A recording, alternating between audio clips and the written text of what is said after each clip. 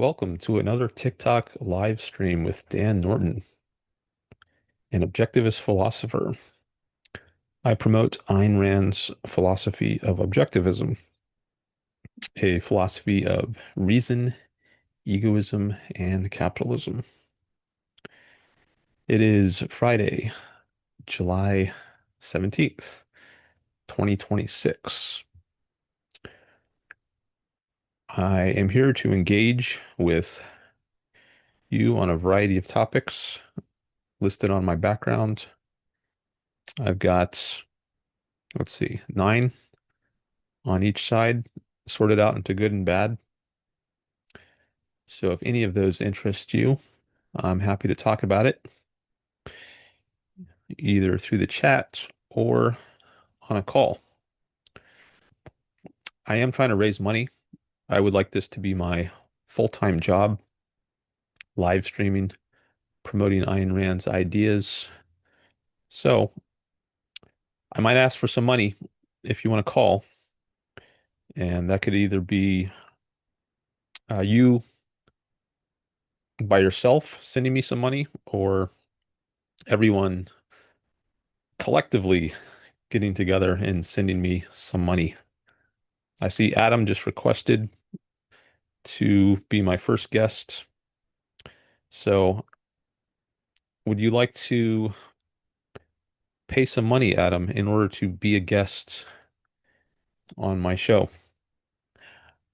I don't know if you've been here before. Maybe it's your first time. Last time I raised some money, I had one person give me $5 through PayPal in order to call in.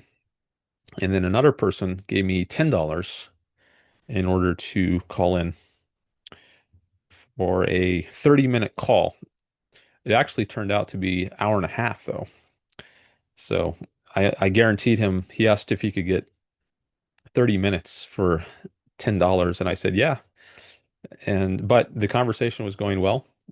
So I just stuck with it, and we ended up talking for about an hour and a half.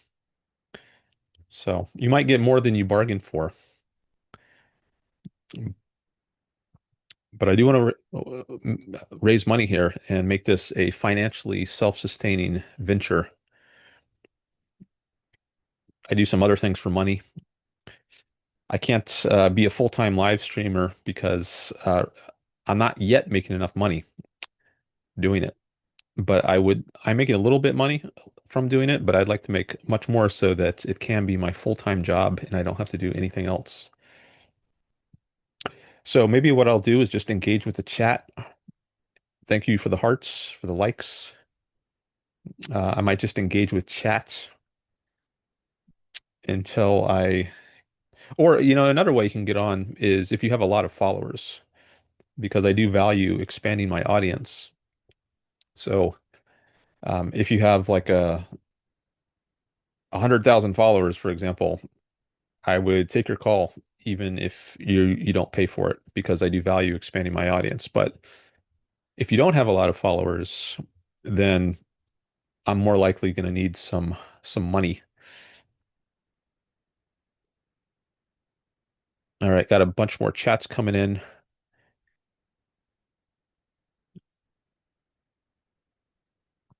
And I think what I want to do, I am recording the chat in Zoom so I can watch it later, usually during a live stream.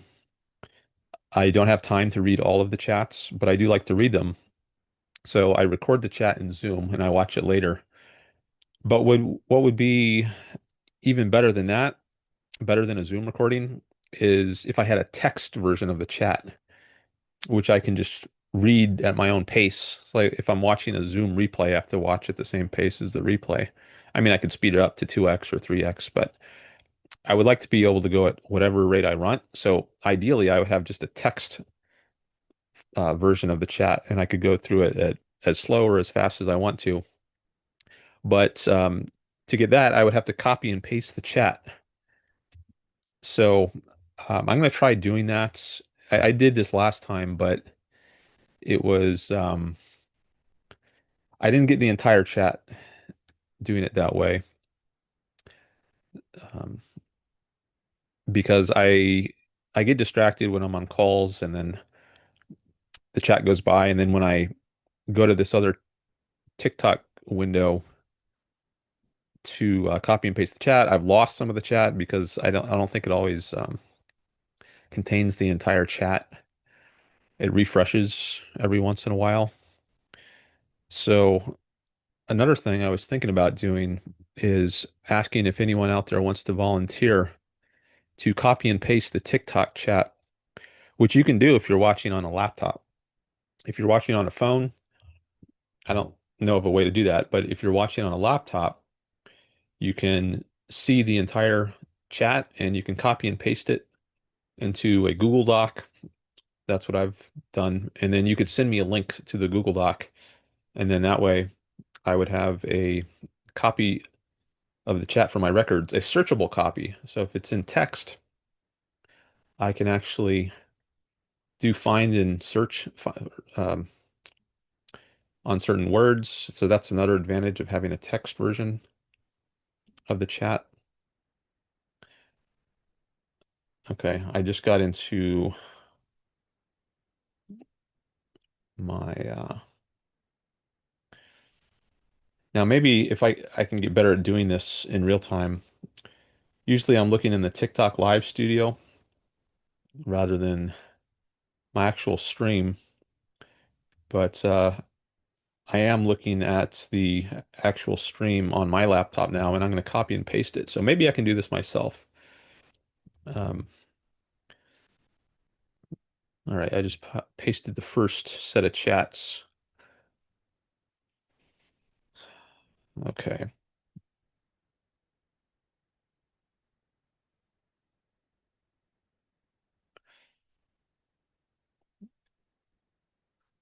All right, let me see who, oh, I'm going to close some software to, so it's less of a strain on my computer while I'm streaming.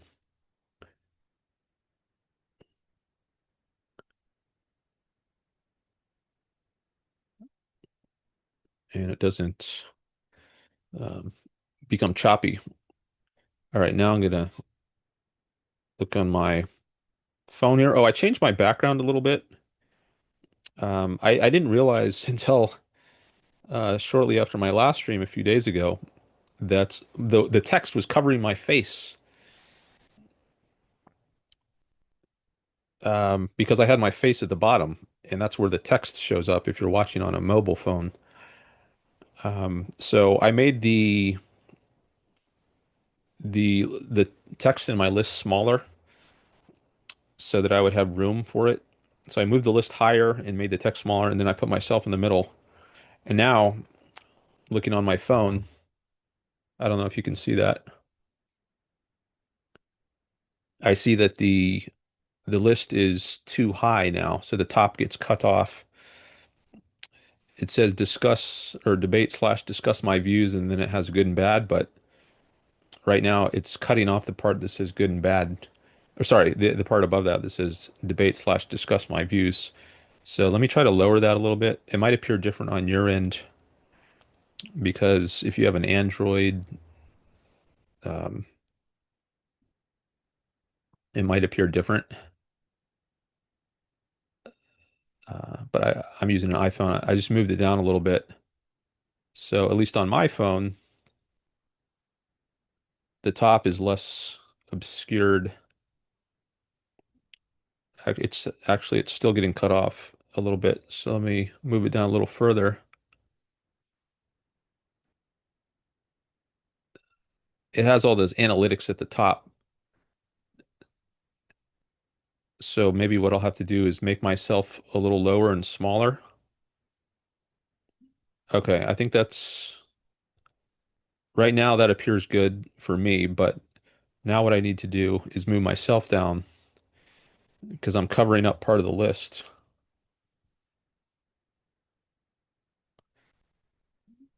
Oh, I got to move the black part down first. Uh, let's see. Why isn't the okay, there we go. All right, so now I got my list back and I'm covering a little bit of it. Maybe that's okay because I move my head and you can see it says reason versus faith at the bottom. That's the last one. And I could make myself a little smaller so I don't cover it as much. Yeah, I just made myself a little bit smaller. Okay, I think that spacing is a little better. And now the text is not covering my face the entire stream. I've been streaming here on TikTok for like over a month and nobody has ever said anything about the text covering my face. I just realized it a couple days ago for the first time. But anyways, I'm gonna try out this. Maybe it's a little better. Okay, do we have anyone in the guest list? Oh yeah, there's other three people in the guest list. Hades, James, Posey, and Isaac. Now, do any of you want to offer to pay? So I have PayPal listed in my TikTok bio. So the PayPal handle is Dan Norton 11, and I want to try to raise some money at this. So if you were here at the beginning or last time, you know that I'm trying to make money at this and make this my full-time job. I stream on YouTube as well. Um, because I would rather be here promoting Ayn Rand's ideas than doing other things for work. So right now I have to spend some time doing other things for work, and I'm making a little money from live streaming, but I would rather make all of my money from live streaming. So, um, if someone offers to pay, I will give you priority.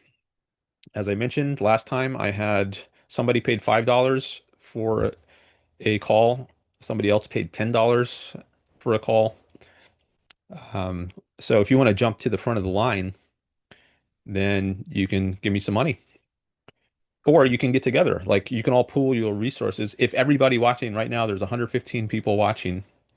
If everybody gives me $1, right, that would be like $115. And I would take a lot of calls for that amount. So you can all chip in. It doesn't have to be all one person doing it, but it could be if you want if you really value a call yourself, then you can offer me some money. And let me go to my PayPal account and so I can see if anybody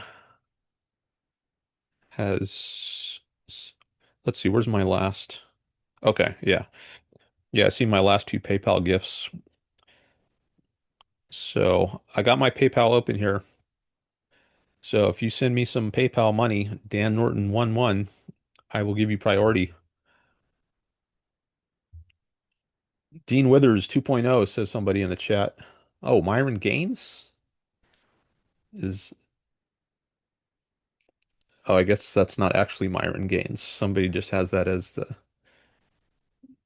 they chose that as their username. I would like to debate Dean Withers. Now that's someone who I wouldn't charge to debate Dean Withers because I think I would get a large uptick in my audience. So that's another way you could get on here. So if you don't want to pay, but you have a huge following that's going to get me a lot of people watching, then I'll take your call for free. I see Zach Amos sent me some roses. Thank you, Zach. 12 roses. Right now I've made 4 cents. So maybe once I get up to $5, I'll take my first call. Maybe that's what I'll do. I've made 4 cents so far on the basis of 12 roses. Um, so does anyone want to pay? See, I guess you all value this to some extent. Otherwise, you wouldn't be here, right? So everybody who's here is getting some kind of value from the stream. So I'm trying to monetize that. And I'm providing you with a value. Otherwise, you wouldn't be here. And in return, you can give me some value. And so it's a win-win transaction. You get something and I get something. And the more value you offer me, the more value I'll give you. So like if you want an hour-long phone call, give me $20. I would do that. Or you want a 15-minute phone call, give me $5. I don't know if those are my going to be my rates going forward, but something along those lines seems like it might be reasonable. But um, what I'm saying is the more value you provide me, the more I can provide you. All right, so I guess until I get some monetary compensation for this, I can engage with chat. Now, with chat, I would also proportion the value you give me to the value I give you. So, for instance, I see Zach Amos has sent me some roses. So, if I saw a chat from Zach Amos, I would answer Zach Amos's chat first rather than somebody else who hasn't yet contributed a rose. So, that's another way. If you want something smaller from me, like if you just want me to adjust the chat, you can send me some TikTok gifts or PayPal, and I'll give your chat priority. Now, I will say you get more bang for your buck if you send me PayPal than if you send me TikTok gifts, because TikTok takes a 50% cut of whatever you send me. And I think even on top of that, there might be some other fees. So if you send me a gift that you paid $1 for, I might only get 30 cents out of that. All right. Because TikTok takes 50 cents, just 50% cut. Plus, there might be some fees on top of that. But if you send me a gift through PayPal, they only take 3%, not 50%, 3%. So I get a much larger percentage of the gift. So um, if I have a rule that says I'm only going to take a call once I get up to $5, it's easier to get up to that $5 if you send me money through PayPal than if you're sending me money by TikTok because I have the net $5, right? So if you send me a TikTok gift, it would have to be you would have to pay $10 for it because I'm only going to get half of that, right? 50%. But if you send me PayPal, you just send me $5 and it'll be like $4.85, right? Because they take 3%. But I would round that up. So you get more bang for your buck if you pay through PayPal. All right. But as I was saying, until I get more money, I'm up to 5 cents now through TikTok. I think maybe what I'll do is hold out until I get up to $5. And that could be, it doesn't have to be all one person. It could be all of you contributing together. Um, if all of you together get me up to $5, I'll take a call. Or if one of you wants to pay $5, I'll take a call. Last time I had somebody give me $5 for a call. Call ended up being 45 minutes. Another person gave me $10 for a call. That call ended up being an hour and a half. So calls can be very long. And if you don't want to wait in line for an hour or more, it might be a long call. You can jump to the head of the line by sending me money. All right. Isaac also sent me some roses. Thank you, Isaac. Sorry for the smacking noises. You say the smacking of the lips really helps with the un insufferable part. I've tried things to help with that. Like I've used a filter on my mic. I've moved my mic further. I've turned the gain down on my mic, and people still mention this is a problem. So I don't know how to fix this. I can move my mic a little further. Is that better? I just moved it a little bit further away. Um, well, you can tell me. You can tell me if that helps. All right, so I think what I'm going to do now is I'm going to engage with some chats, and I'm going to proportion this to how much. So I see Isaac sent me a couple roses, and Zach Amos sent me 12 roses. So Zach and Isaac, do you have any questions or comments you want me to address? Thank you for sharing the live, Lelouch.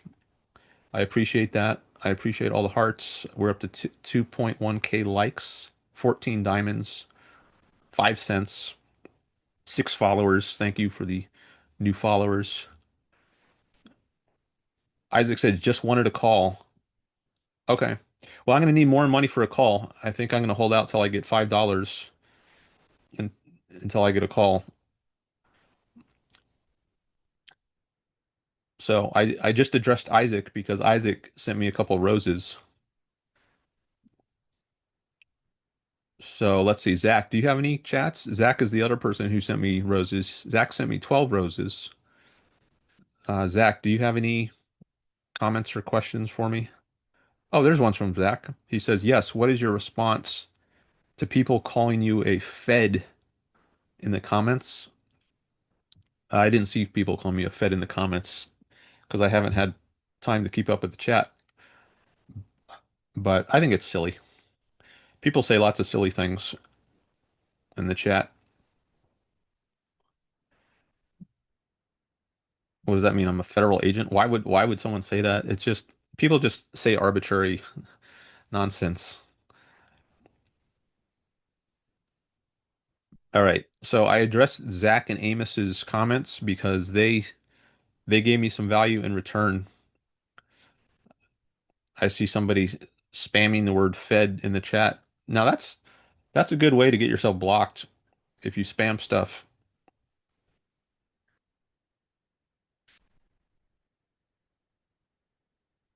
All right. Anyone else want to send me some roses or TikTok gifts so that I can give your chat priority?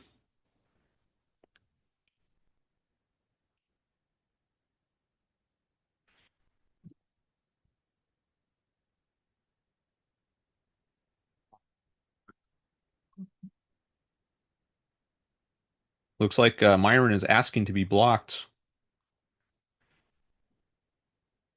Maybe if I see that, you really want me to block you, Myron? All right, how about this? If I see you thumbs up, what does that mean? You want me to block you? Block me, Unk? All right, there we go. I just blocked him. You asked for it. I don't know why you want me to block you. Why don't you just leave? What's the point? Why would you ask me to block you?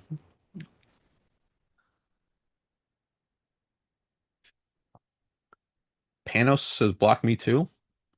Okay, you're blocked.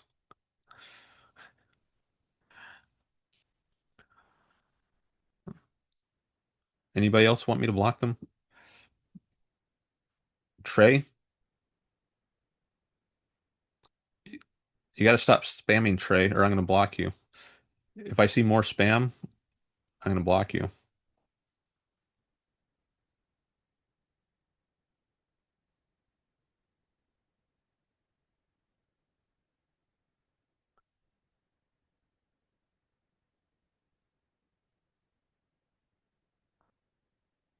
I like to keep it civil here. So, rudeness or spam, just saying the same thing over and over in the chat, that that can get you blocked. If you block us, we'll just come back on a fake account. Yeah, I know that can happen. Then I'll block your fake account. I've seen that happen a lot on YouTube. I started streaming on YouTube before I did on TikTok, and there was one guy who I think he went through like 10 or 12 different accounts, and eventually I think he gave up. All right, anyone else want to put some money behind their chats? Send me some TikTok gifts. I'll give it priority.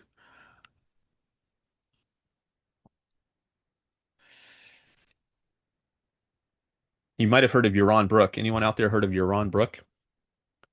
I'll type his name in the chat.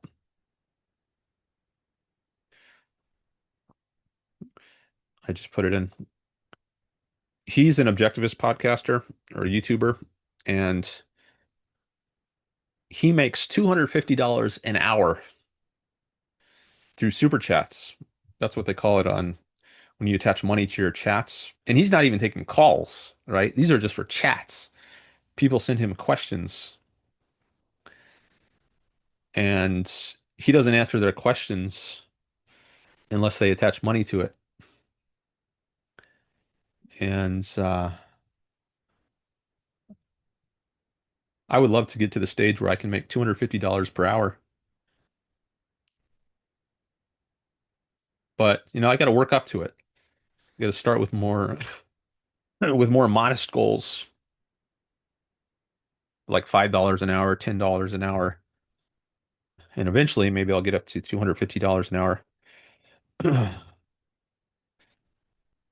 But um, but I do need to find ways to monetize this. Excuse me while I get another cough drop.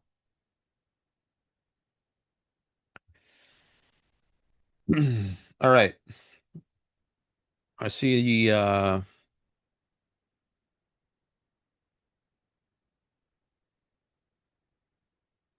let me go back to copy the chats again. Let's see, is that where I left off? 200 new messages.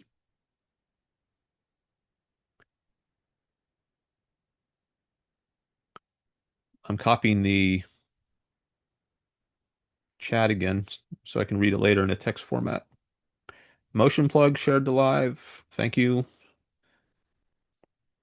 Safran followed the host. Thank you. Iskra shared the live. Thank you. I'm just catching up a little bit here.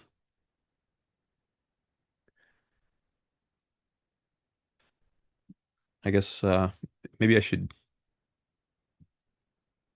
prioritize thanking people who share the live or follow me until I get more money. Somebody said, bring me up. Isaac says, bring me up. How about Payne? Payne, Isaac. You value coming up here? Well, how about providing some value in return?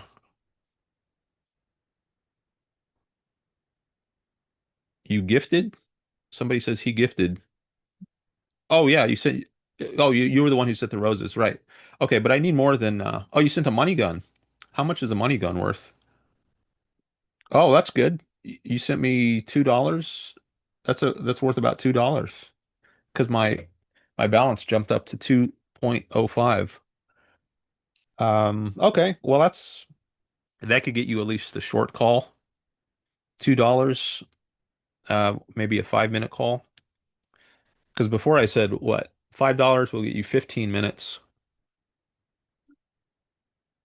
So $2 would be 40% of that. So like 6 minutes. How much is a money gun worth on TikTok? That's the first time I got a money gun. Buyer cost is about $7, and the payout to me is about 250. All right, I'll take your call. We can do we can do at least 5 minutes, 5, 6 minutes. If it's civil, you got to be civil though, or else I'll have to disconnect you. I haven't read all your chats here, but um, don't send me money and then make me have to kick you after 10 seconds because you're rude. You got to be civil if you want to stay up here. So get your money's worth. All right. Where's Isaac? Are you in the list? Here we go. All right. We can do like 5 or 6 minutes at least with Isaac. It's now 2:11 my time, so just got to note that.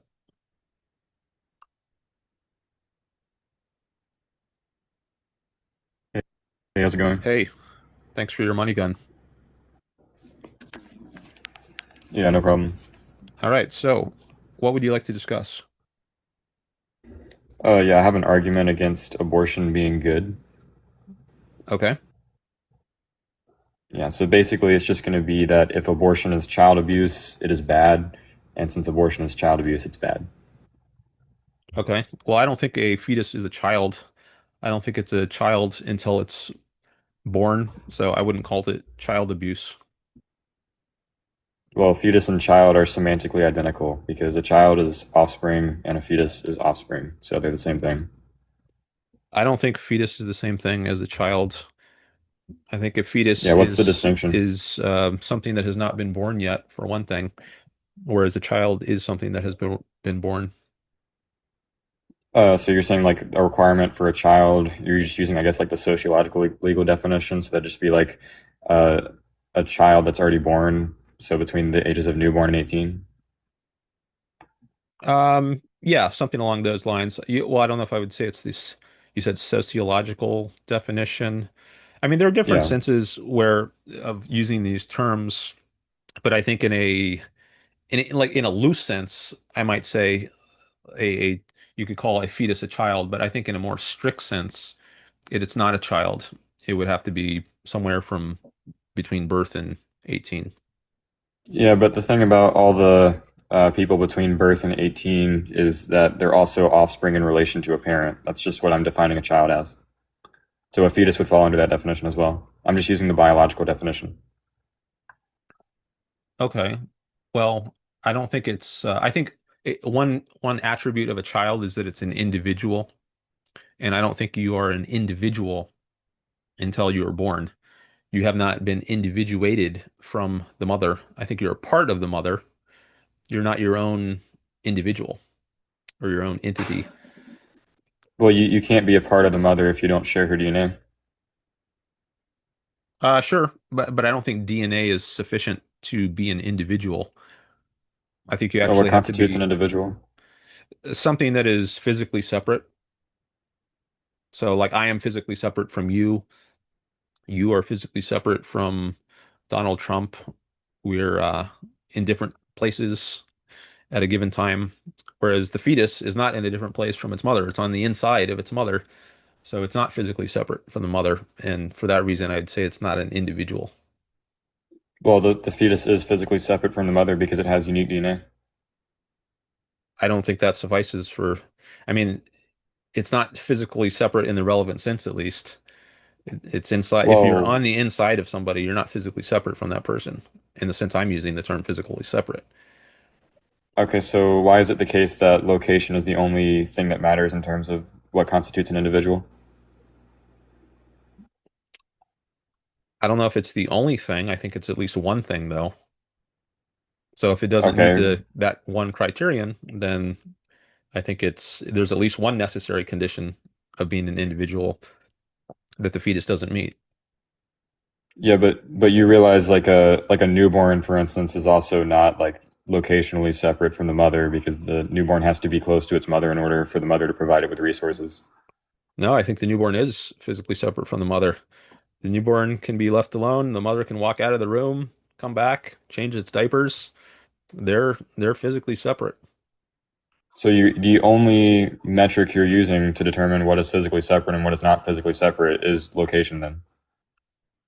That's at least the one I'm talking about right now. I mean, maybe there are others that I could come up with if I thought about it for more, but that's at least one. Okay, well, how does location determine your moral worth? Well, I think that's getting into a different issue, moral worth.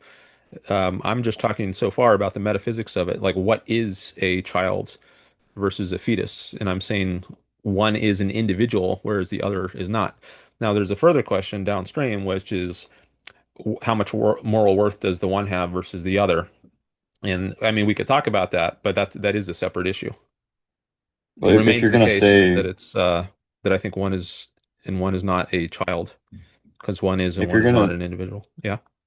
the only reason you've given me to demonstrate the claim that a child or that a fetus, excuse me, is not an individual is the location property. And so, if it's the case that location is the determinant between what allows you to unalive a fetus and what does not allow you to unalive a child, then it indicates that the location is what's giving you your moral worth in that situation. Well, let's just be clear. That is a different issue, the moral worth question. So I mean, we could go to that. Um, but I don't know if I mean, if you still disagree on whether a fetus is a child, then I think maybe we should talk about that because I think that is a prior issue.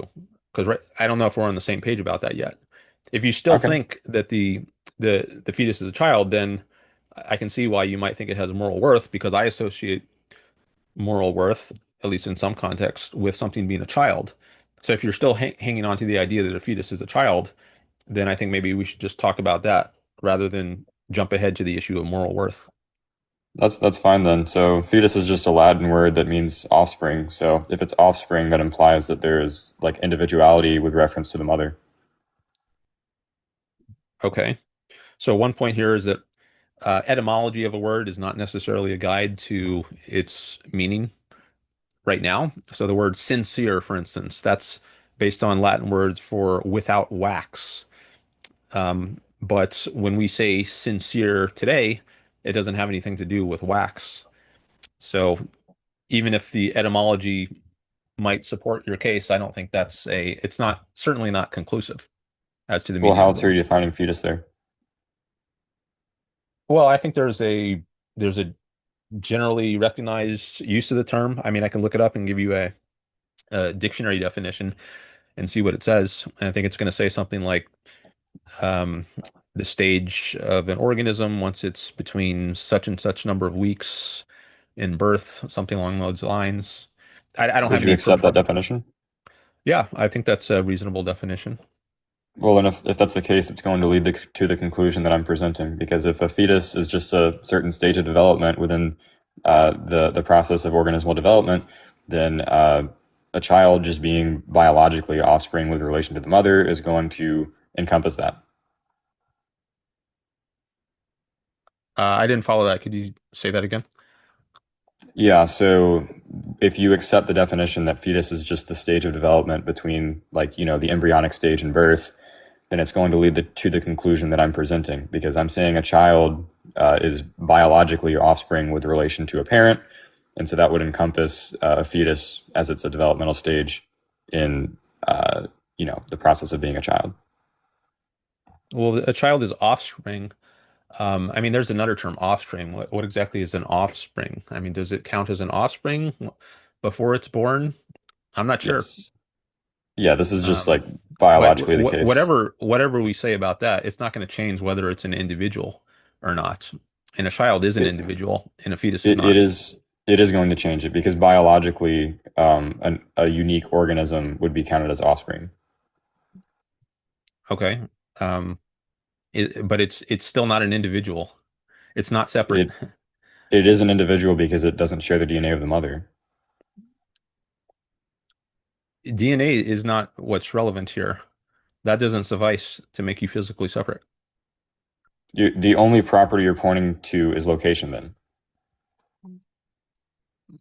That's the one I'm emphasizing now. I'm saying what one of the properties is and what one of the properties is not. So location is relevant, DNA is not relevant as to whether it's an individual, Yeah, so well then what you're saying or at least it's essentially, not sufficient.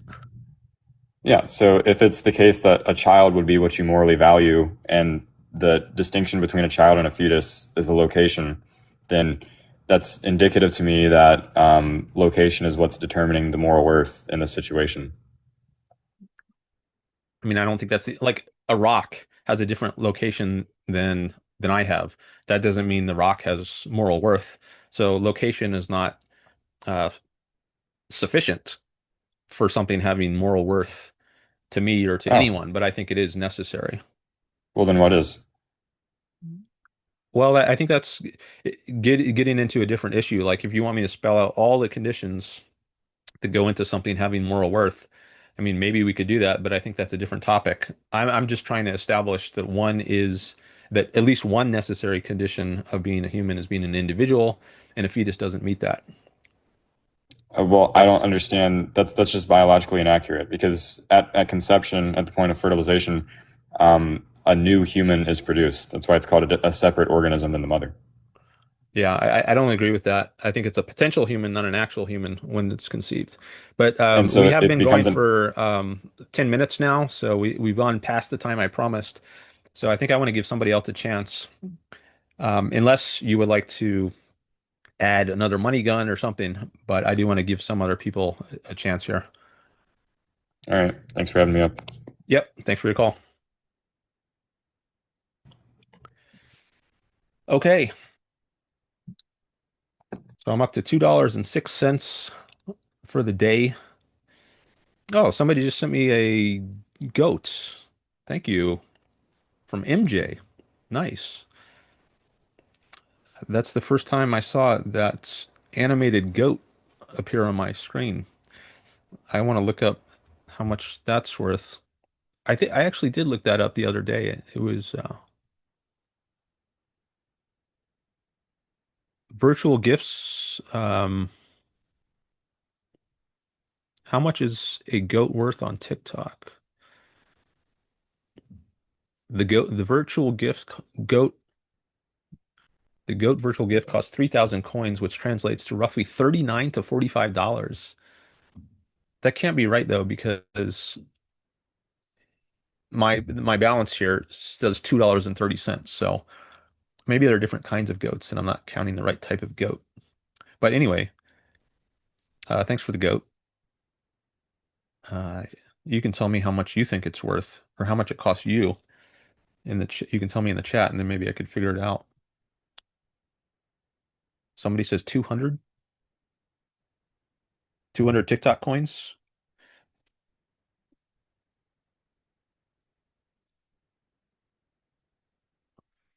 Okay, so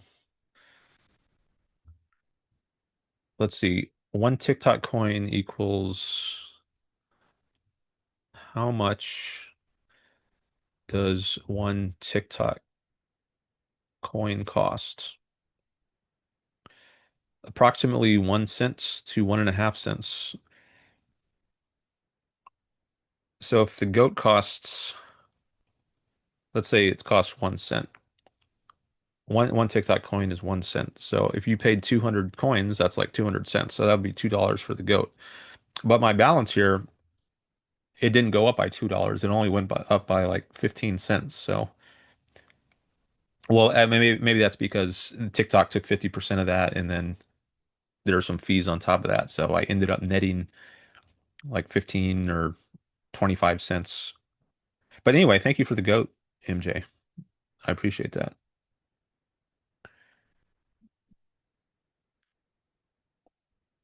All right. So, MJ, if you have any comments, I will give them priority, or any questions in the chat. Since you sent me a goat, I will give you some priority. Do you have any questions or comments you want me to address?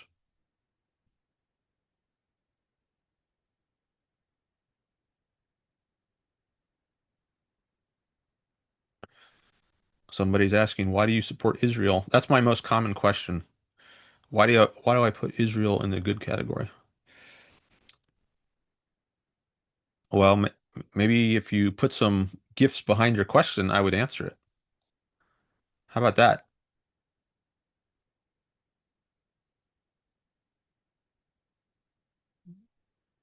You give me some value, and I'll give you some value in return by answering your question.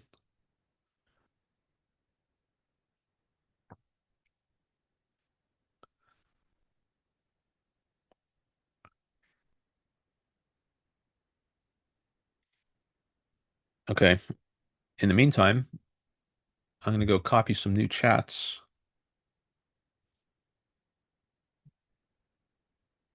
159 new messages.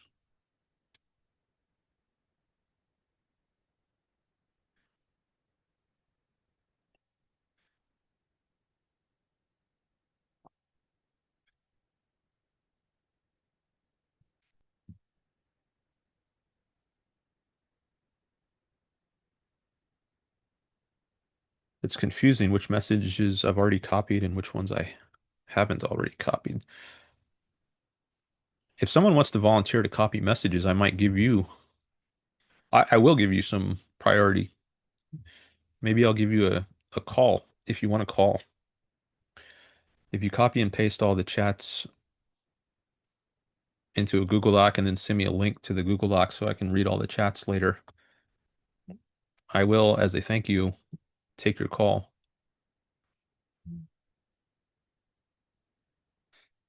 At least um, until I can figure out how to do this myself, copying and pasting all the chats.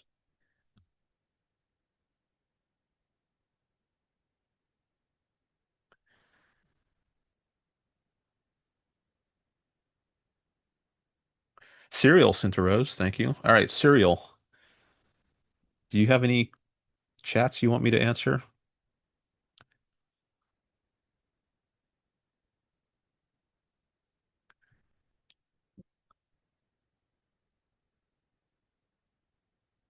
See, I'm making more at this point in the show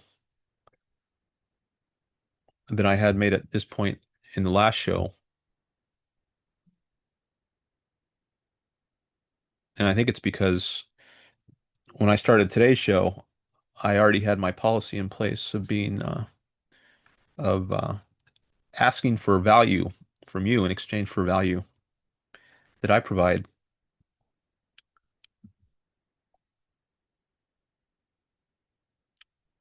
I enjoy watching you debate. Thank you.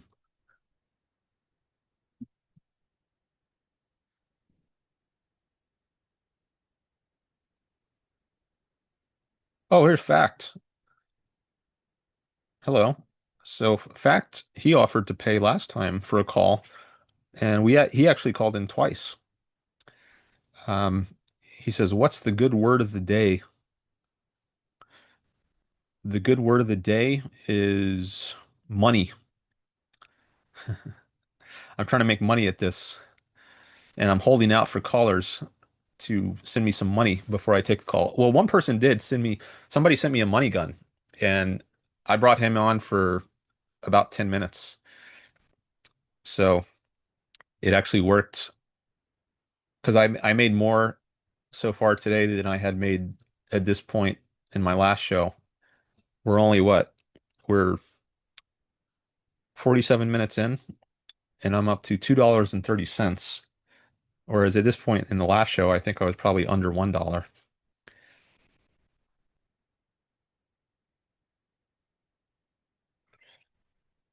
All right, Drake sent me a rose and a gold boxing gloves. So I'm going to give Drake's chat some priority. Let's see what he says here. Thank you for the gifts. Wouldn't supporting Israel be against objectivism? Why? Objectivism is pro-freedom and pro this world. It's a secular viewpoint. And I think Israel is also a relatively secular society. It's not a theocracy like Iran. You have freedom of religion. You're not penalized depending on your religion. Um, it's a relatively pro-freedom and secular kind of society. So I think it's in alignment. It fits well with a lot of what objectivism supports. Objectivism is the name of Ayn Rand's philosophy for anyone who didn't know. Now, it's not perfect. Israel does have problems like the military draft. That's a violation of people's rights. So that's one thing I would def strongly disagree with that Israel does. But there is a significant amount of alignment between objectivism and Israel.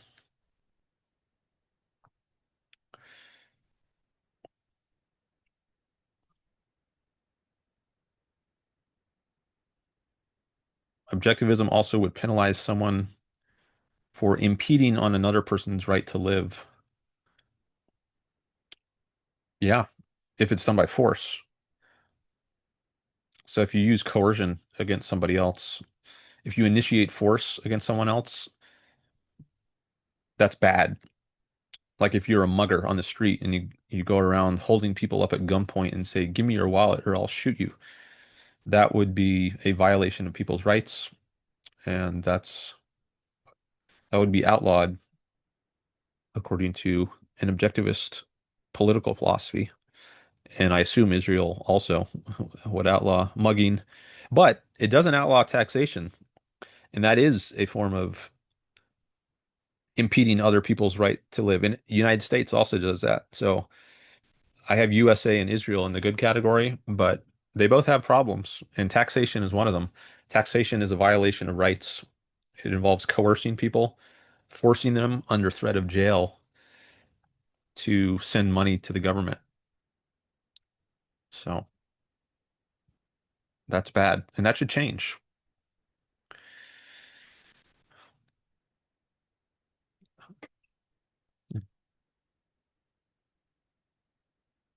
I have a schmatzi in the chat. Who's the schmatzi?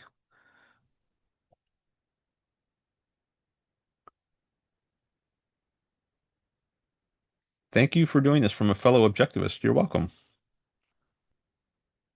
Thanks for saying that. Oh, Ray is here. Oh, Ray, yeah, I had a chat with you. Has the lightning emoji in his name. Oh, that's the schmatzi. I'm looking for it. Let's see. Now, Ray, if you wanted to chat, I would chat with you because you have a lot of followers and you helped me get a lot of views last time you were up here. You have 60, what is it? 50, 65.8 thousand followers. And so one thing I've started doing is telling people that if they want to come up here, they have to send me some money, unless they can offer some other sort of value, like help give me a large audience. And I think you might help with that. So if you wanted to come up here and chat, I would take your call, even if for free, because you're providing some kind of other value. Okay, you say I'm looking for the person with lightning in his name.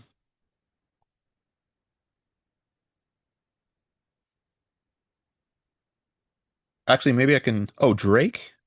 Oh, that's the one who I just addressed the chat from. Are you talking about Drake? He sent me a rose and a gold boxing glove. Maybe there was a chat from Drake that I missed. He said something schmatzy like. She says, "Yeah, Drake." What did Drake say? Drake says she's talking about me, but I'm not sure what that even means. All right, well, I don't know what Drake said that makes you think he's a schmatzy. I haven't been able to see all the chats. Um, there's usually too many for me to see them all, so maybe I just missed it. Oh, somebody says I sent $5. Somebody sent me PayPal. Let me check. Hey, look at that. Somebody did send me $5. Thank you. All right, so if that person wants to come up, you send me $5, so I'll give you 15 minutes at least. That was what the FMM. Are you in my guest request list? No, you're not in there. Was that just a donation? You didn't want to talk? I also appreciate donations. So if that was just a donation, thank you. Um, if it was paying for a call, well, thank you. I still thank you. But oh, you say let someone else up. Oh, okay. So you sent me $5 so that I'll on someone else's behalf. So if someone else wants to do a call. Okay. Well, I guess I'll give you a choice. So right now I only have one person in my list, not a Democrat, is the only person in my request list right now. And you've got a couple thousand followers. I could take that call, or what the FMM, if there's somebody else you had in mind, do you want me to take not a Democrat's call? Just let them up? All right.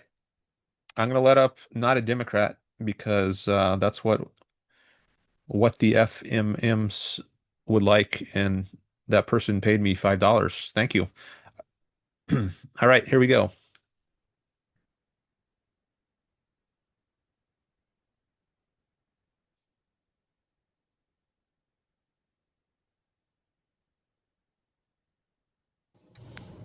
Hello.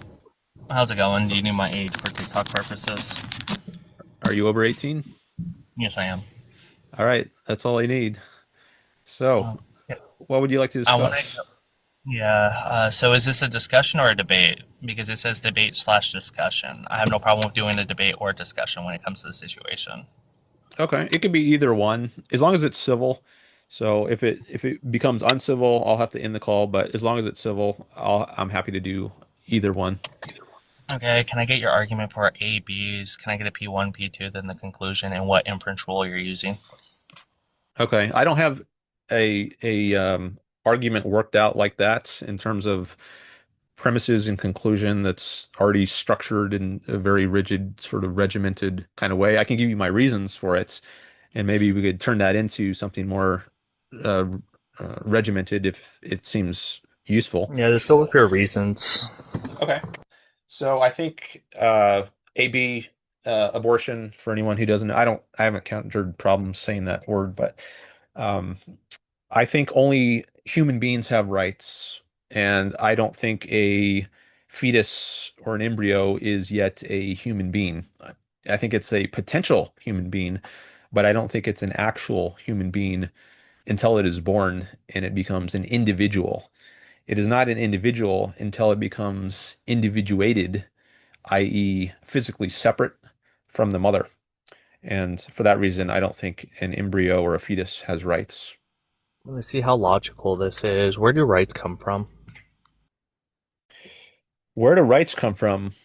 Well, I'll start by saying they don't come from God, as the founding fathers thought when they said all men are endowed by their creator with unalienable rights. I don't believe there is a God who created things. I think rights come from our nature as human beings. They're principles that enable us to interact with each other in a harmonious way. Like if there's take two people on an island, there's different ways they can interact with each other if they're going to interact at all. So they could interact in a voluntary way, like let's say it's you and me on the islands. Now I think if we cooperate, we could survive better than if either of us had to survive on our own. We can I engage disagree. in uh, well, you tell me why in a second. Let me just give me a few more seconds to lay it out. So, if you have to produce everything on your own, like you have to gather food and build shelter, um, you're probably not going to be as efficient, I think, as if you specialized in one thing and maybe I work on catching food, you work on building the shelter, and then we each get really skilled at our own task, and then we can trade with each other. I'll give you some food in exchange for shelter, you give me some shelter in exchange for food. So that's the division of labor and specialization. And I think if people cooperate in that kind of way, they can do better cooperating than trying to live on their own. But if I try to enslave you, that's a different that now I'm no longer interacting with you in a voluntary way. I'm putting myself at war with you. And so now you're a threat to my survival, or I'm a threat to your survival. And I think I'm going to be worse off than I were if I were just alone, right? Than if I have someone else there trying to enslave me. So I think rights are a way of defining how people can interact in a way that's mutually beneficial. But let me pause there and give you a chance. Yeah, so I would disagree. Voluntary in of itself is me going to combat or at the same time engaging with force against you. Whoever has the monopoly of force can enact what they believe to be the case. We understand men can do this. I also agree with you. Human rights in of itself under a secular worldview is a joke unless if you're bringing this from like religion or other aspects. It would be illogical in that. But on the island, let's go with the situation that is presented, right? Me and you are on this, right? I have a monopoly of force. I'm 6'1", been in the military since I was 17. I'm 23 years old now, and at the same time, MMA. You, on the other hand, haven't. You've worked a blue collar job your whole life, and you don't know how to do anything. It would be useless to me to engage with you and let you actually unalive, because at that point, it would be less resources from me. So when it comes to the situation, it would be whoever enacts what they believe or at the same time can demonstrate what they have are going to be the ones that enforce whatever policies or ideology that they subscribe to. Kind of like Stalin, for example. He had the monopoly of force because a lot of males subscribed to what he believed to be the case. Do you understand the argument I'm presenting? I didn't follow all of it. I might need to hear some of it again. But is this a might makes right kind of view? No, it's might does equal. So when it comes to the situation, if rights in of itself are a social construct, it is what you believe to be the case. If one individual has a monopoly of force and they can demonstrate that, well, their rights are this, where women don't have voting privileges or whatever the case, they can enact their beliefs. It would be not might is right. It would just be might does equal. Okay, well, I'm thinking about how this applies to the case where we're on the island and we can either cooperate or we could fight each other and you could try to make me your slave or I could try to make you my slave or we could just go our separate ways. So I'm curious what you think would be the most beneficial to you if you and I are on the island. Yeah, I would say what's beneficial to me is not me going twice as much work to make sure that the other individual is alive. It would be the case that it's more logical for me to make sure I am taken care of in of itself. So letting you unalive or unaliving you before any action takes place. That's what you think would be Yes, best it for would you be the to case. unalive me? Yes. If it is the case that we're stuck on an island, there's limited resources in of itself, or at the same time, if there is no government in the situation, and you've already conceded to the point that human rights are a social construct, pretty much, it's how we engage with each other. If I have the monopoly of force and I want to enact force against you, guess what? It would be the case. All right, I don't see why you think it would be better for you to unalive me on the islands because now Would you you're say better depriving yourself. subjective? Let me just finish the Hmm. sentence. So I think you would be depriving yourself of a producer of value. So now you're going to have to produce everything on your own, all your food, all your shelter, all your clothing, instead of having someone else who could also produce a bunch of values and then trade with you. Aren't there going to be more goods available to consume if both of I us are there? disagree. No? Well, Because why even on the why? island, there's limited resources, right? Would you agree to this so far? Well, for practical purposes, maybe not. I mean, there's a finite amount of stuff, but let's say, the island is like a few square acres and there's just two people. I mean, maybe we could survive there for decades and not run out of stuff. So So wait, even if two there is a limit, acres. technically speaking, I still think it would be better for us to Wait, two cooperate. Like if acres there's isn't that one coconut much. tree, if there's one coconut tree with like three coconuts, then I think the limitation on resources is becomes more relevant. But that I'm not imagining the situation like that. So let's engage with this real quick. You're on an island, two individuals, one person has a monopoly of force, the other one does not. When it comes to human rights in of itself, you already agreed that this is a social Why do you say construct. one has a monopoly on force and the other does not? Yeah, it would just be self-evident. When it comes to situations, males have, let's just say, monopoly of force. One individual is going to have it, the other one does not. I don't understand that. We both have fists, right? We can both try to punch each other, or we can both go out and try to grab And a one will stick and win, beat will each they not? over. What? One will win the fight when it comes to the situation. Do you disagree with this? Um, I mean, it could be a draw. They might. Wait, how is They there a might. draw when it comes to a fight? It's going to be the case that one's going to win and one's not. If they Even if fight we to the knock death, each yeah. other out, if we even knock each other out, this wouldn't be a draw. It would be the individual that knocked the other one out before the other one passed out. I mean, that's possible. It could turn out that way. Like if you fight to the So it death. wouldn't be equal. It would be the case that one is going to be above the other one. Okay, but I don't. If you mean one has a monopoly on the ability to win, I could more easily go along with that. Yeah, But it's going to I be don't think that's the force. same as having a monopoly on force. So force is going to be you enacting what you believe to be the case. It's going to be based off of physical actions. It can be based off of anything that is physical. When it comes to the situation, if me and you get into a physical fight and I knock you out 10 out of 10 times, who would you say has the monopoly of force in that situation? I wouldn't say either of us has a monopoly. I would just say you're better at wielding the force that you have than I am. Wait, so then I would have a monopoly out of us too then. No, no, it's a monopoly is when you're the, well, I question whether that's even a valid concept if it doesn't involve using force. Um, Monopolies where the but individual in question or a group of individuals have this whole aspect. So, for example, if I have the whole cake industry and I'm the only one that owns this, I have a monopoly on it. It'd be self evident when it comes to force doctrine in and of itself when it comes to the island that is presented. I don't think of monopolies that way. Like I'm right now, I'm the only seller in the market of Dan Norton style TikTok live streams. I am the only person who can offer Dan Norton style TikTok live streams. Am I a monopolist in the market for Yeah. Dan Norton TikTok style Yeah. live stream? Okay. Well, is that a useful concept to have? Is everybody now a Yeah, I would say it monopolist? is because when it comes to the situation, Monopoly is going to have the complete access. When it comes to other factors, right, owning property, you wouldn't be this individual because you can't demonstrate that you have all of it. Okay. Well, I think if everyone becomes a monopolist, then it's not clear that it's a useful concept. I mean, usually a monopoly is the way people intend to use that is it's picking out certain kinds of actors in the market as against others. Like I would say the United States Postal Service is a monopoly because Yeah, I would also agree to that. only they are legally prohibited to deliver certain kinds of mail. So FedEx and UPS cannot compete with USPS on That's not delivering always the case. certain. Depending on if it's urgent, they can actually compete when it comes to the situation of U.S. mail.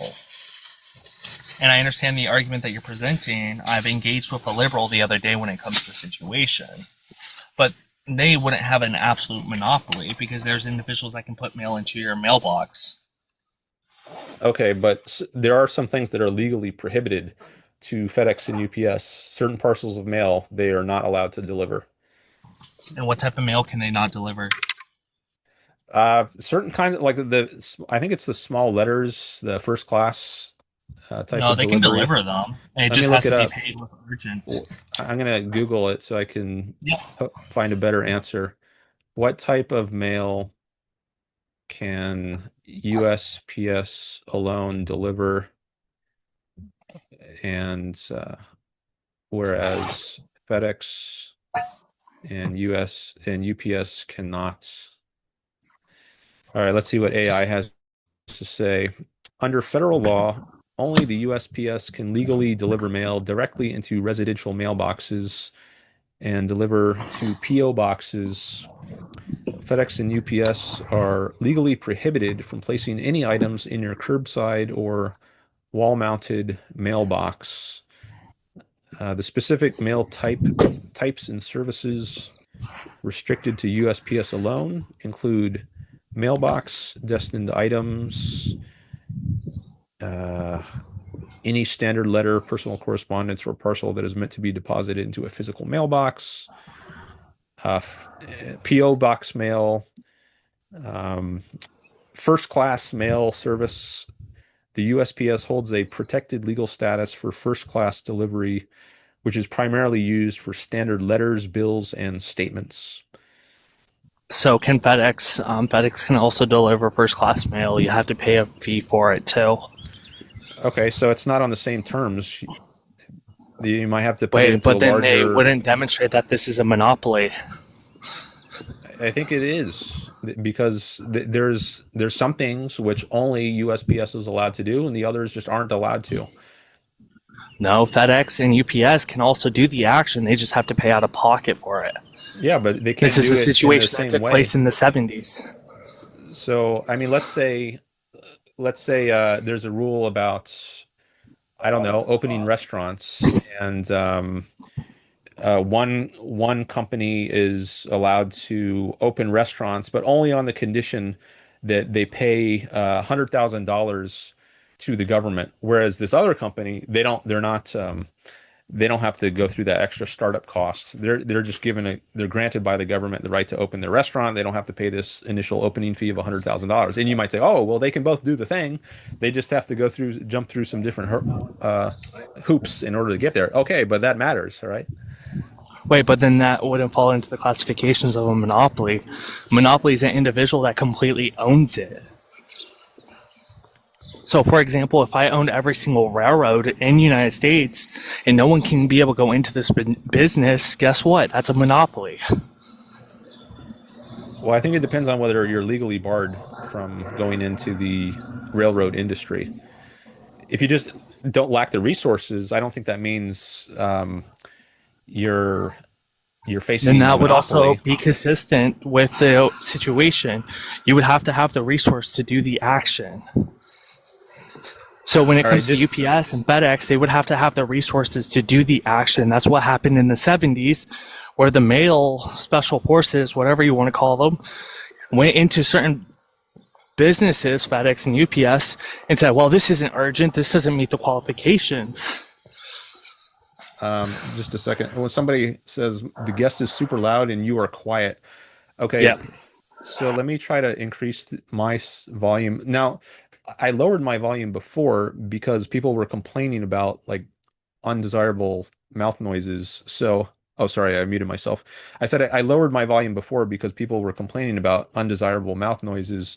So if I turn the volume up, I guess my volume will be closer to the guest volume, but now you might hear the undesirable mouth noises. So I don't know what a good solution is. I just increased my volume. So you can let me know, whether that's best overall. That's a little Um, bit better. I can actually hear you now. Can you define monopoly real quick? I can, but let me just tell you, we only got like another minute or two left. Because I promised like 15 minutes for the $5. So, what do you want to focus on most in the last minute or two here? Yeah. So when it comes to the situation, I would like you to demonstrate that one individual and that hypothetical do not have the monopoly of force. Okay. Well, I mean so that gets into what is a monopoly. I guess one way you could think of a monopoly is there's a single seller in a market, but I doubt whether that's a good definition because, like I was saying before, that makes everyone a monopolist in a way. Like I'm a monopolist, then I'm the only seller of Dan Norton style TikTok live streams, so I'm a monopolist. You're a monopolist. You're the only one who can give not a Democrat style answers to Dan Norton. You have a monopoly on that. So I think where the term becomes useful is when it's associated with force. Like when the government grants a monopoly to a corporation, like a utility company would be another example. There's only one power company in a given area. That would be, and no one is legally allowed to compete with them. You are forbidden by law. Now, that's not just there happens to be one seller in a market who maybe has outcompeted other would-be competitors. It's there are not allowed to be any other competitors. So I think that is a useful concept of a monopolist, and sometimes it's called a coercive monopoly. So wait, the government has a monopoly of force. They can enact what they believe based off of police officers and other things. I will drop down. Good luck. Okay. Thanks for your call.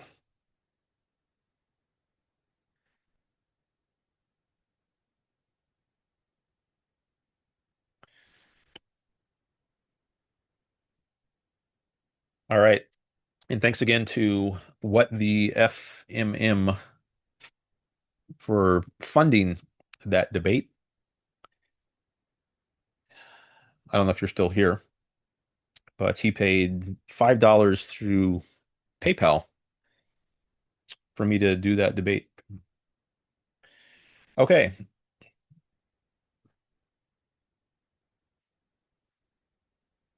Do I have anybody else in the list? Nope. So there are a couple ways you can get debates, either pay for yourself or other people can pay on your behalf. Or you can you can send I can engage with your comments even if we're not doing a call. I will give priority to your comments in the chat if you attach some TikTok gifs to them.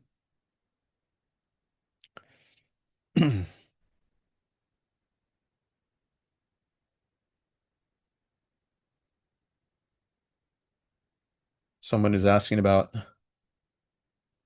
Aristotle's natural hierarchy.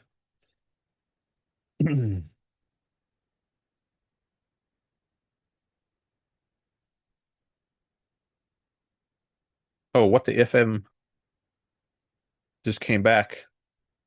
W free debate. What do you mean? Hmm. I didn't do a free debate. I did a debate that you paid for. Let's see. Anyone else want to come up? Ray, are you still out there? If you want to come up, Ray, I'll take your call for free because you have a lot of followers and you helped increase my audience. I don't know if you're still out there.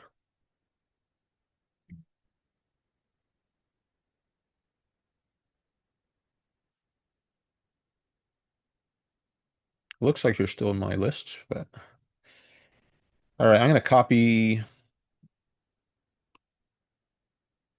some more of these chats.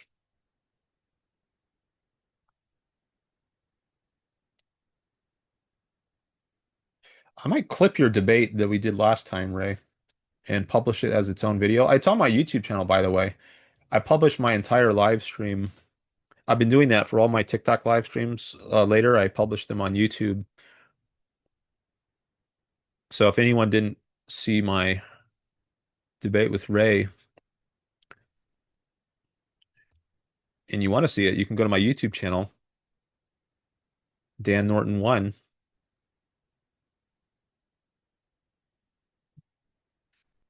and you can find it there. I don't know what the date of it is. I think we actually had the call on June 10th, but I'm trying to see when I published it. I'll tell you in a second. Here we go. That was published on June 13th. And the title of the video is Ayn Rand Fan Makes His First Big Splash in the World of TikTok Debate. Because that was this stream I did where I first got a lot of viewers. And the thumbnail I have shows a graph with like a hockey stick shaped graph where it shows the viewers going up. I would rather you not personally, but obviously I can't stop you. Oh, you mean you would rather me not clip it and publish it as its own video?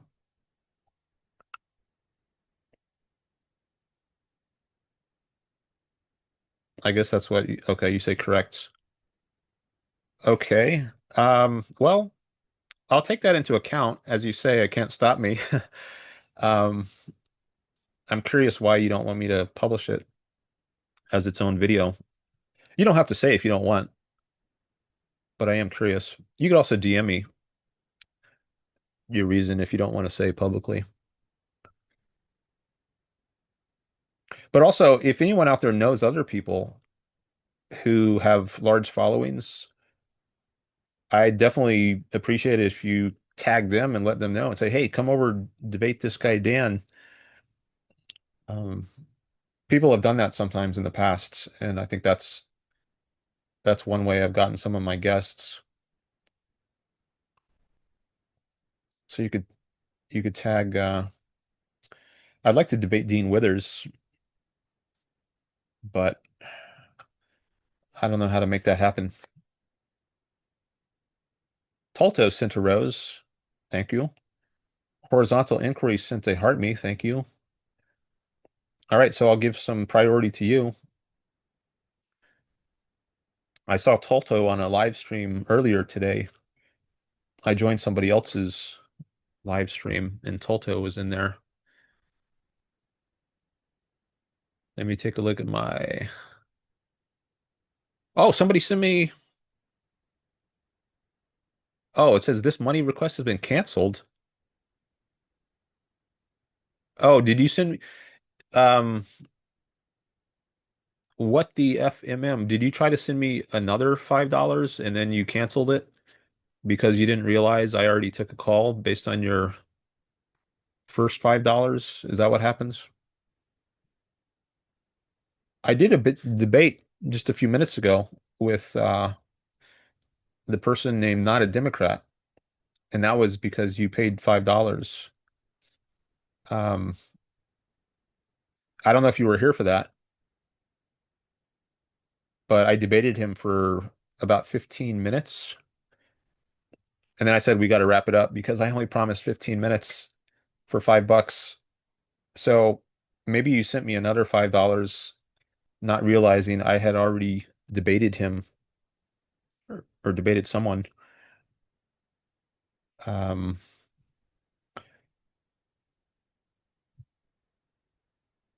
your audio is weird, and this is a little boring, but good luck. Okay. I don't know why you say the audio is weird. Um, if you let me know what you mean by that, maybe I can fix it. As for boring, well, it would be more interesting if we had calls, I guess, but I got to get money. I have to earn money or I need to get more audience. It's slightly echoing. Oh, hi, Divinity. Let me try to re-establish my connection because I think that helped last time. I'm going to um, start using a different mic for just a second and then switch back to my podcast mic. Inputs. Okay, I just switched to my AirPods mic, and now I'm going to switch back to this mic, which you can see that's my podcast mic.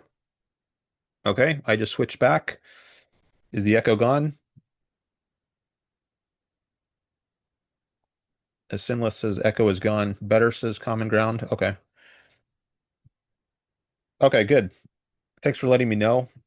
I hope it wasn't echoing for too long. All right, so if anyone out there, either you have a large audience, which will help get me more audience, or if you want to pay some money, I'll take your call. Now, I know Divinity has a large audience. He's got 56.1K followers. I don't know if he wants to come up here. Um, but if he does, I'll take his call for free. He doesn't have to pay, at least partly because he has a large audience, and I know Divinity some. But otherwise, I might need some money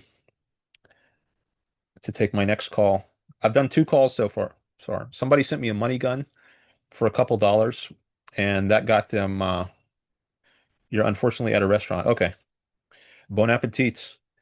Um, someone sent me a money gun, and I took that call for that was about 10 minutes, and then someone else sent me $5 on PayPal, and I took that call for 15 minutes. Now, horizontal inquiry and Tolto, do you have any questions or comments? Because you sent me some TikTok gifts, so I can address any comments or questions you have. I just want to know that Israel good claim says common ground. All right, well, do you want to put some TikToks gifts behind your question? Give me some value in exchange for the value that I will provide you. That's what I'm trying to do here. I'm trying to engage in trade, win-win transactions here, so we are both benefiting from this.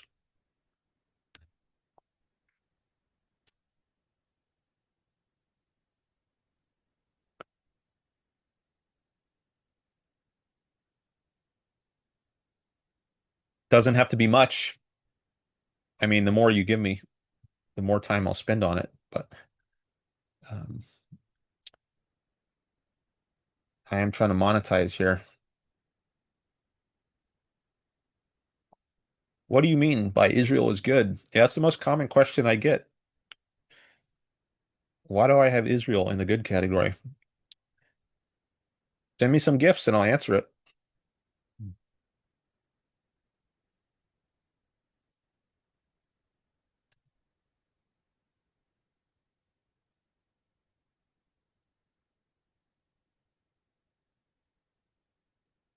I wonder if there's a parallel here to the point about voluntary. Sometimes people say, when I tell them I'm against all taxes, they say, well, how are you going to fund the government? How are you going to have police, military, courts? And I say, people will voluntarily contribute. It's in their self-interest. Well, that's what I'm hoping is happening here. I'm hoping people will voluntarily contribute to my live stream because they see it's in their interest to do so.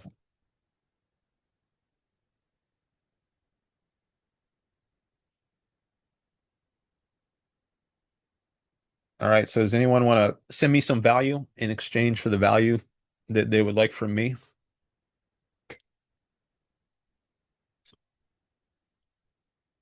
A rose only costs 1 cent, right? Or 1.5 cents. So common ground, can you afford that? Can you afford 1 cent? If you send me 1 cent in the form of a rose, I will answer your question.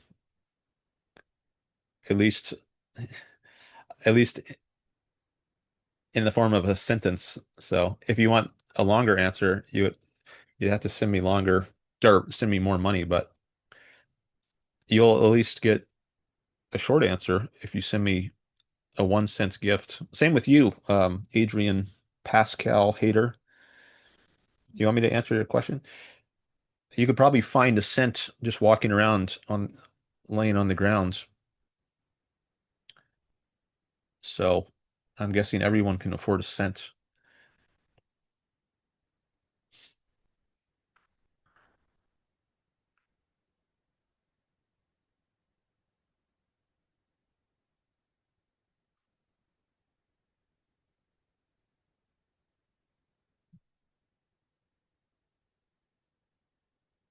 If I just give out free stuff, then I'm not going to make any money at this. So, do you want something for nothing? Or do you want something for something? See, my audience is getting small because no, I guess because they're not getting value. But I'm not getting value either, right? People are leaving because they're not getting value, but it's a two-way street. Why should I just be giving value if I'm not getting any value in return, right? So, um, if you want to get value out of this, how about offering me some value in exchange?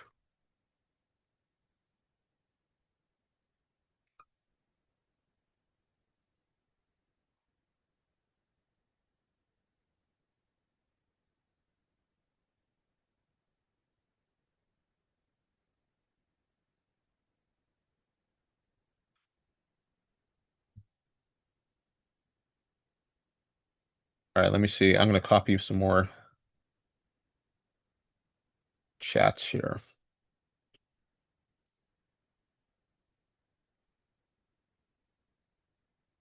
Oh, I need to go to a different window.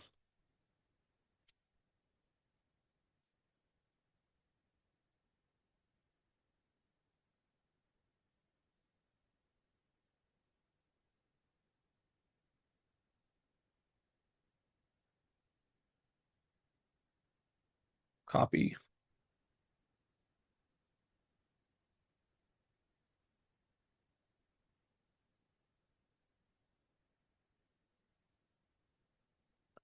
Someone shared the live. Thank you.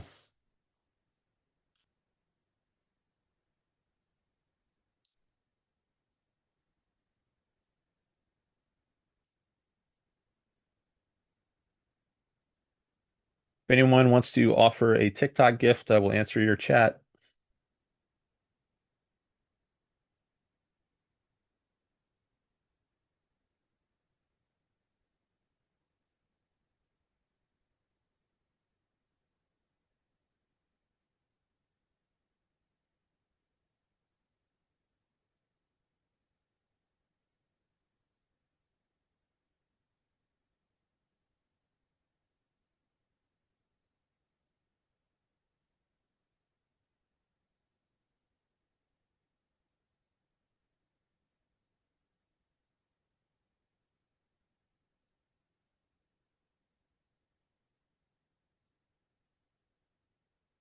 Maybe I should start addressing chats even if people haven't paid since the audience is so small. But maybe once it gets to a certain size, then I should stop again. So right now there's 8 people, and let- and maybe if it gets up to 10 people, I'll stop answering things for free. Maybe maybe what I should do is only address chats for free when I have a very small audience to help get more people in here and generate more interest. And then once a lot of people are in here, then I stop answering questions for free. I don't know if that's a good policy. I'm trying to figure this out, but maybe I should try that. All right, so I guess I'll give that a try. So Thorfinn asks, or he says, altruism bad and Israel good. LMAO. O. All right, well, I don't know if you want to have a respectful, maybe you're not trying to be respectful there because you're laughing. So I don't know if I should answer your question. How about being respectful?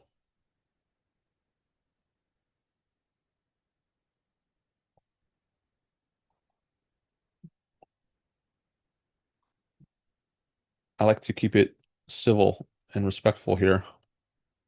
All right, I'm going to block you, or at least mute you. I'm going to mute you for, should I do it for the entire live? Yeah. I just muted you for the entire live because you're gross. You're being gross. And instead of changing your behavior to better, I think you made it worse. So I'm going to penalize you for that. I have standards here.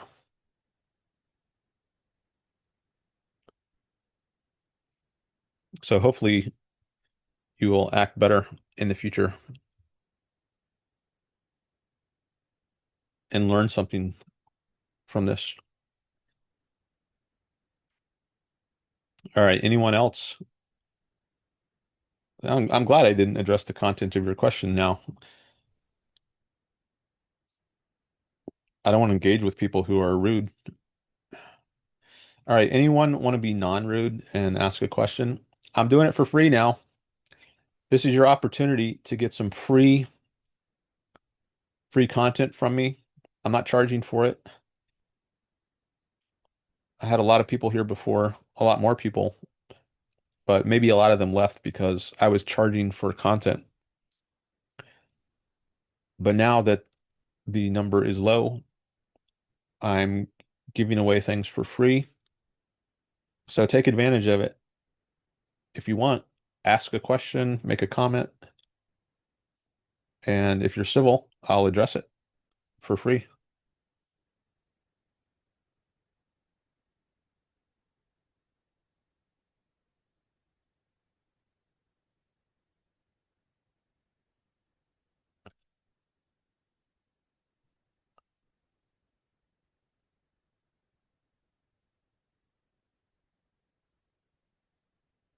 In the meantime, I'm going to copy any new chats.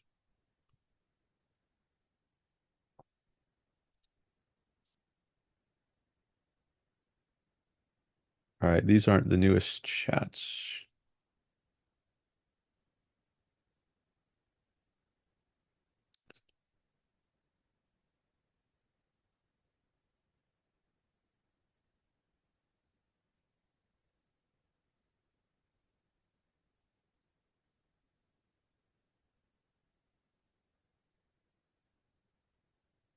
Can you see that I've muted Thorfinn? Does it show up? I can see on my end there's a message in the chat that says you muted Thorfinn for this live. Do you see something like that on your end? Does it say Dan Norton muted Thorfinn or Host muted Thorfinn, or can only I see that? I'm curious about that.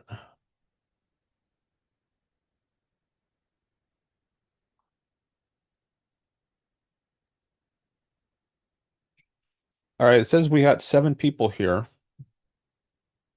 but nobody's chatting. Maybe you're just waiting for someone else to show up in chat.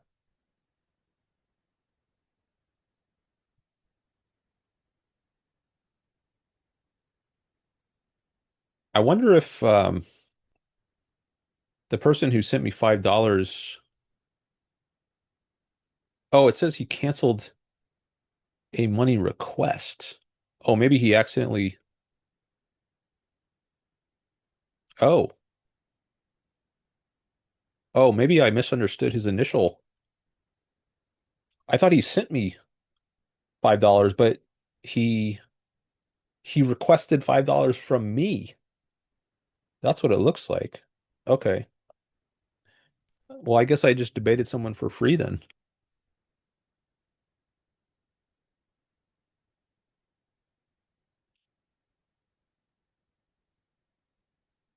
All right, that's too bad. I just saw a message from PayPal and I assumed he was sending me money, but I just realized it looks like that's not what happened. Maybe that's why he canceled it because he accidentally sent me a money request. Okay. Yeah, I think that's probably what happened.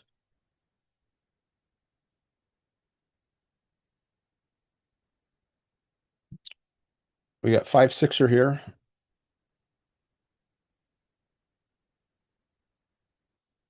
Oh, Fact is back.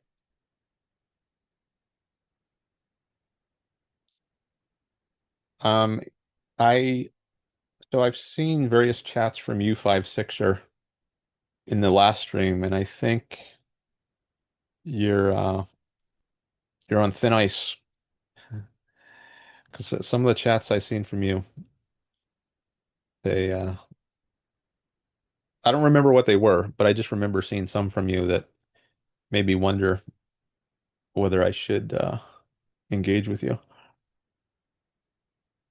And I did see the message, the DM you sent me. I didn't watch the whole video. I watched like 5, 10 seconds of it, and that all I heard was insults.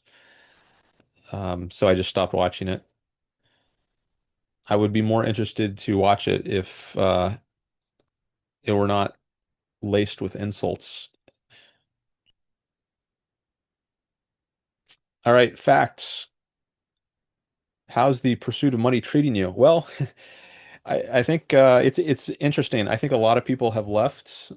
Like I had over 20 people a while ago. I was debating someone. I think it was 20 or 30 people were here.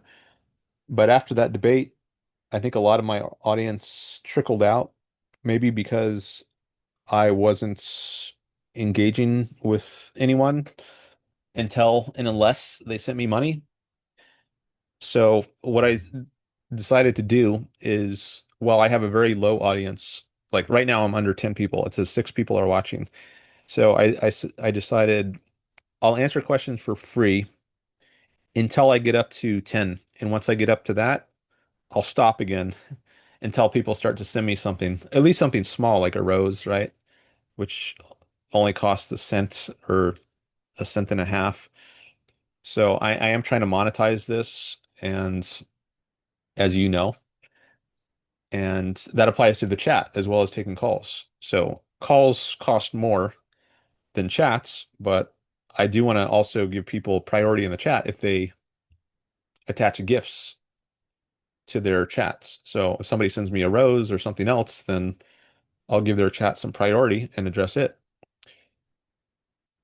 At least if I'm over 10 viewers. But if I'm under 10 viewers, I think I'll just answer things for free in order to help generate more interest in audience. But I don't want to just answer things for free forever. because then I'm not making any money at this. I am trying to monetize this. Are you struggling financially? Well, I don't know how much I want to go into um, my financial situation, but I am trying to make promoting objectivism my sole source of income. I don't want to have to be doing other things for work that are entirely unrelated to promoting objectivism. I would like to make money doing what I love, which is promoting objectivism. So I'm trying to find ways to make that happen. And it's an experiment. I'm figuring out how to do it. Have you applied to teach this at a university? No, not objectivism. I don't. It's typically object courses. Universities don't offer courses in objectivism. I mean, I maybe I could pitch it as an idea. I doubt many universities would go for it, but I'm also not really interested in that. I think I would rather engage in this kind of format. Uh, I don't like grading papers. That was the worst part of grad school when I was a grad student. I hated grading papers, um, largely because they were so poorly written most of the time, the undergraduate papers. Occasionally there was a really good one, and that could be a pleasure to read, but that's not something I like spending my time doing in general is grading papers. Um, I find this sort of live streaming more enjoyable. So I don't have much interest in teaching in a university, at least right now. Impossible. No higher academia takes it serious from a philosophical standpoint. Well, there are some objectivist professors like Tara Smith at the University of Texas in Austin. And I think she has, well, I don't know if she's taught a course on objectivism. She did have I guess it wasn't Tara Smith, but Harry Binswanger. He is an objectivist philosopher, and he gave a course on objectivism at UT Austin. I think there was an external source of funding which funded him teaching a course on objectivism. But as for universities themselves, like apart from receiving external funding from someone in order to fund a course on objectivism, I'm not aware of a university that's offered a course in objectivism. Okay. Some of my professors literally make up their own curriculum. Yeah, but I think there are limits to that. Like you might need to get your curriculum approved by the chair of your department.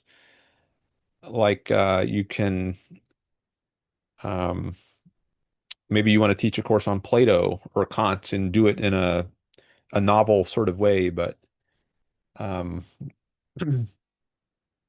I don't know exactly how it works. I was never a professor at a university. I taught a couple courses when I was a grad student, um, but I was never a professor. Like I didn't teach at a university after getting my PhD. So I don't know what the process of like is like, but maybe there's some process of I think in order to have your course appear as an official offering in the university catalog, I would guess that it has to be approved by someone like the maybe your departments or the academic senate or something. I don't know exactly how it all works, but even if you have some latitude in how you develop a curriculum, I would guess that um, there are limits to that. But maybe someone out there has knows something I don't about that. All right, let's see what else we got here. Why promote objectivism over your own theory? Well, I agree with objectivism, so it's not one or the other. if I were to promote my own theory, I would be promoting objectivism. Not that I originated it, but that I agree with it. If you were presented a theory better than objectivism, would you alter your beliefs? Oh, yeah, absolutely. The truth is most important, not adhering to a specific set of views.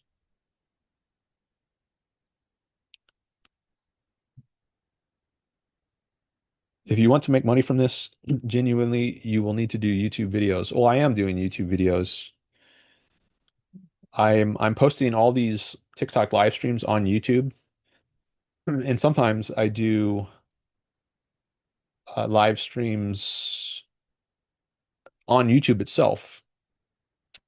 Uh, So yeah, I also post videos on YouTube. Has anyone paid $5 yet? Well, I thought someone did, but I later realized they didn't. So I got a message from PayPal, and when I first thought it, I thought someone was sending me $5, but it turns out it was someone requesting $5 from me. And I don't know if that was just an accident. Maybe the person hit the wrong button. Um, but I did a debate with someone for about 15 minutes, thinking that I got $5 from it, but it turns out I didn't. I did debate someone for $2. Someone sent me a money gun, and I debated for about 10 minutes with that person. So now someone has paid me $5 in a previous live stream. 3 days ago, I did a live stream, and someone sent me $5 for a debate, and then someone else, Facts, who's in the chat here, he sent me $11. What is your reasoning for rejecting a teleological framework? All right, I'm up to 10 viewers now. So I said before that I was gonna answer things for free until I got up to 10 viewers. While I was below, I was gonna do stuff for free. But now that I'm up to 10 viewers, my audience is starting to come back a little bit. Maybe I should hold out. I see somebody is in the guest list. Um, who is that? Potenza. Potenza is in my guest list. Um, I am trying to make money at this, Potenza. Do you want to offer me any money in exchange for a call or any TikTok gifts?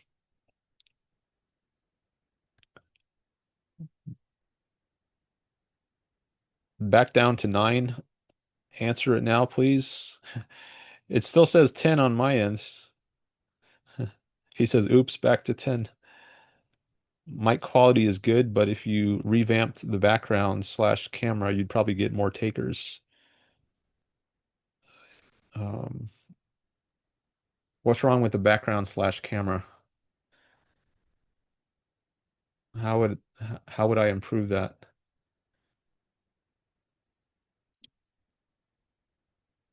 Back to 9?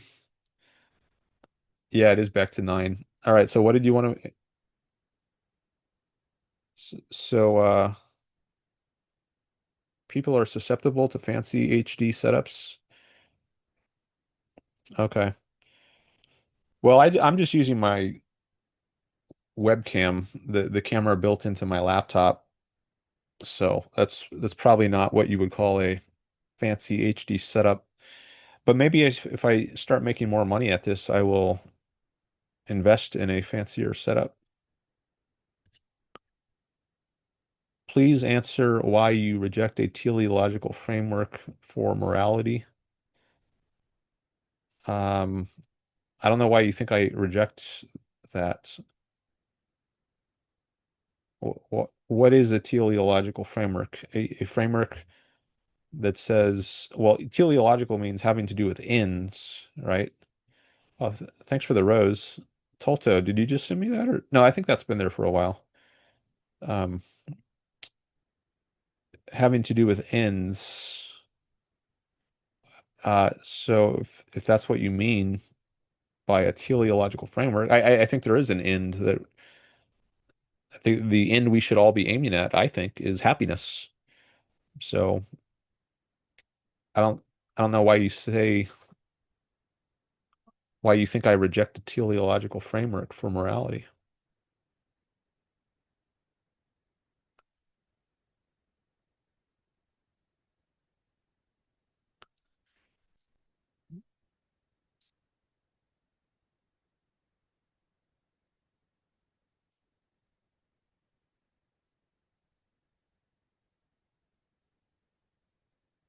Well, maybe I should take this call to get some more people up here. It's down to 9 right now, but maybe if I take the call, it'll go up more. And well, that'll be interesting to see if that happens. And maybe um, I'll just take the call until I get up to a certain number. And then if people want me to continue on the call, they can send me some gifts. Uh, should I do that?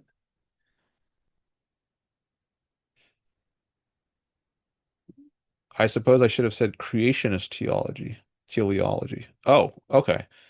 Well, I don't believe in a God. I don't think there's evidence for a God. I don't think it makes sense to believe in a God. So, are you basically asking why don't I believe in God? Um,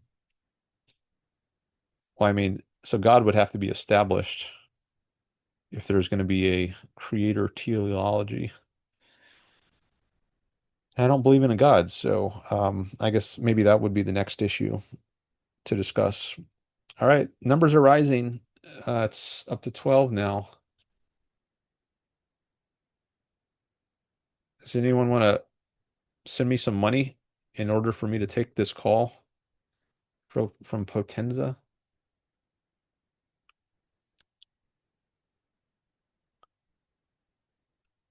Or in order for me to answer your chats? We're at 10 now. That's what I said the threshold was going to be. I'll answer things for free while it's under 10, but once it gets to 10, I'm going to stop answering so I can earn some money. So, and it doesn't take much. Just send me one rose. That costs like 1 cent, right? Or a cent and a half. Send me that and I'll answer your question in the chat. Now it went down to 8. So I got to go back to the free answers now. Okay. Let's see. I'll send you a rose to let me up. Okay, but you're only going to stay on for 30 seconds. A rose is only going to net me like 1 cent or something. That doesn't add a lot of motivation, but maybe it'll help get my audience up. All right, how about that? I'll do at least a short call if you send me a rose, Potenza. If you send me a rose and you're civil, I'll take your call for at least a couple minutes.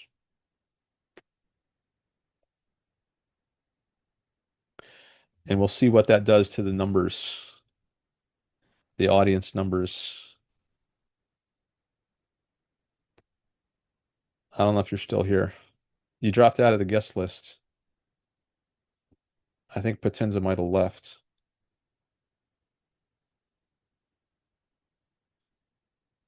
Maybe he'll come back. All right. Um, who is still here? I want to give priority to people who are here. Sanguine Paradise, Gavin, Jonathan, Jack, Comradical.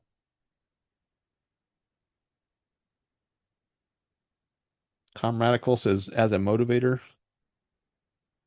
I assume egoism is mutually exclusive with a teleological framework. It precludes collective good. Well, it's not it's not mutually exclusive with a teleological framework. If you're acting to benefit yourself in the form of pursuing your own happiness, if happiness is the end that you're pursuing, that's some telos. That's the Greek word for end. You're pursuing the end of it, the end that is your own happiness, and that's consistent with egoism. That's required by egoism. But as for collective good, yeah, that is inconsistent with.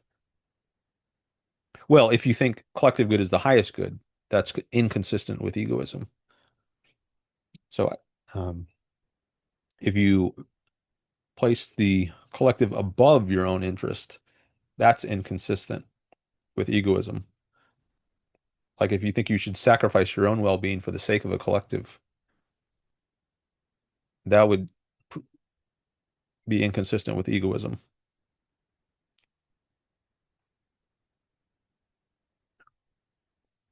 All right, it's under 9. Sorry, it's under 10. Maybe I should increase my level here. Oh, I always thought teleological arguments are applied universally. So it's my misunderstanding then.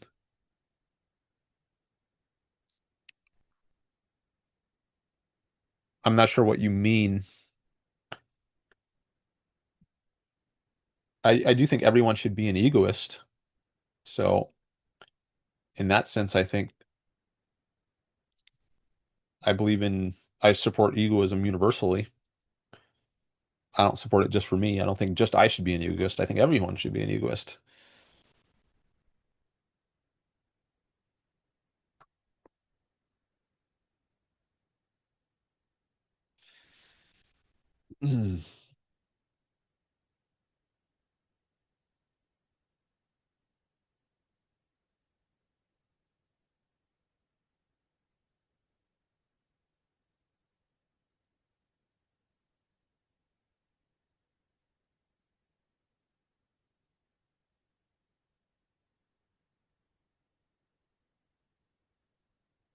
Okay, what else?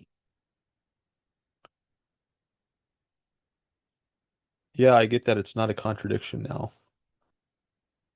Okay.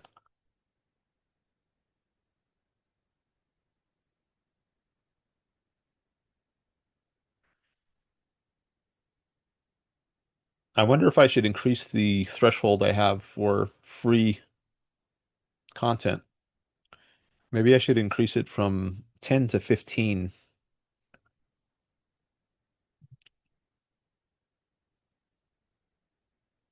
All right, I see you're requesting to join.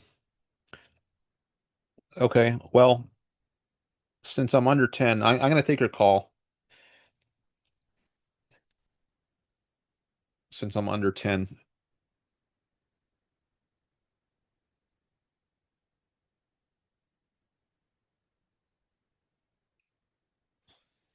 Hello. Hey, how's it going? All right, how are you? Right on, not too bad. Um, to really briefly discuss like TikTok live, like economics, like I sent a message earlier about this, but a lot of uh, it's restrictive things like I'm not going to do X until X are are better like suited to non-committal stuff, like so like we need to get this live to however many likes before I will do something, because that's like something that people can easily do. And then I would provide positive incentives for donation. Like if you send me like, I don't know, whatever kind of gift or whatever, this equates to I will drop this guest and move on to the next one or whatever. But that way, like you can build the audience like with like interesting content, because you want something to be happening here when people join the live, right? Like, you know what I mean? Like there, you want there to be action going on that people want to stay for. Yeah, I mean I see that, but the thing is if I have nonstop action, people are just gonna free ride the whole time. And that's what happens. When I first did live Yeah, streaming, I wasn't asking on anything and there was lots of content, lots of audience, but I wasn't making any money at it. And as right. for And that's why I offering was saying, like yeah, go ahead. a positive in exchange, I have been doing that. I've said, send me some money, I'll take your call. And I had somebody sent me a money gun. Probably wouldn't have happened if I hadn't had my request in place, my positive offer. So I have Yeah. been trying to I mean, incentivize.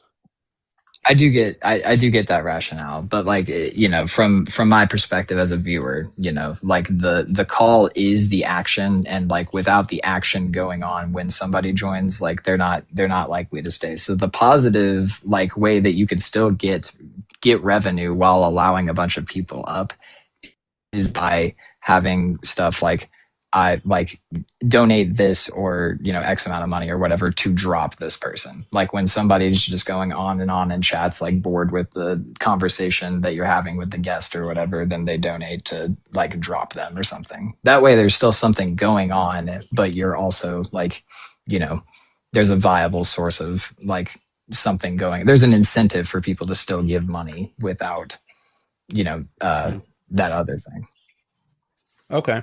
Yeah, someone mentioned that But that's last just the way time. I've seen it in other. Yeah, there are some people that like run moderately successful lives that I've seen use stuff like that, and they seem to get a decent amount of donations. Okay, yeah, maybe I'll try that more. Someone did mention that last time, last live stream, donating to drop someone. But yeah, maybe I should mention that more in the future and just keep someone on until um, people request to drop them because they get bored. Well, I'll consider it, but I do appreciate the ideas, Yeah, so thank you for I that. did come up here for an actual reason. If you want to Yeah, discuss something sure, on the prompt, sure. totally. I'm interested to hear like what the opposition to like leftism, collectivism. I would, I'm a communist, like full, obviously you can read my name. But I'm not necessarily in the vein of like a social democrat or like this kind of, thing. So it just, I'm interested to see where you're coming from with this. Well, I think an individual has a right to his own life, and I'm an egoist. I think it's good to live for your own sake, for your own happiness, and it doesn't make any sense to me to place something higher than my own happiness or life. So I think any form of collectivism does that.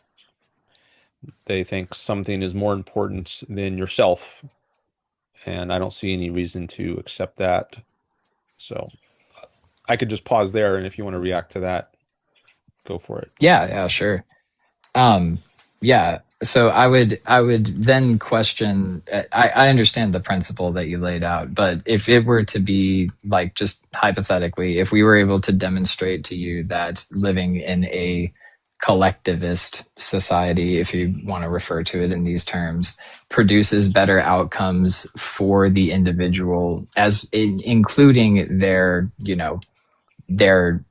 right to self-determination and stuff like that, like if you are provided that under that society and the outcomes are almost universally better than societies that are structured around the individualism you're referring to, would you then begrudgingly uh, support that and just be like it's unfortunate that these ideals can't be realized, or would you still just on principle be like this is wrong?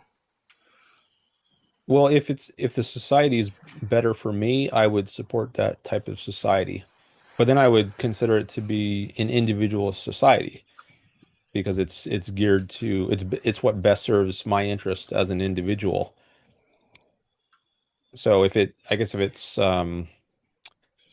if it's sacrificing my interests or subordinating my interests as an individual to something allegedly higher, then I think it's not an individualist society, and I would not support it.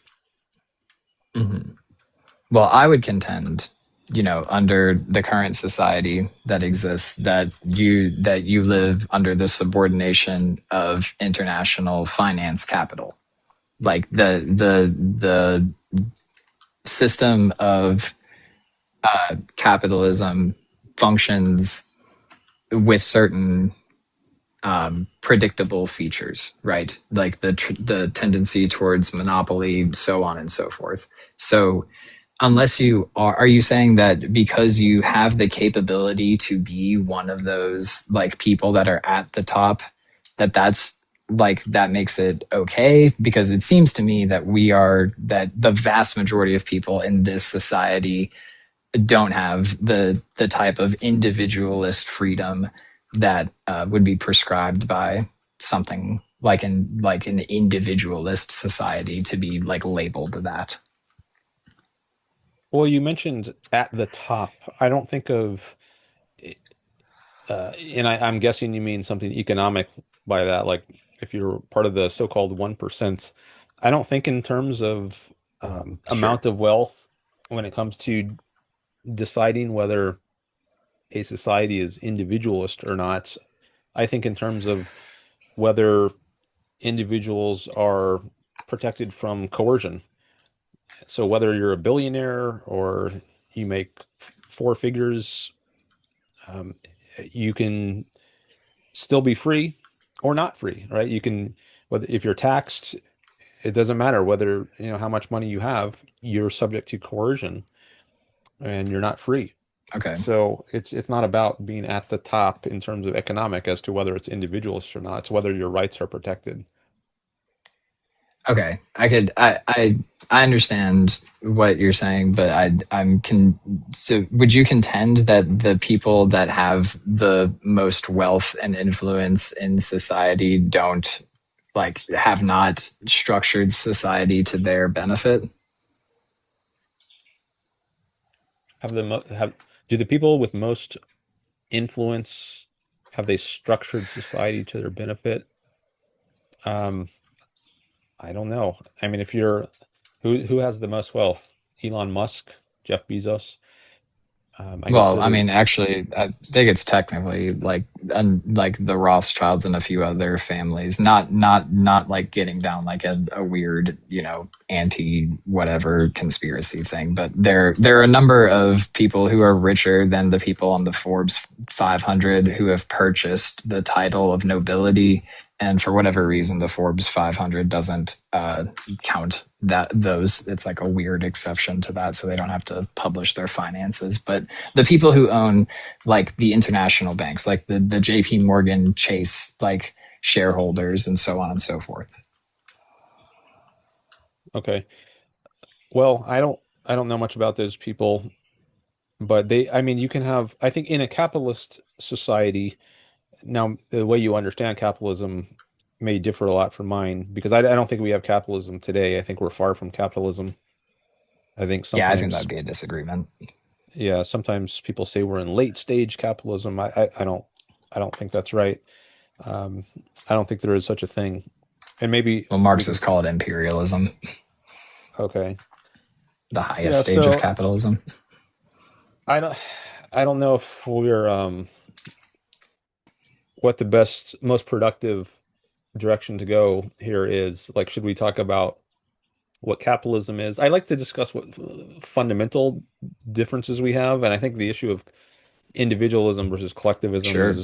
is more fundamental, or egoism versus altruism. So if we can, but I also don't want to just jump there in a way that's unmotivated. Like I want it to be clear why we're talking about them. But um, I I've s- Yeah, I sure. think earlier on I said I think my own life and happiness are the most important thing. And then you said at a certain point, well, if you could if it turned out that a certain society um, were best for yourself, would you support it? And I said, yeah, but then I wouldn't call it I would consider that to be an individual society, not a collectivist one. Whereas I guess you thought it might turn out to be a collectivist one that is best for me as an individual. Yeah, I mean, I would contend that that's the case, especially for the vast majority of individuals. I think that you can still simultaneously hold the view that an individualist society could be like best for you. If you are one of these, one of the Waltons or something to that effect, and you are one of the people who own and operate society, then that's an individualist society that benefits you. But I think that like a collective society is one that has the potential uh, to benefit everyone, and I think that that's more beneficial than allowing a few people to, reap like, crazy amounts of wealth that they don't have any means to even spend, much less, anything else, while there are other people that don't even have a place to lay their head at night. All right, I'm wondering if we should we might have different definitions of individualism and Sure. collectivism, and egoism and altruism, those are also related concepts. So let me just get your take on egoism. I think it's best for, now it seems like maybe you think it's best for me to be in what you're calling at least a collectivist society. So are you appealing to my self-interest? Are you saying you're not objecting to me being self-interested or egoistic. You're just saying that um, my idea of what society would be in my self-interest is different than what you think would be in my self-interest. But you're not objecting to me pursuing my self-interest, or are you? Like, would you object? Do you have an objection to self-interest or egoism? Um, I don't, on like a philosophical, like personal basis, like perhaps, but I don't think that society should be structured in such a way that like you couldn't possibly be one of those people and exist like comfortably within society. Like I don't think that that's something that like should be like cracked down on, but I think that like there are certain implications of egoism that are too binding for me. I'm more of a like things have to be evaluated on their own individual basis, and I wouldn't make declarative claims like acting in your own best interests is always going to benefit not only you but everyone, especially if they all have the same mentality kind of thing. I think it's a very Acting, case by case basis. And yeah, go ahead. you said acting in your own interest is not going to be at odds with acting in a way that benefits others. Is that what you said? It doesn't necessarily have to be. Okay, so there at least could be a harmony of interests between yourself and other people. Yeah, That's absolutely. possible. Okay. Well, I agree with that. But do you have any objection to me pursuing my own interests as the most important thing? Like if I have to prioritize, like let's say there's a case where my interest does come into conflict with someone else's interests, and Mhm. this happens in emergency cases, like a lifeboat case. Let's say there's one lifeboat and it can only hold one person, but there's two people who are trying to get on it. So it's either I go down or that other person goes down. Would it be morally wrong for me to try to fight the other person off and get it for myself? No, I don't think that would be wrong personally at all. Okay. I don't think an emergency situation, this is kind of a discussion that's happened a few times where like I think a mother was stranded out in the middle of like some barren snow Iceland or whatever, and she almost passed because she was focused on feeding. She was breastfeeding at the time to young children, and she her situation got very bad because she was feeding them. And the discussion is about whether or not she should have that, if she should have felt the need to do that kind of thing. So yes, I'm of the opinion that it's in a emergency situation, it's not like that. That's a very specific circumstance, and I don't think like the people who cannibalize the remains of their other passengers when that plane crashed in the Antarctic or in the Arctic, for example, like everybody was like, okay, you can't. It's not like these people just did this immoral act or whatever. They were in extreme circumstances. Okay. So I think that it's always good to pursue your own interests, not just in emergency cases, but even Mhm. in non-emergency cases. So does it change for you? Is it only in an emergency that you think it's appropriate to prioritize yourself, or is it also in other cases, or what? There are certainly other cases where it's okay to prioritize yourself, but I think that what I'm concerned about is the philosophical extreme of the other end, where like I would not think it's appropriate for me to take $20 off of my family members' dining room because I know they're forgetful and they'll forget it, and they won't know I took it, and I'll be up $20 or whatever. That would be an egoist move, in that situation, because it works to my benefit. She's not going to notice or remember, that kind of thing. But I would still find that to be wrong.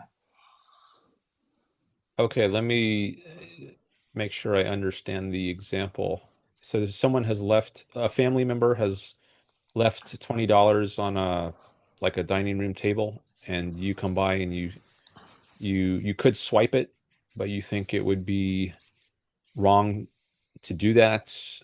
And so this is, in your mind, this is an example where the self-interested thing to do would be to swipe the $20, and you think that's bad. So this Yes. is a case where you think you should not be self-interested. That's how you're thinking. Yeah. Okay. All right. So I I don't think it is self-interested to swipe the $20. So I'm curious Okay. why you think it is. So I Well, mean, I because could say unless, why I don't yeah, think it is, or you could say why you think it is. I I don't know mean, what you and want to do and this is, first. I see the person in the comments talking about ethical egoist and stuff. I realize there are subcategories of this. I'm just rolling with like base egoism and taken to its logical conclusions. But I understand there are varying things in here. But the so the in within the example, the family member that you're swiping the money from is not going to remember, so it's not going to personally hurt them, and it's not going to cause a rift in your family or any negative outcomes for you down the line, and then you're going to be up $20. So that is the self-interested move at that point, given those circumstances. Okay. I'm not convinced it is the self-interested thing to do, even if we assume that the person is not going to remember it.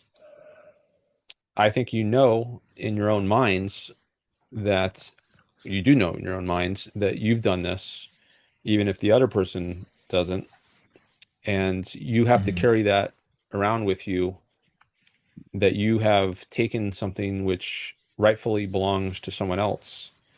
And I think that's not a good state to be in, like knowing that you have violated the rights of some other individual. Um, I think you've then thrown out the principle that people have a right to their own possessions. And how does this impact your behavior in a multitude of other cases? Like, there might be many opportunities you have in life to take something from others where they're not going to realize it. Are you now going to go I around doing could this regularly or what? Yeah, so I mean, I could see how this comes into conflict with like the individualism, right? Because that's a sort of how you feel people and society ought to be, right? And so that self-interested act conflicts with the other deeply held belief that you have um, that the rights of the individual are primary. But like in the event of, just pure egoism, right? Like that's where that comes into contradiction with that, because under the logic of egoism, it's about what's not right for the individual, but it's what's right for me, the individual, like the singular individual, because Okay. it's Well, your I don't ego, think, right? yeah, I don't think it is right for you as an individual. I mean, I think it's in your interest to respect the principle of rights. And maybe we should talk about that because what I take that to mean might not be clear to you. When I talk about the principle of rights, um, Yeah, go ahead. and so I take it that rights means if you observe the principle of rights, that means you're not initiating force against other individuals, and that means you're not taking their property without their consents, which you've done in this example. They didn't consent, to you taking their $20, yet you've done it.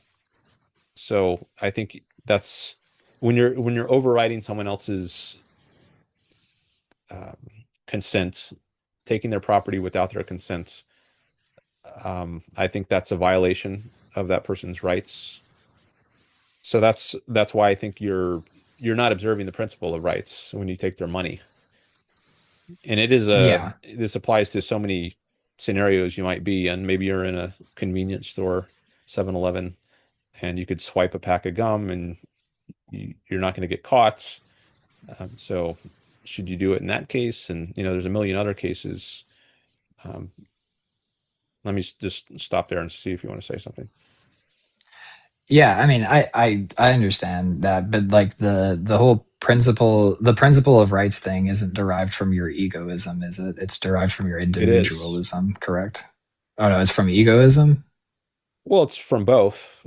I think it's the principle of rights is requires both an egoistic and individualistic perspective. Um, I wouldn't say it derives from one, but not the other. Well, yeah, I mean, I would think it would seem to me that egoism is the base and then the individualism comes on top of that, because like the idea is, maximizing what is good for me, right? And then the thing that you logically come to is the thing that is good for me is to have a society in which the individual can do whatever they want. I am an individual, therefore society should be structured in such a way where I can, to the fullest extent possible, live out my egoism. Uh, yeah, I think society should be structured so you can best live out your egoism.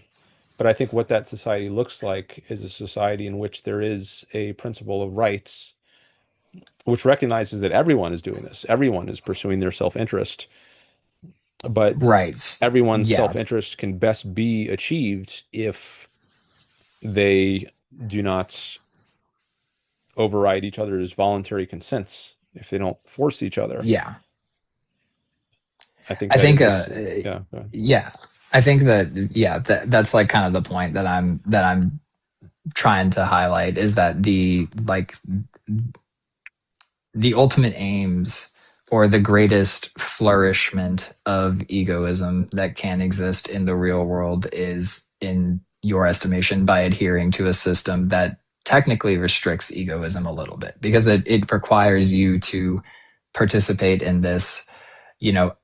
I'm going to do things that are in my interest up until the point they violate the individual rights of another, even if I'm the only one who knows about it, right? Like, kind of thing. So like egoism in your mind can only be really lived out by implementing a system that restricts it still a little bit, because pure egoism is necessarily like, I'm going to get mine, you get yours, kind of thing.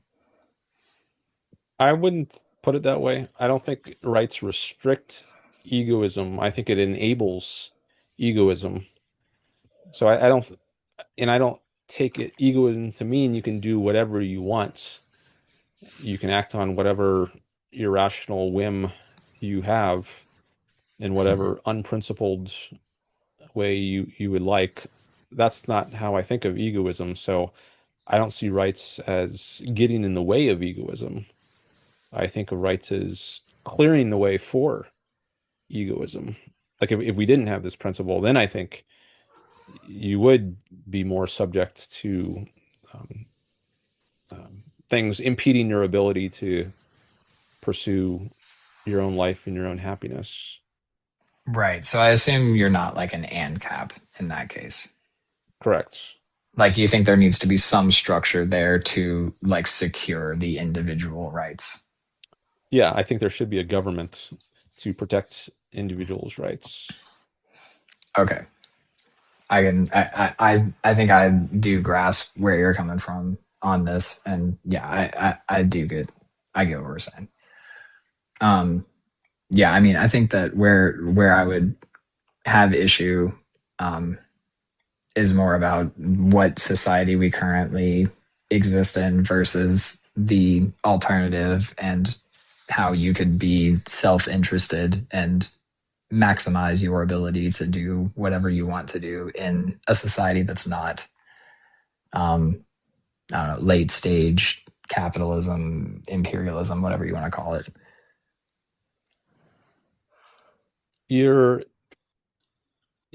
sorry, I didn't get that. You're interested in talking about today's society and how we can Yeah. max sorry, could you just say that again one more time? No, you're good. Like the society we currently exist in, I think does a worse job at protecting individual flourishment than the alternative would be under a more collectivist society, because there's such a disparity within the one that we exist in, and the coercion is baked into like the foundation of how um, capitalist systems function. I mean, class society in general, but specifically the one we exist in now. Okay. I think it might be premature to go into that issue because Okay. I don't know that we're yet on the same page about what egoism is. And I'm going back to the $20 on the table example. Okay. If do you so if you still think that it is self-interested to swipe that $20 from your family member, at least in part because they're not going to know, then I still want to pursue that because I think that's important. And if we don't agree Yeah, about what is egoistic, I think that's we're not fair. going to agree I about. I get you. So, yeah. So do you still think it's egoistic to swipe the $20?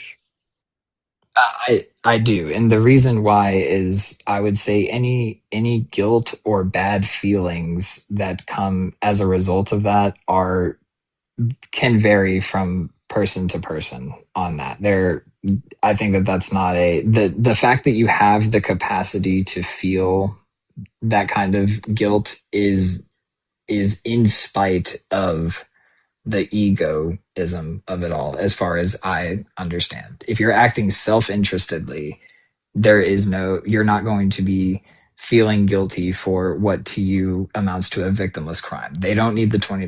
They're not going to be mad at you about it. And you have no reason to feel bad about it because they don't need the $20 kind of thing. So the only thing that would be making you feel bad is some desire to, uh, to protect the other, like on pure principle alone, not even for any benefit. Okay. So we could, depending on how this example is fleshed out, like if let's imagine that you told your family member who left the $20 there that you've taken it and you think they would say, "Oh, I don't care. I would expect you to take that." Like if this is part of the normal way you interact, then with this family member, maybe it is fine to just swipe it, even if they never find out. But let's imagine the dynamics of your family are such that if the person did find out about it, they would have a problem with it. So if that's the case, um, would you still think it's self-interested to swipe the money? No, because that could conceivably and likely end in bad outcomes for you later on. So no, that would not, what you described would not violate egoism as I understand it. Because there is still some self-interested part of that where this is going to affect the people around me. These people are close to me in my life. I am going to likely receive some sort of negative outcome for this in the future. Therefore, like that, it would still be a self-interested move to not take the 20 because you don't want to face the repercussions that are going to come from that. So that can still be contained within the egoism, but the situation I laid out was specific because it is only you who is going to be aware of this or have any potential to experience negative outcomes as a result of it. But no, what you said, yes, that can completely fall within egoism as I understand. Okay, well, let's say the other person is not going to be ever aware of it, that you took the $20. So let's say that the person just forgot about it. But if Mhm. you brought it up to them and said later on, hey, you left $20 on the table and I took it, and you let's say you think that if you said this to the person, they would have a problem with it. They would have a problem with you doing this, but you don't. You never tell them. So only you know that this happens. They've forgotten about it, but if Yeah, you reminded them of this, then they would have a problem with it. Okay, so if that's the case, do you think it would be self-interested to swipe the $20? I do. Yes. If you're never going to tell them about it, and if you're only acting self-interestedly, you never would tell them about it. Because why would Okay. you? You only negative outcomes can precipitate from you informing them of that information. It's completely your choice to make in order to tell them in that instance. So it would the thing that would violate the egoism here would be the random confession of a wrongdoing. Okay. Well, I'm not comfortable calling that self-interested. Um, so I guess we're still not on the same page about what egoism is, and I don't Okay, that's know fine. Yeah. how to make progress on this I mean, point. I can take your definition going forward. It's not. I don't think this is central to my argument, and I'm not going to hold you to a standard that doesn't exist. You would contend. I will take your positions at face value that your egoism and individualism, while I consider traditional egoism and individualism to have some sort of conflicting thing with each other, I will just, for the sake of discussion, just accept that there isn't a contradiction there, and that, you know that is your position. I'm not gonna hold your feet to something that you don't believe. Mhm. Okay, let me just take a short break here to look at the chat.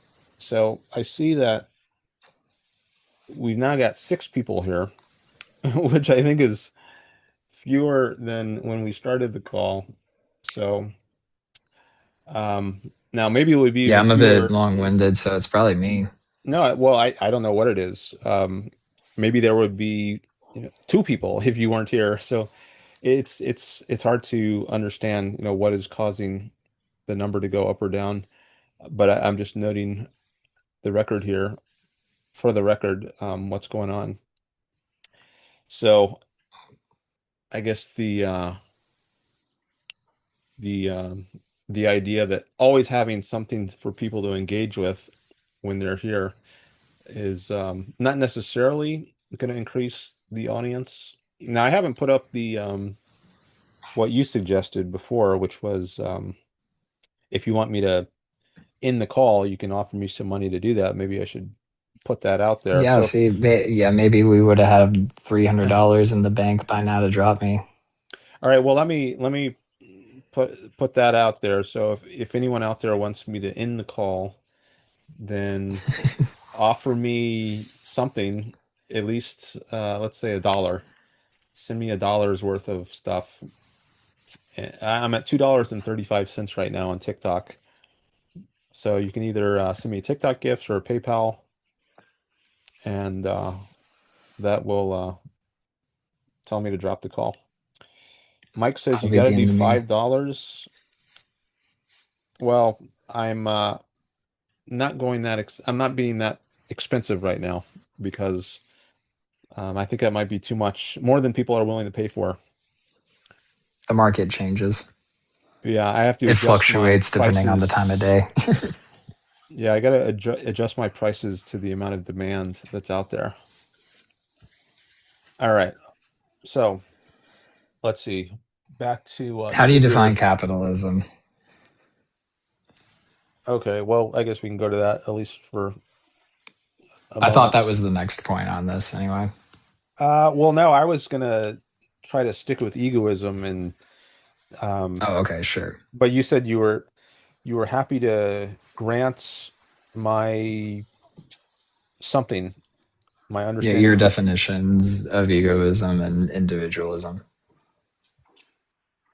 Yeah, well, I don't know that it's the definitions of them that we disagree on. Rather, I think it seems like examples of egoism is where we have a difference. Like I think it's not egoistic to swipe the money, even if the other person is not gonna find out about it.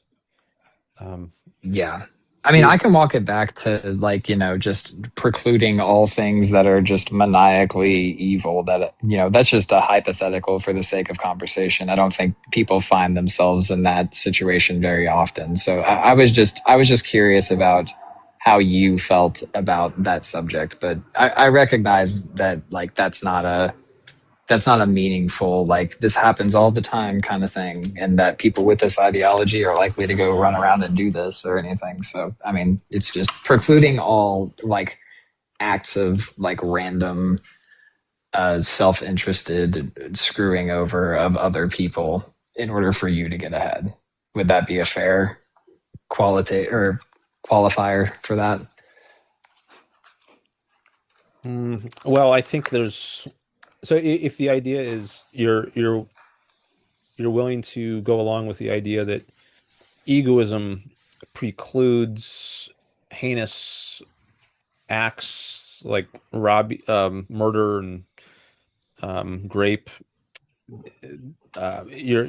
you're okay to go along with that. But if it's something more minor, like swiping $20 from a family member Well, I'll who's include that in it too. Like okay, I think that's where you're getting at, is that like, transgressions against other individuals do not fall under the umbrella of egoism as you understand it, or are not strictly binding in that way.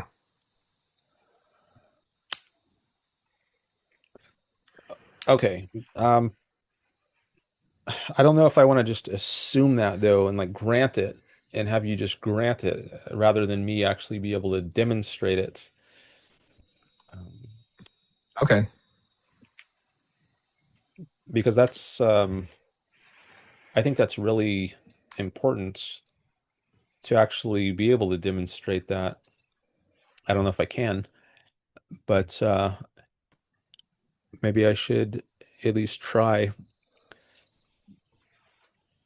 Or maybe there's another approach to this, like that would be fruitful, like maybe using a different example or talking Yeah, about. actually, give me 2 seconds. I think I've read of one. I'm going to go on Teacup and try to look it up for 2 seconds. I will be right back. Let me see if I can find it. Okay. I'm pretty sure it's an Ayn Rand thing as well. So this, because I know that they were asked repeatedly about these sorts of like, you know, can you pursue your individual interests if it's screwing other people over, even if you're the only person aware of this happening? So just give me a second. I'll try to find this specific uh, Hmm. argument.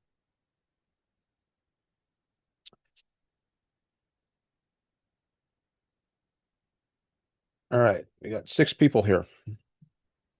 Thanks for being here.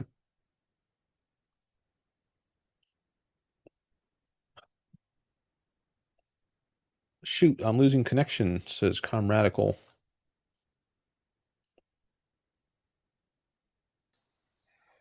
Yeah, my connection's bad. I'm super sorry. I'm in the hills of a really hot place right now, so my phone's just messed up.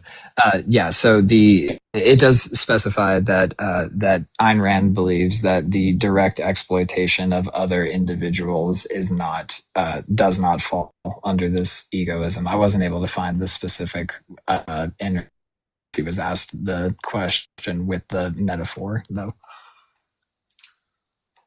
Okay. I don't know what a good way So forward I here wish I had that on is. hand. So there was some example of what was the type of example you were looking for just I think now? it was something about Yeah, I think it was something about like taking like stealing a piece of chocolate cake from a relative with like memory loss or whatever, because they didn't have the term Alzheimer's at the time, but Mm, the like somebody who's not going to even, who likely is not even aware that they are in possession of the thing in question. Like, is it okay for you, as in that situation, the only person who can even appreciate the value of the thing, is it okay for you to take that thing? hmm. And what was the context of this? Was this like a academic article or a book or what? It was an interview. I don't know if it was from a, I don't think it was from like a news publication. It was like, I getting mixed up in my head. I know I keep thinking H.G. Wells, but he interviewed Stalin back in the day. It wasn't H.G. Wells. I don't know. I think it was some author at the time. They had like a I don't know how people gather in an auditorium for a debate, but it was like a discussion, a night with, kind of thing. But it's been years since I've seen it. Okay. So I did this see did it in not, video form. you saw it in video form. Yeah.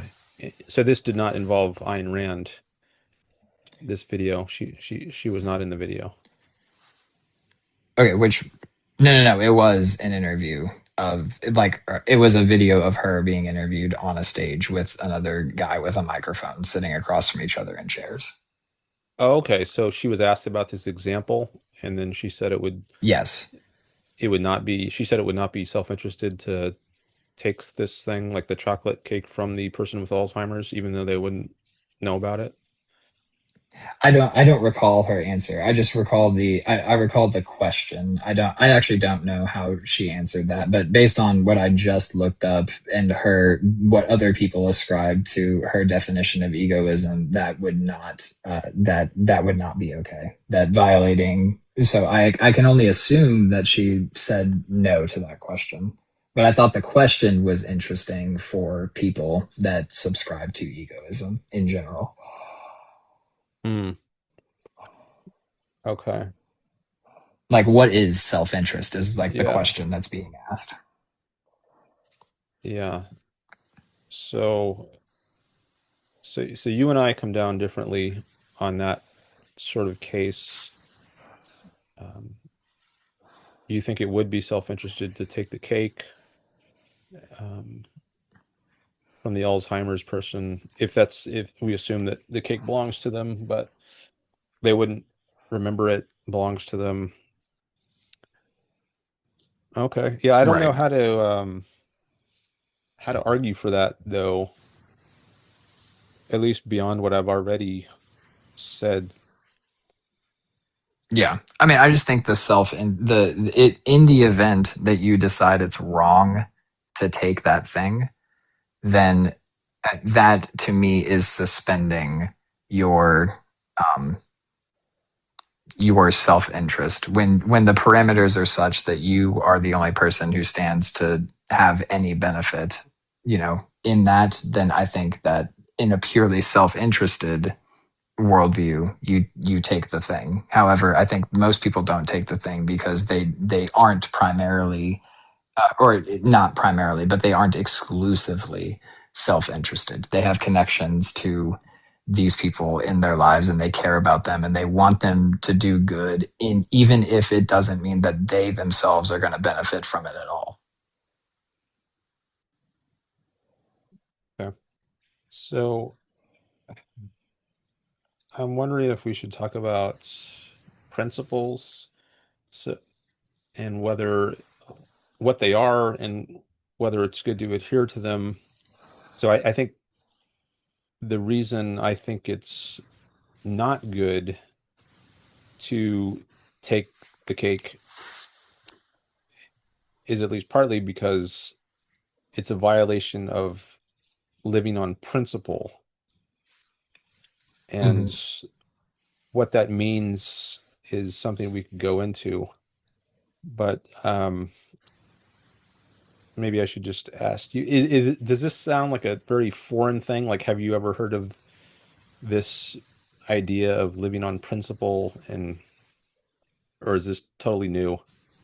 I mean, I know you've Well, heard I the mean, word principle, but I think, yeah. I think the way you're phrasing it might be something I'm unfamiliar with, but I feel like I understand what you're saying. It's you have a set of like moral or other axioms that like you have a list of facts, right? Or a list of ought to statements, right? And who you are and the actions you take in your life, all of them at some point or other come back to those principles or to those axioms that you have.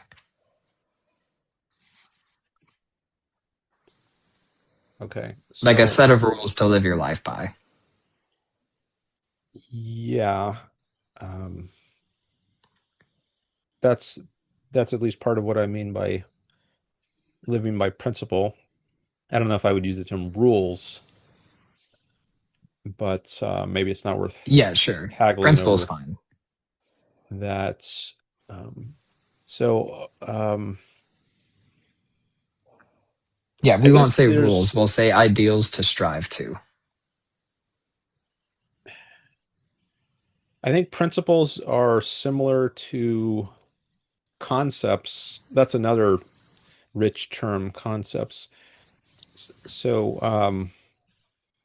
and maybe it's worth going into that a bit. Uh, Humans uniquely have a conceptual type of mind. Dogs and cats don't have a conceptual mind. They have a perceptual mind, so they can perceive things, but they can't form concepts. Like abstractions, that's another term for concepts. So they can Sure. see individual trees, but they can't form the concept tree. Or they can see individual human beings, but they don't have the concept human being. Um, is that all clear so far? Is Yeah. that new? Okay. Um, so we have this, human beings uniquely have this generalized perspective on the world. We don't just see concrete individual things, we can unite them in our minds into these concepts. But further, there's a couple further steps to get to the level of principles. So once we've got individual concepts, like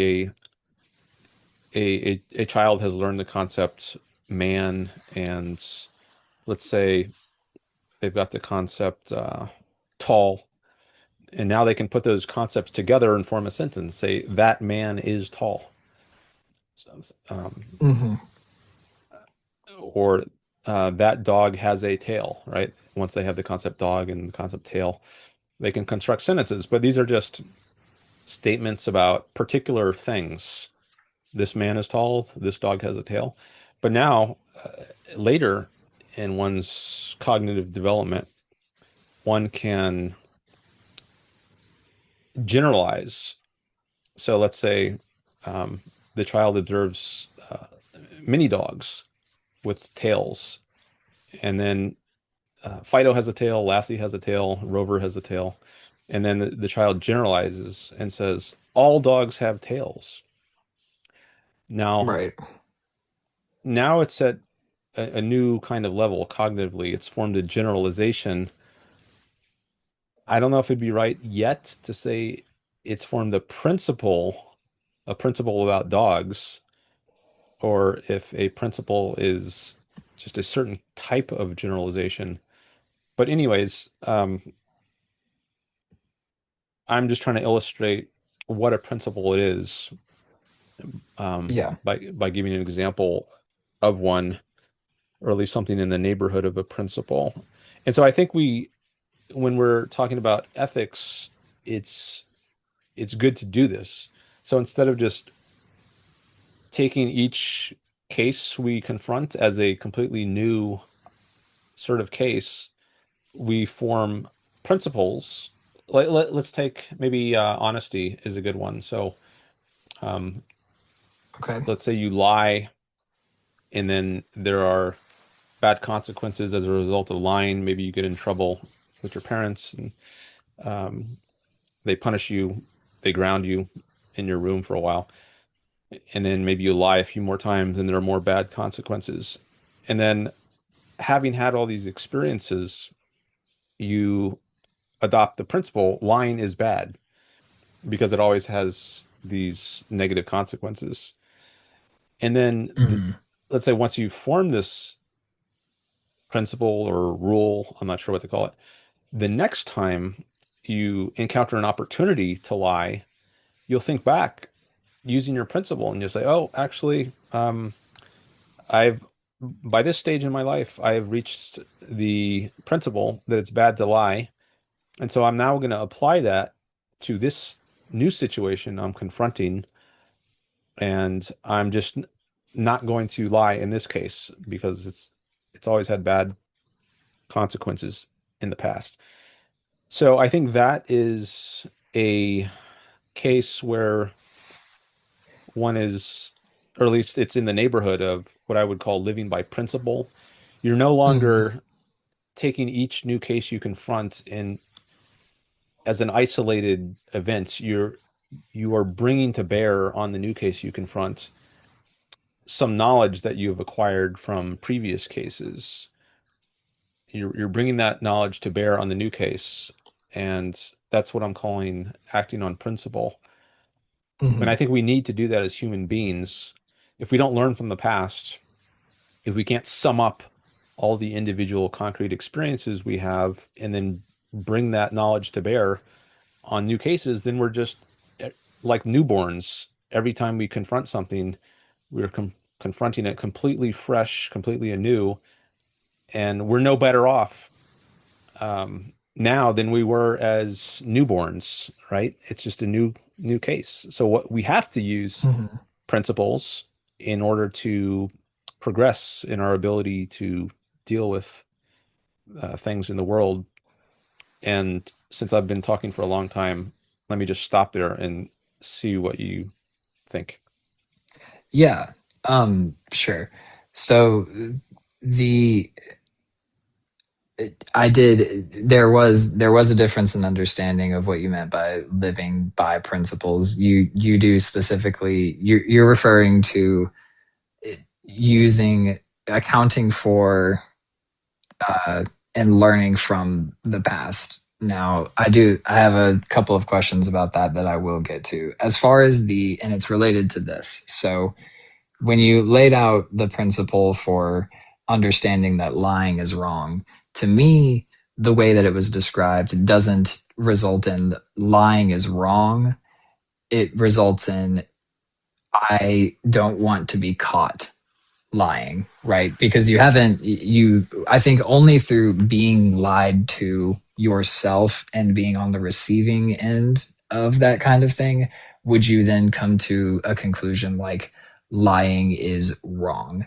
The situation that was laid out previously is more like it is not beneficial for me to either not beneficial for me to lie because I'm likely to be caught and punished, or it's not beneficial for me to be caught lying. But those both pertain to how you experience that thing, and it's less about this thing is wrong. It's more like this thing has an impact on my life when I do it, and that leads into the question I have about how this is applied. Are you saying that through living through by principles, you are taking into account your own past, or are you applying this to humans on the whole and like using this as like an actual like historical kind of argument? Okay. So there's a couple of parts to this. The first part, you said, based on your experience, you wouldn't reach the principle lying is wrong. Rather, you would reach the principle I don't want to be caught or something like this. So, Yeah, either I don't want to be caught lying, or lying has about bad outcomes for me when I do it. But I don't okay. think any of the criteria you laid out that it necessarily follows from the experience of being put into trouble for lying, I don't think that that necessarily leads to the outcome of lying is wrong, as in like this is a bad thing to do. Okay. So I do want to say about that. I'm not sure if that is how I would formulate it. Like I'm trying to give some kind of example to provide Right. something to work with here. But if I'm like thinking back to my past, like did I at a certain age, like age 6 or age 16, reach this formulation line is wrong, or did I get it some other way, or did I get it at all? Um, there's some questions I have about like historically what actually happened. In my case, I don't know.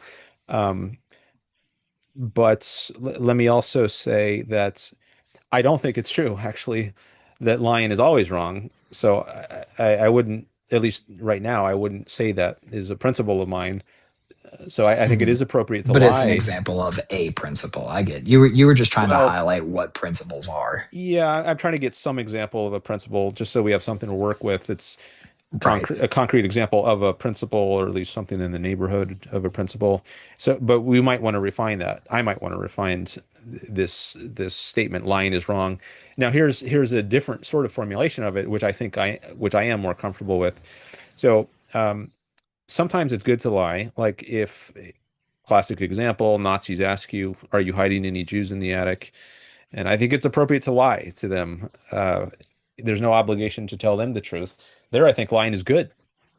It saves Yeah. an innocent person.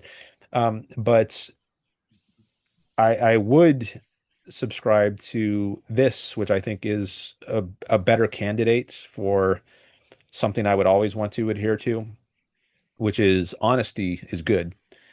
And there, I don't take honesty to mean um, not lying.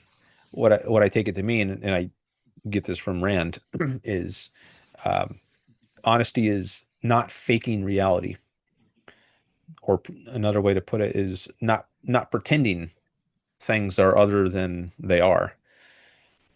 And I am, if we understand honesty in this way, I am being honest when I tell the Nazi that I don't have any Jews in the attic, even if I do, because actually the Nazi is the one pretending things. He's the one being dishonest and pretending things are other than they are. He's pretending he has a right to round up and kill Jewish people, but that's wrong. Right. And I, you're I not am, pretending that he's a legitimate authority figure in that instance. You're living yeah, honestly by living the truth that this is an invading outside hostile force, and you are not going to engage peacefully with them, yeah. or at I'm true to least the at least fact. truthfully. I am true to the fact that he has no right to haul this person off to jail or a concentration camp or an incinerator.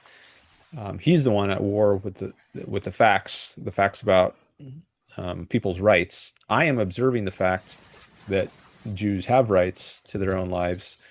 So he's the one who's at odds with reality, with the facts, whereas I'm not. So Yes.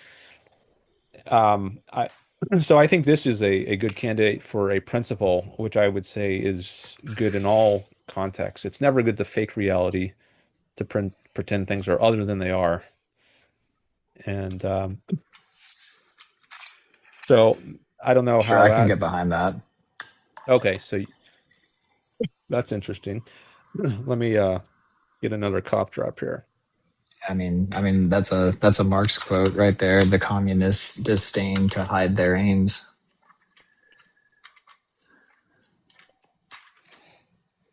Okay, so I do think it's self-interested to be honest.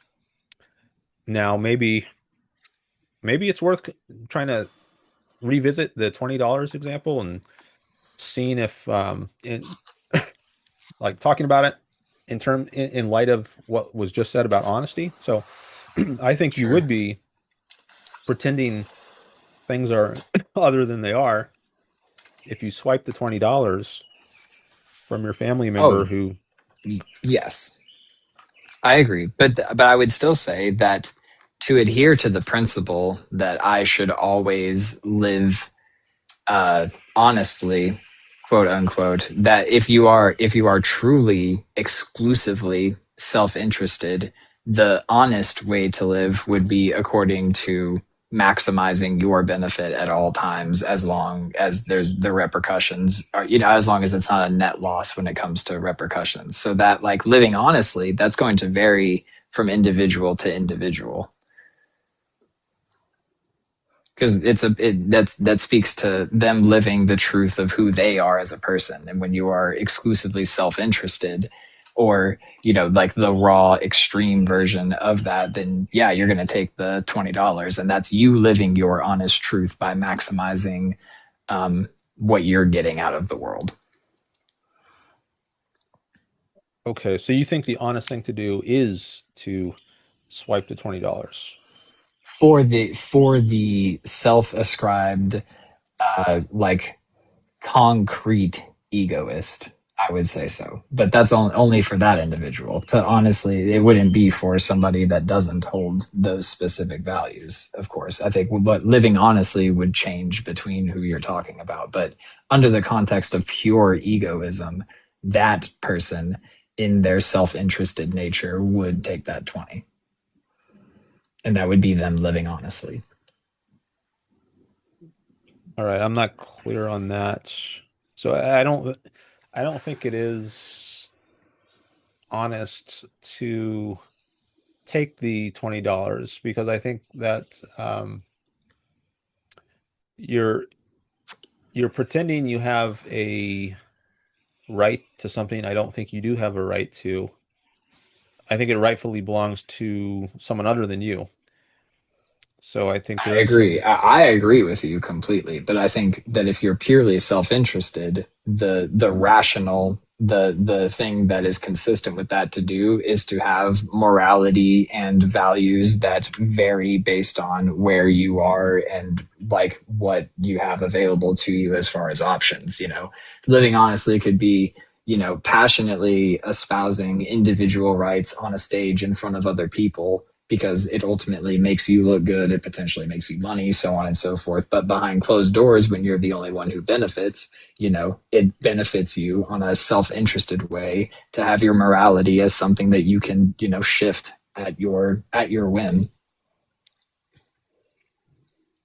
okay. Well, there, I, Principles are a hindrance to pure egoism, is my point. Like, unless those principles are exclusively maximizing your own personal interests at all times, because that's what egoism is, like when it's purely broken down to like what it ultimately like amounts to is at all times acting in the way that is going to benefit you personally the most. And so if you're confronted with a situation where you are the only one who stands to benefit from somebody else's loss, you would take that action. okay. I wrote down principles are a hindrance to egoism. See, that was very interesting. You said that. Unless they like insofar as they don't align with pure self-interest. So like a principle that holds that all people are valuable, right? That's a hindrance to egoism, because you are the valuable one under egoism. Like, that's because that's subordinating, at least to some percentage, your value of yourself, and you're putting other people on the same level as you. Okay. I just want to acknowledge Waves in the chat says, I just got back from the library with the Fountainhead. Nice. So were were you inspired to look into Ayn Rand because of my live streams? But anyway, glad to hear that. Thank you for sharing that. Oh, we got 11 people here now, so um, audience Smooth. is ticked up a little bit.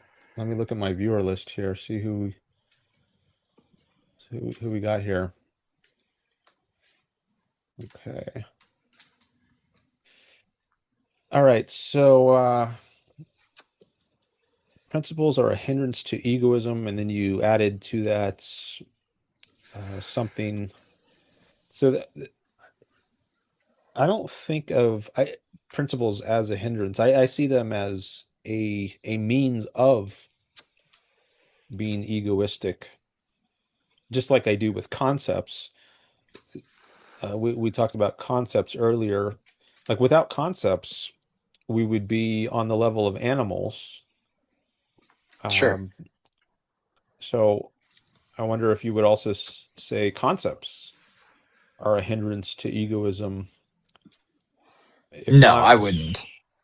why? So what's the difference then? Why, if we get concepts from by integrating the things we see, like we see trees and we integrate them into the concept tree, um, that's a way of reducing the number of things we have to deal with Yeah. cognitively in our mind. I, Instead of, a million individual trees, we can just form the one concept tree.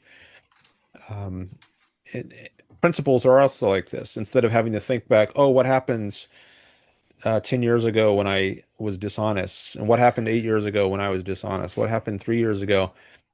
We don't have to hold all that in mind once we've got the principle that honesty is good. Um, well, this so, goes back to the like lying is wrong thing where the principles I shouldn't I made a blanket statement when I said principles hinder egoism. That's not necessarily true. Those principles don't necessarily have to violate egoism as long as those principles ultimately are reducible to maximizing your happiness and don't violate like or hinder the maximization of your own personal benefit.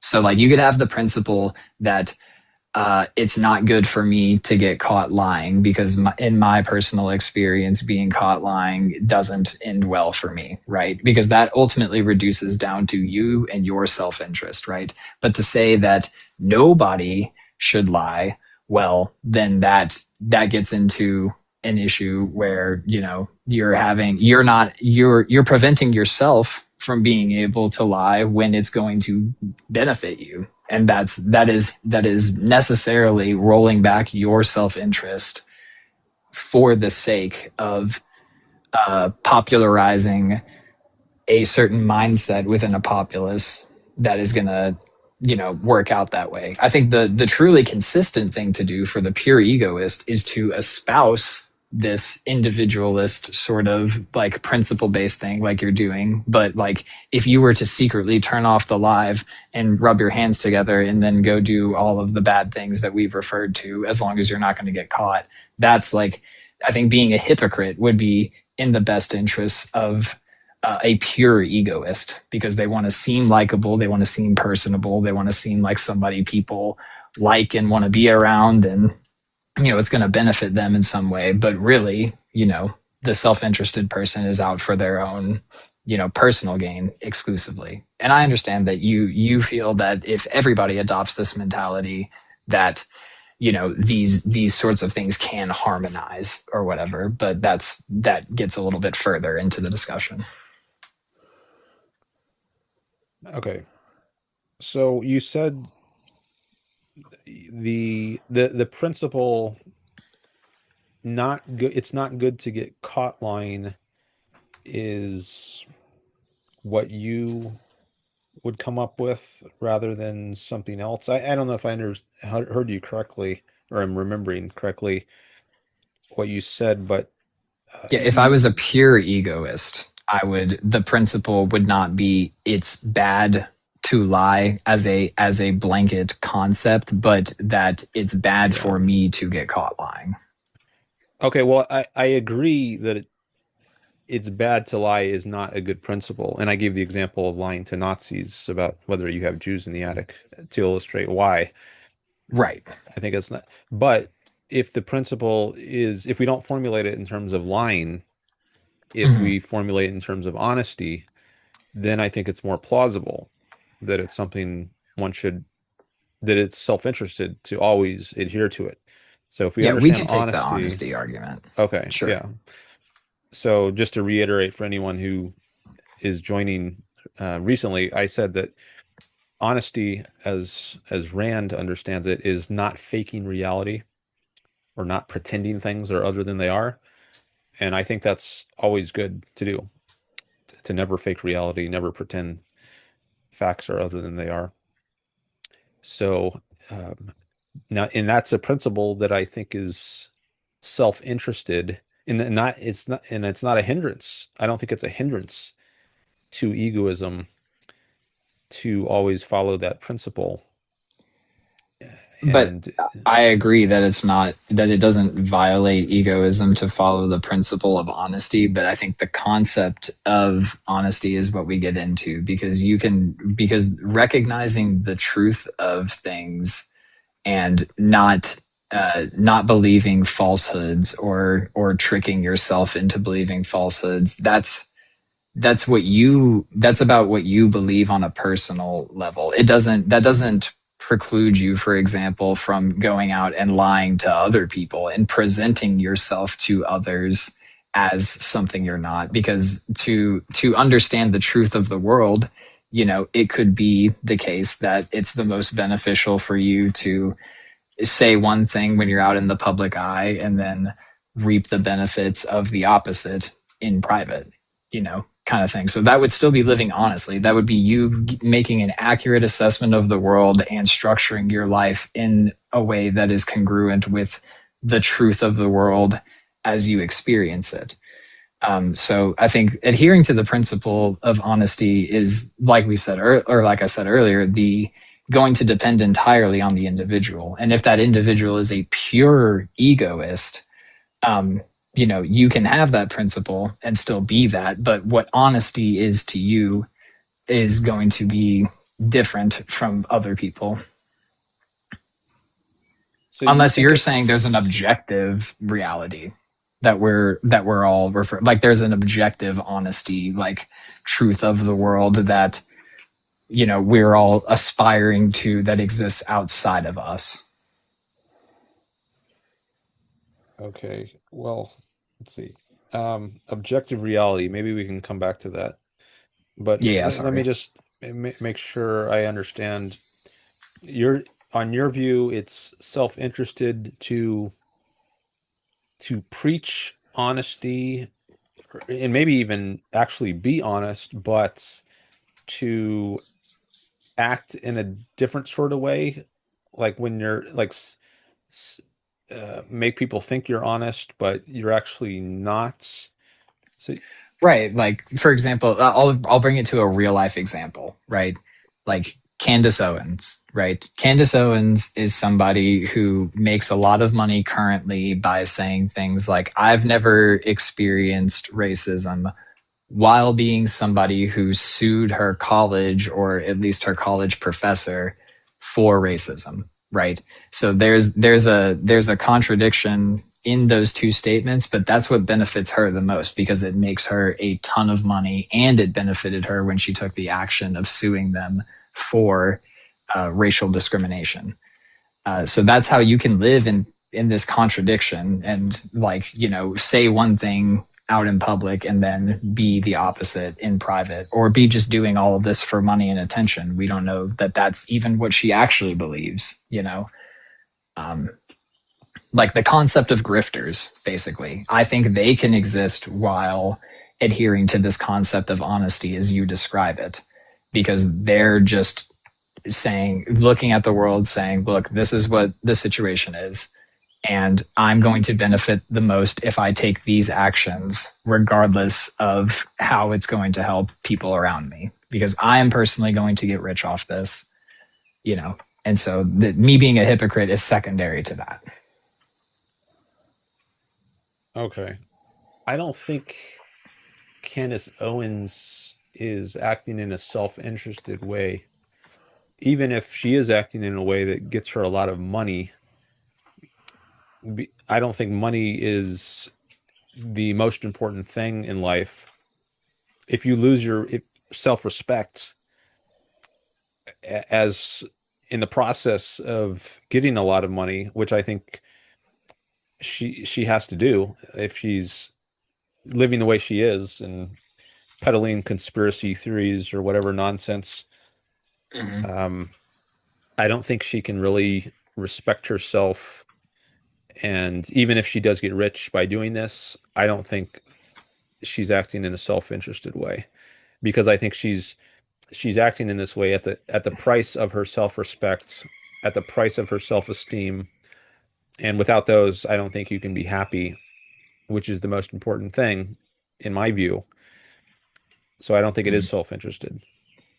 So, I mean, I don't know. I have a hard time with the idea that people like Jerry Springer like really grapple with who they are as a person at the end of the night. I don't think that I think that you and I and many another person would say that yes, money is not the most important thing in terms of enjoying life, but under the system that we currently exist in, like profit is like the name of the game. And there are many people that fall into the whole like whoever has the biggest number in their bank account when they pass wins kind of mentality. And it's not like I don't think those people tend to struggle with the personal responsibility of it all if they're getting paid. Okay. Well, I don't think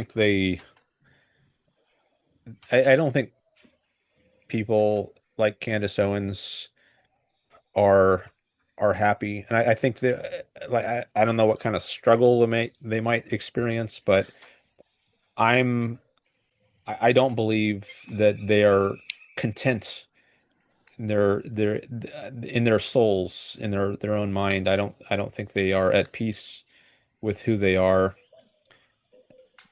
And but it sounds like you think they're just a-okay with everything they're doing. They don't have the I kind wouldn't say of all of them, but I'd say there's so many of them that it would be hard for me to believe that even the majority of them are really like tossing and turning at night when they go to bed. well, I don't claim that they're tossing and turning, but if they are, that might be a sign that they're healthier because they still Yeah. have some enough right views that they're holding on to that they're not comfortable with who they've become. Whereas if they're not tossing and turning, then that tells me they're so far gone that they're just dead on the inside. They're Mm. maybe they're like walking corpses.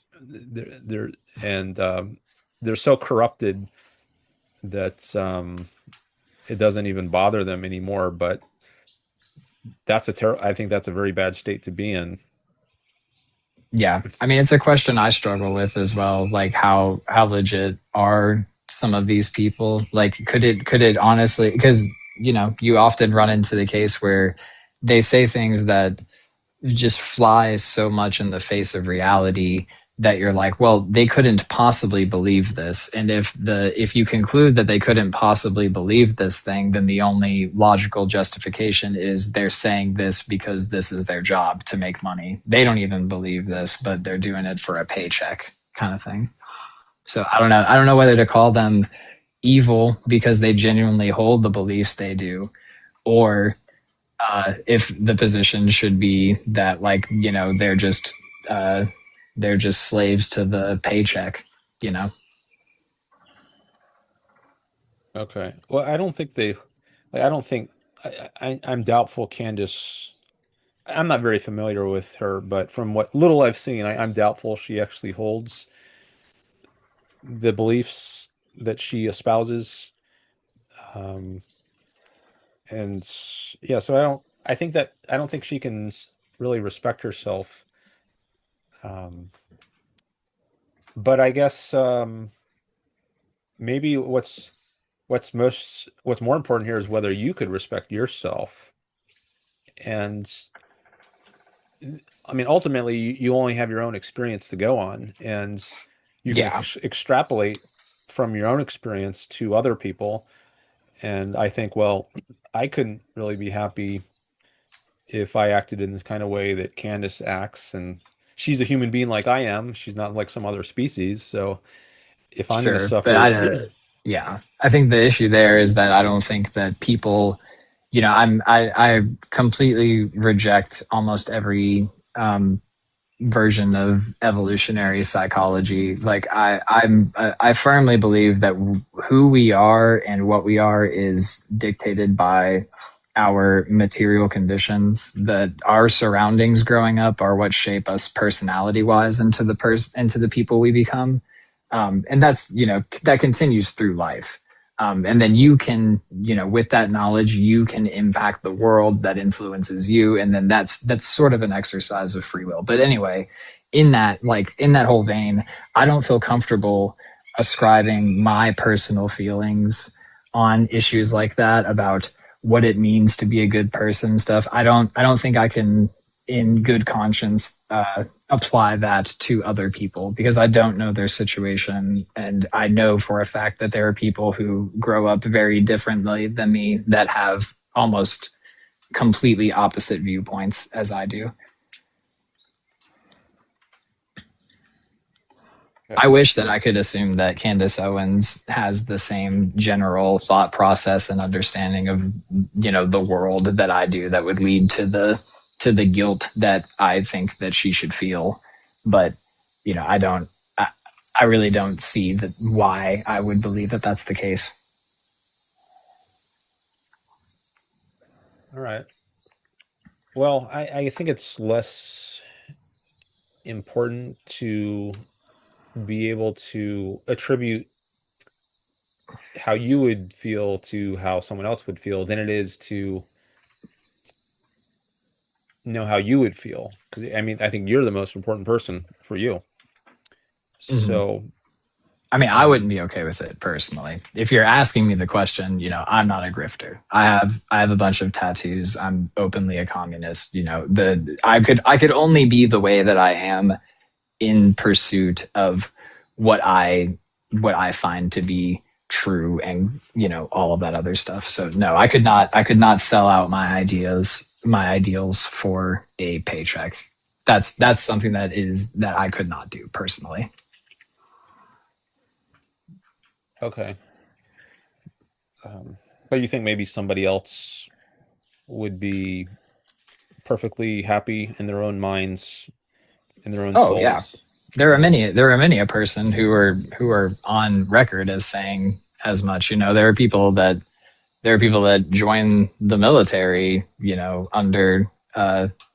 under that sort of thing, who deeply, like were like, look, I knew that it was a bad conflict that I was going into and stuff, but I had to do what I had to do to get ahead, kind of thing. So like, begrudging, kind of, doing things that are wrong, consciously, that might violate your personal like feelings on the matter. I think that's a very common thing that people do. Okay. Well, I'm not convinced that people are okay with doing things that they know to be wrong, but I guess that's less important than just talking to you about what you think. Like Mhm. if so it sounds like as far as you are concerned, we still have this difference about the $20, I think. Like Okay. you think you would the self-interested thing to do is to swipe it, whereas I Yeah. wouldn't. Yeah. And that led us somehow we got from that into a discussion of principles. And Yeah. Because I don't know if there's more to say on the issue of principles. I feel like there was, but I'm trying to remember. Um, oh yeah, you said at a certain point that principles are a hindrance to egoism. And then I objected to that. And in the example of a principle we were using was, well, we started with lying is bad, but then we said, oh, let's not go with that. Mhm. Let's go with honesty is Yeah, good. just honesty. Yeah. Um, so if, Well, to clarify, I didn't say that principles inherently violate that. I just said insofar or up until if and when they violate or roll back individual self-interest, your individual self-interest specifically. So it's not okay. not inherent.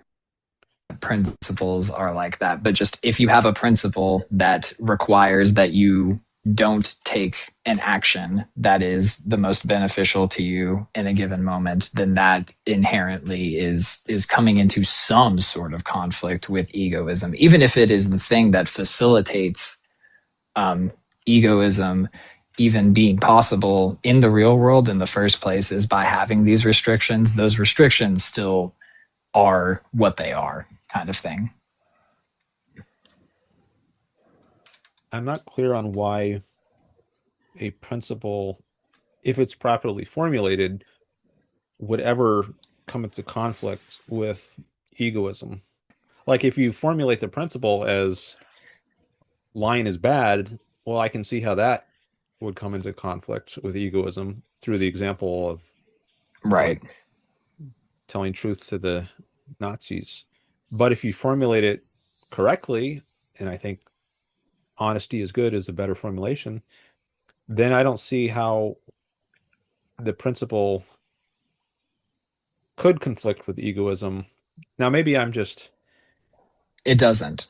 Yeah, no, it doesn't. okay. That's the example in which it does not conflict with egoism. Yeah, if your principle refers to if it ultimately refers back to how you are going to be treated and what outcomes are going to befall you, then that is perfectly congruent with egoism. It's only insofar as you start saying, I need to do this or need to not do this as it relates to other people, because that puts a barrier on yourself and that blocks off a potential pathway for you um, improving your life or maximizing your self-interest.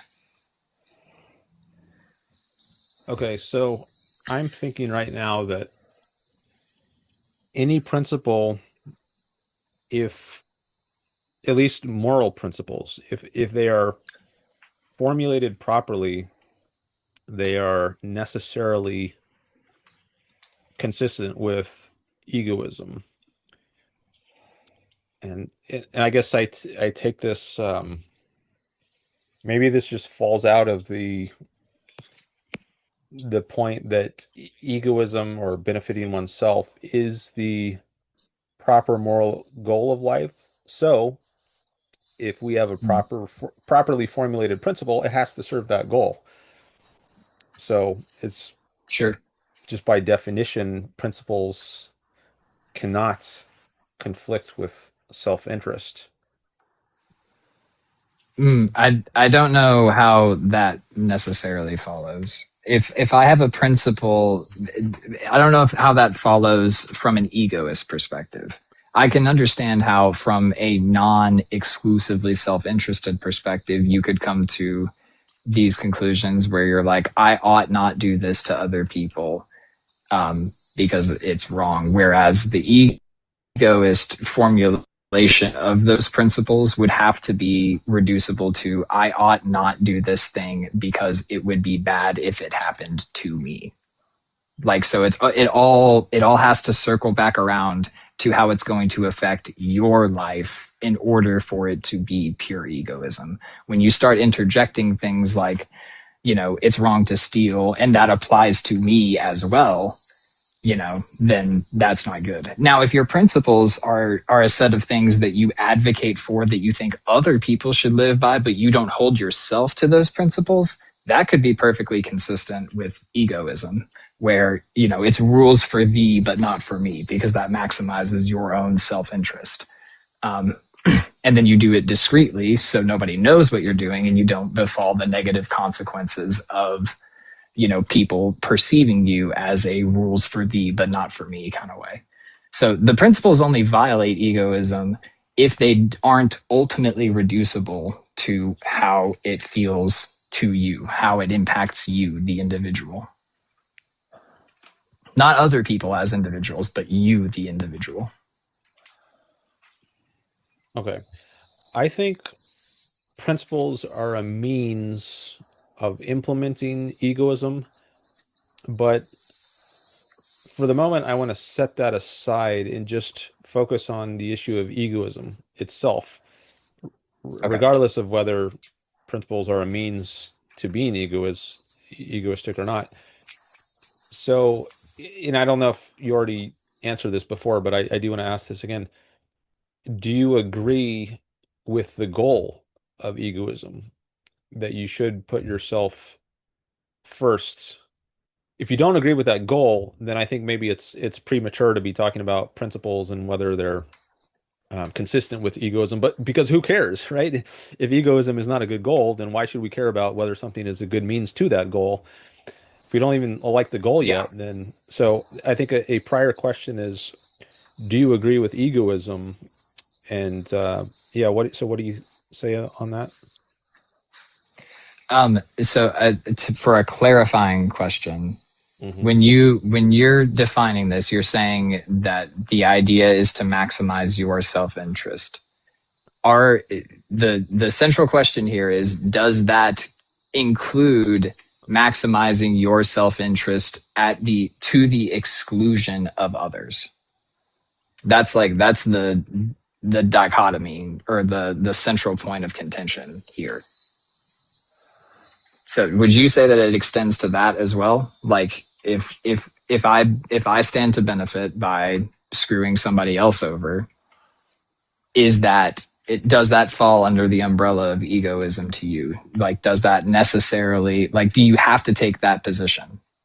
Because to maximize self-interest to its fullest extent means you are willing to take action that could conceivably harm others, as long as it's a net benefit to you.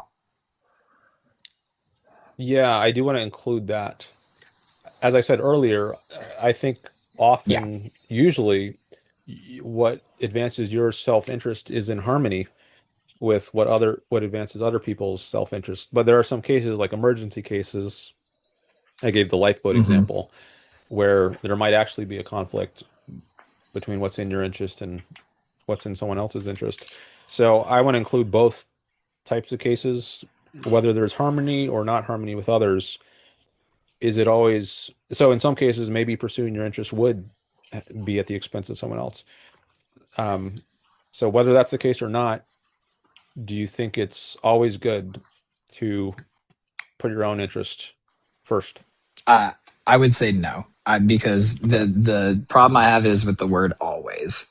I think that there are some circumstances, or there are conceivable societies in which you would have that as a philosophy that I would agree with, because it's we'll assume a society, post scarcity, where your needs are taken care of, yada yada yada. And so when you don't have to worry about being in situations in which you're going to be presented with tons of opportunities like to screw other people over for your own gain, then egoism could be perfectly consistent. It's not but certainly not in an always and forever kind of thing, as like a universal principle, that, like, if any given human being was an egoist at any given point in time, that would be more beneficial for them. That I could not agree with, because it depends on what you have available. It depends on how badly you need the people around you,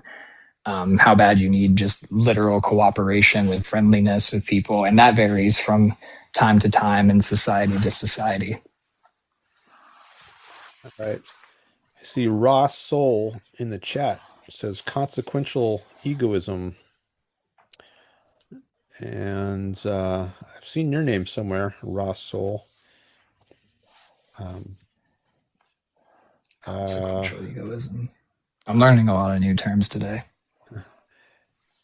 and- okay, so I think we have a difference then, because I would say always it's in Mm-hmm. your it's always good to do what is in your self-interest. So I don't know how do we proceed from there? Like how do we yeah, is that just a brute thing that I start with, or is there some way I can move you on that point, or that you can move me in your direction? Is it I just don't I don't know that you could move me into your direction or vice versa, but I don't see like a I don't see like a Moses parting the sea kind of rift between us as a result of this, because the caveat that I give is under certain societies that could work. And I'm my whole point coming up here in the first place was to say that the society that I offer, I conceive to be more in line with you being able to pursue personal freedom, and things of that nature, and more effectively live out the egoism, yeah, so if you so choose. you were going to appeal to my self-interest to make the case for your communist style society or your collectivist style society. Yeah, precisely. Well, I think initially you asked me if I found egoism to be in contradiction with what I advocate for, and my response was that I find the current system that we exist in to be more in contradiction than the system I'm asking for. Okay. Well, there's a lot of things I don't like about the current system. I see it as a mixed economy, not capitalism. Um, I think it's a mixture of freedom and coercion. But I do think that's a downstream issue from where our fundamental disagreement lies.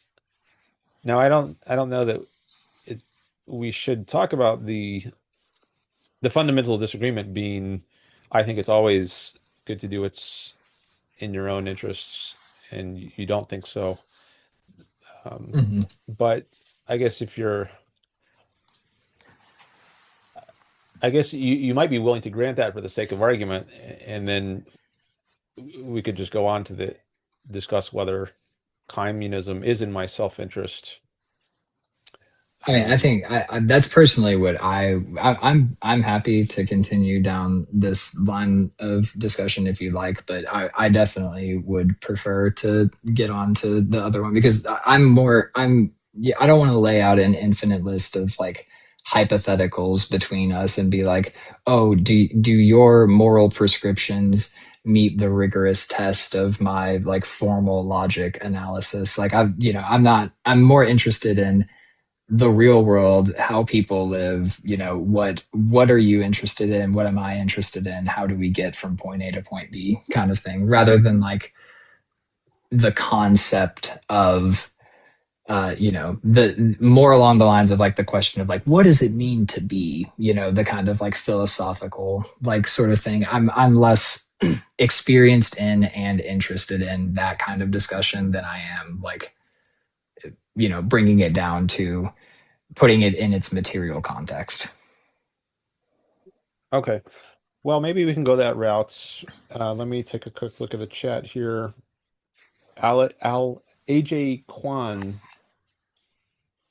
has a couple chats, and Waves came back with a chat. Okay. Um, well, we can try that route, which you're more interested in, and see how it goes. And I don't know if we'll end up circling back to these more abstract I mean, philosophical we very issues. well may. But I I'm guess sure we maybe got a few definitions to still get through. it might at least maybe you would be more motivated if we've gone through a kind of cycle, because if we just kind of naturally come back to these issues of like what does it mean to be good or Right. self-interested, And that's, yeah, if we naturally come that's back there, situating it in then its context. then it Exactly. might feel more um, enjoyable as a discussion topic at that stage. But yeah, we can go ahead to the line you're more interested in. So Go ahead. You can convince me that it's in my interest to have a communist or collectivist society. Let's Sure. Yeah. give it a So we'll shot. go ahead real quick. Yeah, real quick, we'll go ahead and like define terms on this. Okay. So I will let you know what I conceive of these things to be, and then I would love if you would like to share what you conceive of these things to be. But so you have like the term socialism to Marxists is an intermediate stage between capitalism and communism. Socialism is the process by which the bourgeois class is and the proletariat class are basically reduced to non-existence, and then in the pursuit of a communist society. But we call ourselves communists. All Marxists do, because that's the ultimate end goal. Communism is both the movement itself and sometimes defined as a specific type of society. When you hear people say classless, stateless, moneyless society, they're talking about like the stage of communism, like as a thing that exists in reality. Whereas like when other people talk about communism, it's more so about the movement, the process of going from capitalism to this other state. Um, so socialism is that project, and that project is done by the workers seizing the state and wielding the power of the state as the ruling class wields it in current society. All right. Socialism is the project of going from capitalism to communism. That's one thing I wrote down. Okay. You want me to react to that more, or is you want to say more? You're good. I'll run through the other two definitions super quick. So capitalism is a is the oh, let me get this. It's known as generalized commodity production, but specifically it is characterized by wage labor. So it is commodity production across a society, as well as the employer employee relationship. It's the private appropriation of social value. Okay. Got it. That is what we would consider capitalism to be. Um, and then communism, I already briefly touched on, but communism can be understood as the real movement that abolishes the present state of things, for a literal quote. Um, or, this process that we're referring to. So communism is the process. Socialism is what you establish along that line. Um, Socialism being when the workers own the means of production and wield the state and all that. That's, I touched on that. But those are the three main things that I think needed to be defined before getting into this. Okay. Well, I have a different view on capitalism. I define it as the system in which rights are respected. And what that means is people are not initiating force against each other. They're engaged in voluntary interactions, not coercive ones. So, um, I don't know if you want Okay. to discuss these definitions and where they differ or what, Sure. but Yeah, we okay. can do that. I think that what you're referring to here is something I hear often. I guess my first question would be, what what society at what time point in history would be analogous to what you are describing?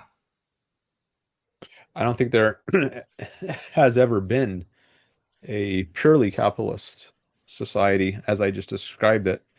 I think some have Okay. gotten closer than others to it. And I think the US in the late 19th century I was was literally maybe, going to ask you about like the US between the 1880s and like 1910s. yeah, that might have been the closest a country has ever gotten, at least as far as economic freedom goes. Now, there are other kinds of freedoms like um, race related issues. There are Jim Crow laws, and that was anti the kind of voluntary principle I'm talking about, where the government coerces people to be segregated, for instance, based on Sure. race. So, but in the economic realm, I don't know what you would call it, if the race should be called the civil realm, like Civil Rights Act is what got rid of some of these Jim Crow laws. But in maybe what I'll just for now at least call the economic realm, I think that period in late 19th century US history was probably the closest that society has gotten to the kind of Mhm. voluntary society I'm talking about. I got you. As it relates to the distinction being made between like politics and like the economy, I would say I don't think that you can separate the all of these things out from one another. I think they must be viewed in their totality. So the economic system is inseparable from the government that exists within a society, which is also inseparable from the way that people conduct themselves within that society.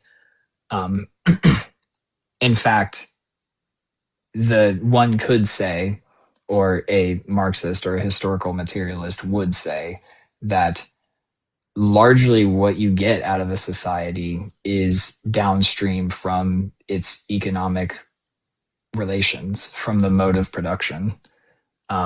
How a society reproduces itself is the central question, and then the government is not an institution that presides over that thing or predates it, but rather the enforcement wing of the class that rules that society. It's their personal security guards more so than it is an actual institution that exists to protect the citizenry for its own sake. All right. So the government is a is downstream from economic forces. Uh, Is that a way to Yes. put your Yes, okay? 100%. The government is in fact an outgrowth, an appendage of the economic base of a place, of a society. Okay. I think Marxists they downplay or maybe entirely disregard the importance of ideas in as a causal factor, and they think it's material factors rather than mental Yeah. factors which are the primary drivers of a culture, Yes. society. Yeah. You're hitting the nail on the head of the disagreement here for sure. Yeah. Literally quotes like history is made by people and movements, and as opposed to history is made by great men with great ideas. Okay. Well, we could talk about that. I don't know if you want to, or if there's a different aspect of this you want to focus on. I mean, I'm happy to discuss historical materialism. If you want to stay on this topic, that's fine, or we can continue moving on. That's your call. Okay. Well, I do want I want it to stay within the realm of what you found motivating. That's what I'm Yeah, yeah, definitely. Well, we're already in the realm of material reality instead of like just okay. like abstract hypothetical. So I'm having a great time no matter what. Okay. Then I think the role of ideas is very important. Like whether I'm whether I'm rich or poor, I don't, that's not going to change whether I support capitalism. I think my reasons for that, I mean, I know people who are rich who support objectivism. I know people who are not rich who support objectivism. There's a wide range.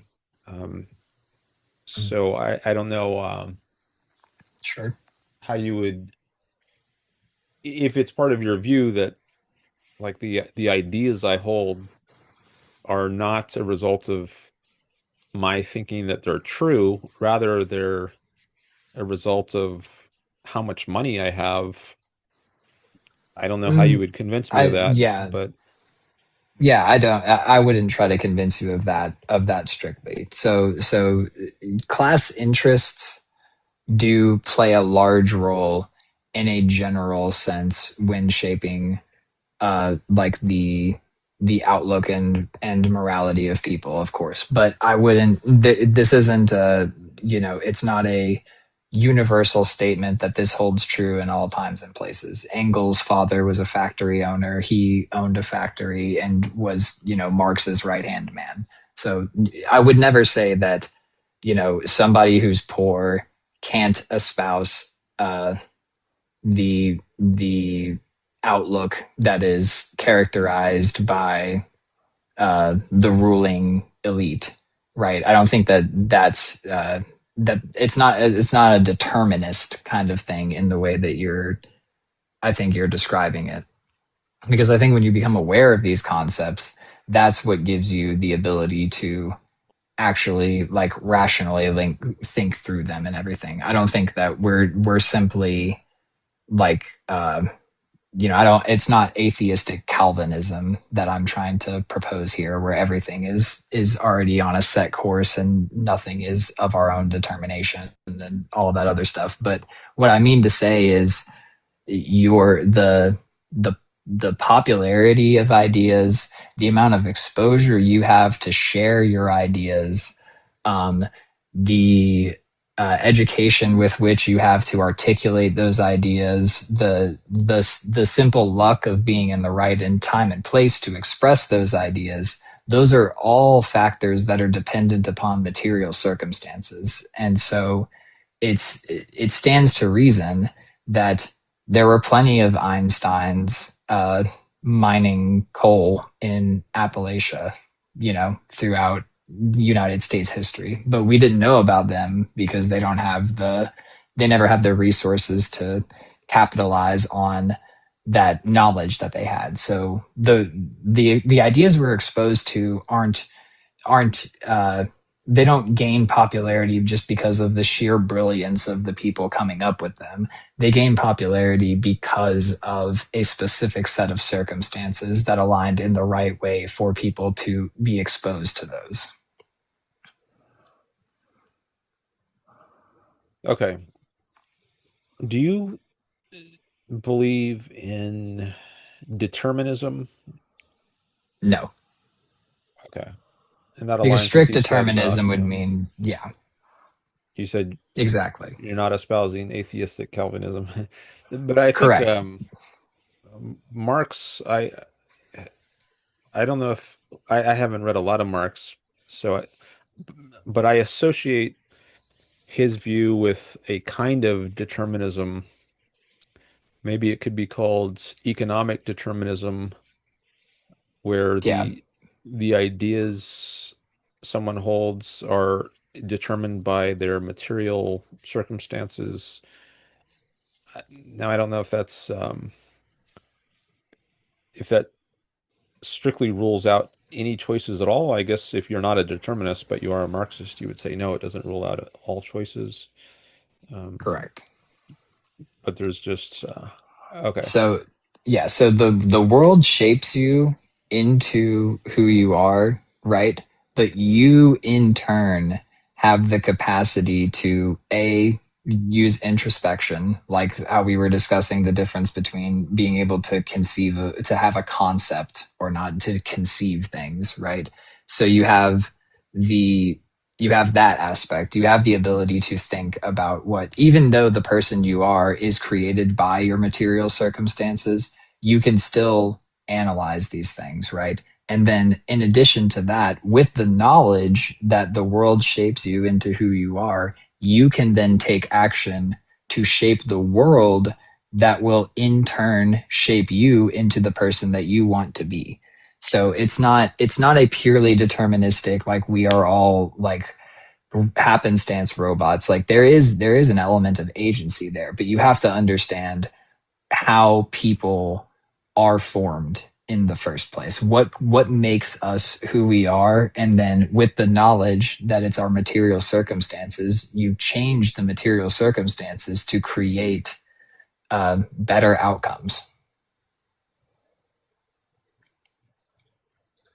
Okay. So I don't know what a here's one question. Maybe let me just throw it out. So I know it's a common view that among Marxists that CEOs are parasites and it's only the manual physical laborers who produce the actual value. Do you agree with that? So I would say there is a degree, there is a necessity of management, right? Like it's not, I think that most Marxists skip over this part where they don't understand fully that. I gotta go get some more. Sorry, just 1 second. Um, yeah, I gotta go get some stuff from the store here in a minute, but that's fine. So as it relates to what were you asking me? I'm so sorry. Just one more Do you time. think that do you agree with the view that CEOs are Oh, yeah, that parasites? CEOs are parasites. So to a certain degree, yes, but I wouldn't. It's not to say that you could run a successful organization in any economy without some level of this person is responsible for overseeing these things, right? The issue is that there's an excess of the actual value for the most part that's produced is specifically the commodity that's being sold, right? And without the person building the commodity to be sold, there is no business. So it's not to say that there are no other positions that are important, but that the person who builds the thing is the most essential part of that operation. If you don't have them, then you can't have anything because you have nothing, no product to sell. Okay. Well, I have a different view. I think it's the reverse. I think that's the manual labor is the least important part in the production process. The most difficult part to find is the intellectual parts.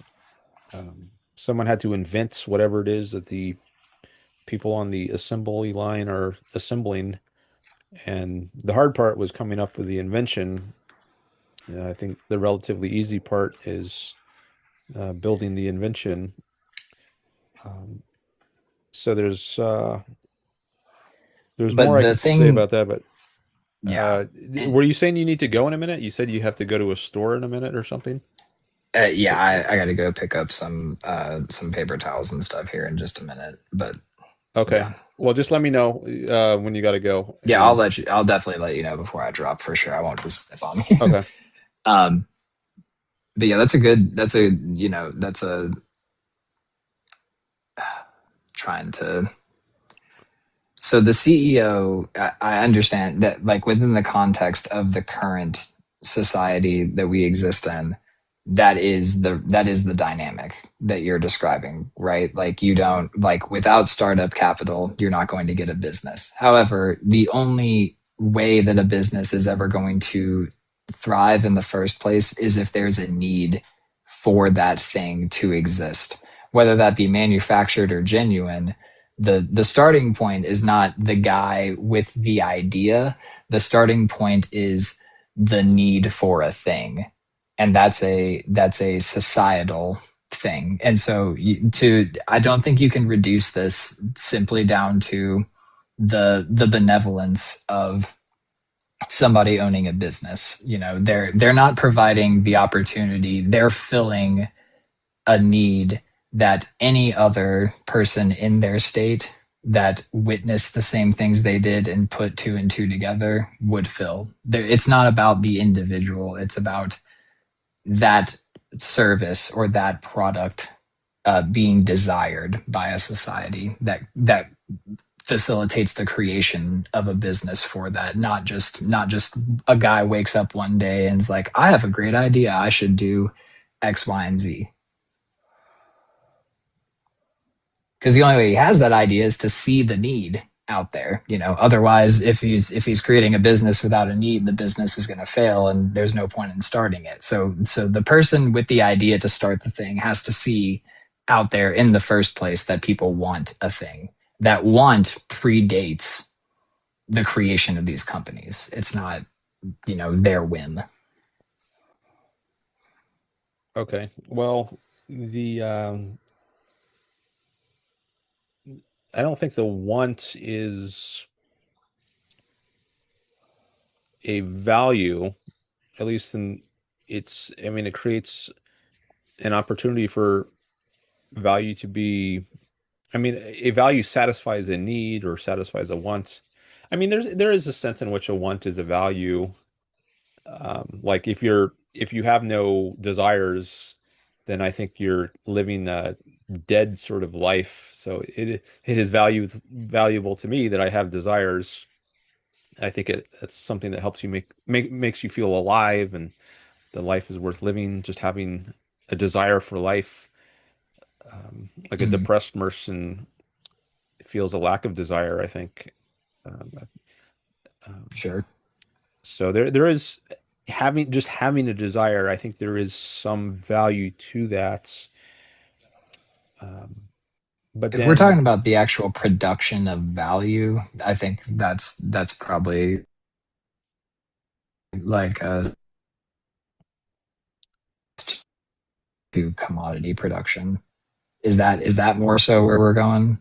well, yeah. So I think there are different senses of value here, and I think the type of value I was just describing, like the value of having a desire for life.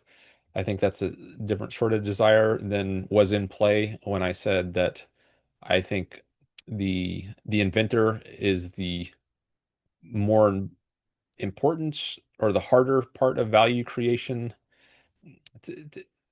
than the assemblers who assemble his invention.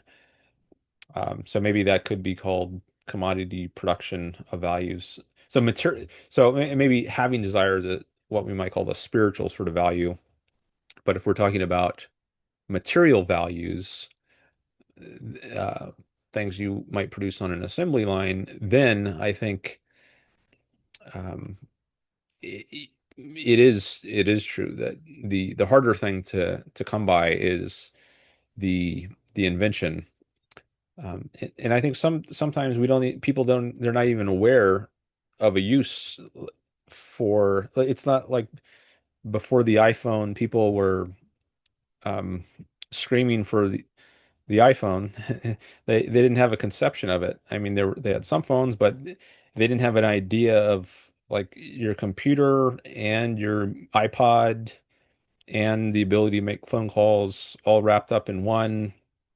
Um, but I guess Steve Jobs or someone, Wozniak, I don't know, someone had the idea of this product and they went ahead and created it. So I don't think it's always that there's something people are calling for, and then the inventor comes along and satisfies their desire.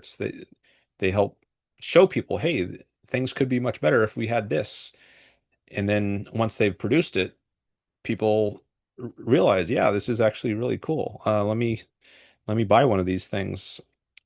No, sometimes it might go that way that you were describing, where people have a need for something in particular, and then someone invents a way to satisfy that need. But I think sometimes there are needs that we're not aware of, or there are things that could improve our lives that no one has thought of until some inventor comes up with some new idea. And then once that's available, people start to value it. Um, but let me pause there. I've been going on for a while. Are you still there? I have a Oh, bad connection. Oh, it seems like I'm back. Okay. I was just about to type that I have a super bad connection. I was going to have to drop out. But yeah, so I did still manage to catch what you said on that. The issue being is that it, back to it materially existing in reality, while you can attribute this sort of um, a novelty to coming up with an idea, like it, being the inventor of something. Um, in in actual reality, the without the people building the thing, it doesn't exist. It is just an idea, and an abstraction isn't meaningful. It's only meaningful once it's realized in material reality, and that takes people physically building the things. okay. Well, I wouldn't disagree with that. I'm not saying that those people are unnecessary in order for the thing to exist, but my point is that that's not the hardest part of the process, and it's not the Correct. most It's not valuable. it's not the hard it's not the hardest part, but it has to be the most valuable because it's the most essential. Without that, you don't have anything there. But You you know, could there say the is same nothing thing to about have if the inventor. Without him, there's nothing to assemble on the assembly line. yes. I mean, you could conceivably say that, but that goes back to why did the inventor even have the idea in the first place? Is it because of some inherent greatness of him, or is it because of a convenient set of circumstances that brought him to this point and in front of the right people to get this done? You know, like why do good ideas succeed? Is it on just the pure greatness of them, or is it something related to their material circumstances, who they're around, and how they have the ability to spread ideas? I was just thinking about Thomas Edison, a great inventor. So I don't think there's But he stole most of his stuff, right? Didn't he like take like patent other people's products? I I don't know about that. I haven't heard about that. I mean, But it's a conspiracy that I've not really looked into, that he stole like all of Nikola Tesla's like important stuff, but I'm pretty sure that he also had a number of patents on other things from people that he like had signed contracts that they didn't know what was actually in them because they weren't lawyers and stuff. But I'm fairly certain that Thomas Edison is like not an individual that had a great idea. I think that he surrounded himself with people who were trying to do these things and then like ended up taking most of their stuff. okay, well, um, I don't know about the light bulb. Was that somebody else's idea and he stole that? My Give me understanding two is seconds and let me check. I thought he tried out lots of different materials for the filaments, something that wouldn't burn out too quickly, and eventually he figured out tungsten was a good material. Um, and there's this famous quote from him about the what is it, 99% perspiration and 1% inspiration. Like, It's Yeah, he it just took found a out a lot of. thousand ways not. He didn't fail. He found out a thousand ways not to make a light bulb. That's what he said. That was like his. That was his like entrepreneurial, like kind of, or not, but like investigative spirit that he portrayed. He's like, I didn't fail. I found all of these ways not to make a light bulb. But he didn't invent the light bulb. He basically popular. He made the first commercially viable incandescent bulb that was like able to be sold and purchased at like mass scale. But it was him and a team of other people. So he had like other people who he was just, telling what to do for, the filament and stuff is like the major innovation here. But the light bulb does predate Edison. So he saw an existing thing and made it, like the iPhone, right? Like Steve Jobs took all of these existent things in the narrative. He took all of these different things and put them all into your pocket. Whereas like Edison was like, hey, this thing that lights up the side of this building, now there's a tiny one and you can use it to light your house so you don't have to, have candles burning. Okay, so I thought it was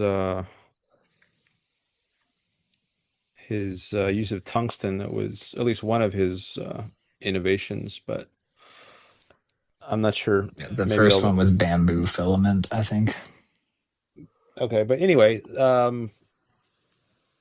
someone has to come up with an idea that works for a light bulb or whatever it is, and I think that is a harder thing to do. Like once you figured it out, then uh, I think it's less hard. I'm not sure what word to use, but less something Yeah. to create the thing. Well, maybe would it make you feel better if it was a if we had a situation in which there was some special like kickback or like inventors bonus or award that we give to the people that start these things, right? That way that they're compensated for the significance of their good idea and contribution, but that it's like a one-time thing and not a free license to lord over other people for like indefinitely. Well, I do think there should be patents, and I guess that's a form of intellectual property. So that is a kind of compensation. Now the person has the right to their invention and they can profit from it. And I guess they could sell their rights to it if they want. But I do think there should be some kind of compensation. But Yeah, I guess I mean, I get it. the what I want to resist is this idea of parasitism that the now I've been talking more about inventors than CEOs, but Yeah, um, yeah, sure, we could talk about the role of CEO. but before that, um, maybe it's a more straightforward case of non-parasitism to focus on inventors because it's just so clear that without the inventors, then there's nothing to produce, right? What are you producing if it hasn't been invented yet?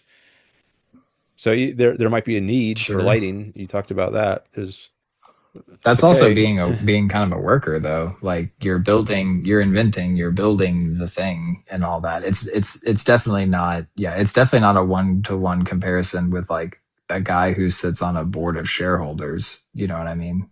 Like what you're talking about is actually contributing, working and contributing something of value. Like you are creating a thing that fulfills some human need or want that people have a desire for, right? Whether or not that desire pre-exists the invention is irrelevant in this case, but like sure, the inventor, like they, as I said, would deserve some sort of like special accommodation or whatever for being the person who built it. Now, if you're Steve Jobs and you like just point your finger at other people and you say, I want to put this inside of this, make it happen, I don't think that that's, quite the same. I think that the people who actually went through the trouble of figuring out how to put, a computer and your iPod into your phone, that kind of thing, I think they would be the inventors in this case, the real actual inventors of that. But like, sure, yeah, I mean, an inventor is a different situation than like a CEO. That's different than like just simply presiding over an existing company, because your contribution as far as value, as Marxists understand value to be, becomes significantly less, and you actually become a net drain because you are definitionally pocketing the value of those below you. So like maybe this is the best like way to go about this, like from the ground up. Profit is only derived by paying people less money than the value that they produce.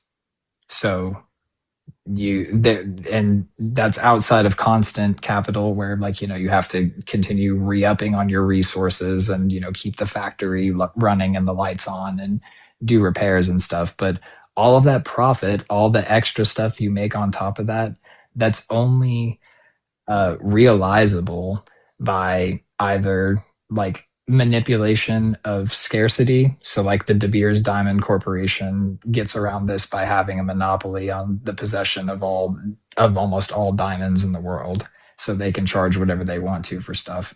Or if you are actually going by the raw like value that is put into the item, how much it costs to buy the materials, and then how much of how much value is being sold for, that profit is only derived by paying the people who make it less money than the value that they are producing with making the commodity. And I don't see why those upper people, the CEO and shareholders and stuff, I don't understand what about them being attached to the founding of this, or being close to the inventor, or putting up capital for this. I don't understand why that means that they can just infinitely go through the pockets of the people who are the main essential function of that business once the thing has been invented. So you're not opposed to the inventor. It's not, you don't see the inventor as a parasite. The inventor is contributing something of value. I would say the hardest part, and maybe we don't need to debate that aspect of it, but you at least acknowledge the inventor is Sure. adding value. But it seems like you have a different view of a CEO. So Yes. I think the CEO is adding value, and within the company, actually, I think the most value, setting aside the inventor. So maybe the company has bought rights to some invention and now they mass produce whatever this inventor came up with. And I think the CEO is the one who coordinates this activity of uh, producing a product for market. And I think there's a lot that goes into that is valuable. So you have to, I don't know what, I'll just have to think off the top of my head, but you have to figure out um, what's a good price points, what's going to enable you to build a sustainable business. So you have to find out, what's, if you price it too high, you're not going to sell anything. If you maybe I was pricing my TikTok live streams too high and people weren't Right. I buying it. was like, Maybe, this is circling back to the initial conversation. yeah. So I see I'm a CEO. See how challenging it is for me to figure out Right. how to. You own your own means of production right now. In a way, yeah. So it's not easy for me to turn a profit here. Um, Right. and maybe for a while I have to lower my prices, maybe to zero. Like I took this call for $0, but maybe in the long run, it's going to benefit from me. Be honest, you don't regret Um, it. oh no, I don't regret it taking this call. I don't regret it, but my point is that there's a lot to figure out how to make. Like I wouldn't be able to make a profit um, doing this forever for free, but how to actually turn a profit at a certain point, that's not obvious. And I think a CEO Sure. is at least one person who helps figure out how to do that. So where to price things, also what to what to outsource, what to do in-house. Maybe if you're producing an iPhone, maybe some things you can manufacture yourself, maybe other things it's more efficient to outsource to some factory in China. And you've got supply chains to manage. And, so you've got, and maybe there are multiple levels of managers to deal with, vice presidents and mid-level managers, and um, so Mhm. there's just a ton of things to coordinate in order to, and everyone has to get paid, right? There you have wage laborers, and Sure. they're depending on you to pay their checks on time. So there's just a ton of things to coordinate, and the CEO is at the head of all of that. And I think to be a successful CEO is not an easy thing to do. Yeah, I don't disagree, right? So there, most of what you said, I'm okay with. I would say that I think that maybe it's a little bit overstated the role of the CEO. The CEO is more like a captain of the ship kind of thing. In for most big companies that have shareholders, they're just the one at the helm right now, and they have, they have their like crewmen on site, figuratively. Like the CFO is going to be handling financial stuff. The head of treasury is going to be, giving, all of these people are going to be giving detailed reports and breaking down this information in the most simple way possible. And then the CEO ultimately is the yes or no guy on this. And he's ultimately answerable to this board of shareholders. And it's, a matter of, is he going to turn profit, or are they going to have to fire him and bring in somebody else? But I think that's why I said previously that, like, I'm not opposed to the concept of management, right? Like, it's not that the CEO or anyone in a managerial capacity, that there's no benefit to having any of them in any of those positions. They're not complete leeches. However, um, the buck stops somewhere, and so firstly, we have to determine how much value is actually being brought to the company by these people in leadership, as compared to the value that can be ascertained through just mathematically figuring out what are we selling these items at, what's the cost of materials, and then how much are we paying the employees, and you work out the difference as it relates to relative supply and demand. And so you could compare these two things and see where they're at, and wherever they lie, whether the CEO is producing more value, or taking action that ultimately results in more value coming to the company, whether that's the case that they're doing more than the average worker or not. The ultimate end, uh, the ultimate end of this is shoot. Oh man, I had it. Oh, okay. It's never.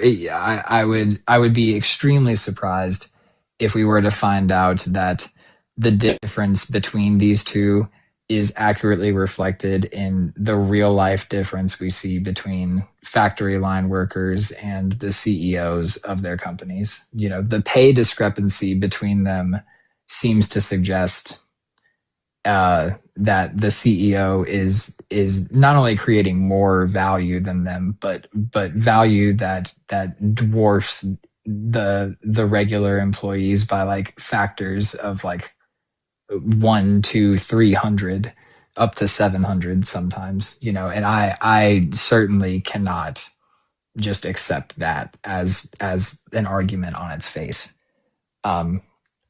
You can tell me CEOs are valuable. You can tell me, you might even be able to convince me that they end up turning up more money for the company than, you know, the average worker or whatever. But I don't think that you could convince me that they produce 700 times more value for a company and are justified at getting that much of the surplus value allocated to them.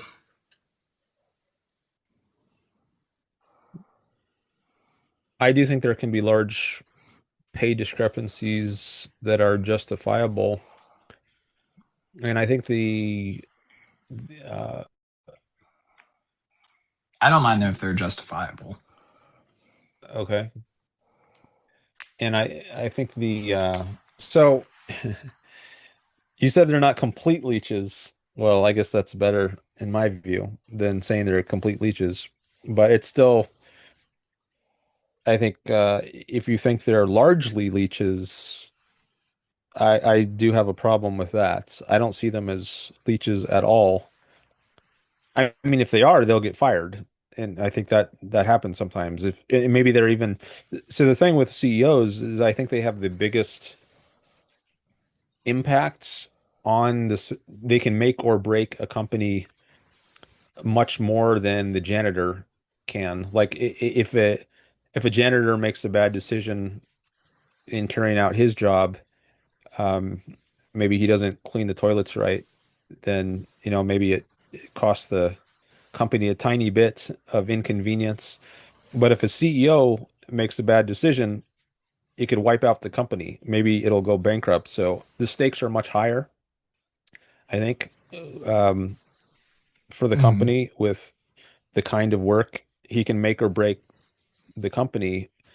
And so he could cost he could cost the company dearly, or he could make it, a windfall of profits. Whereas it's not within the janitor's power to have that kind of major impact on the success or failure of the company. So I think it's in the interest of the shareholders to hire the best CEO possible. So if they find that a CEO is not doing a good job, then they will fire him. And they also, I think, they have an interest to compensate accordingly. So, and if they decide, this guy's going to tank our company, then they'll get rid of him, and then his pay goes to zero. But because Sure. he can potentially, if he's a good CEO, make them millions or billions of dollars, like Jeff Bezos, then whereas the janitor can't do anything close to that, then they have an interest to compensate the CEO much more because he has a much higher impact on the value they are getting from the company. Yeah, I mean I do understand what you're referring to. Um, the phrase used to be the boss makes $1 and I make a dime, and that's why I go to the bathroom on company time. And that's an old saying, and it wasn't too far removed from reality, where the CEO, the highest members of a company would be making roughly 10 to 15 times the amount of the lowest paid worker. But that discrepancy has gone up to absurd levels of like 700 times in some cases. I don't see um, I don't see that as being necessary Um, and in addition to that, the the degree to which they don't pay the people at the bottom doing the actual heavy lifting of it, the fact that, you know, very few of these companies are paying their like baseline workers um even a livable wage, if not like a wage, much less a wage to be like comfortable living, right? um and I think that when you are in a situation where you the workers are the most essential component of this, without them you don't have the product, right? um you could manage a company as good as you want to, but if the product doesn't exist, it's not going to get sold. um so the discrepancy and how low the baseline employee is treated, I think, are the main two issues here. I want to change out my AirPod because the battery's getting low. Just a moment. Yeah, you're good. I did the same thing.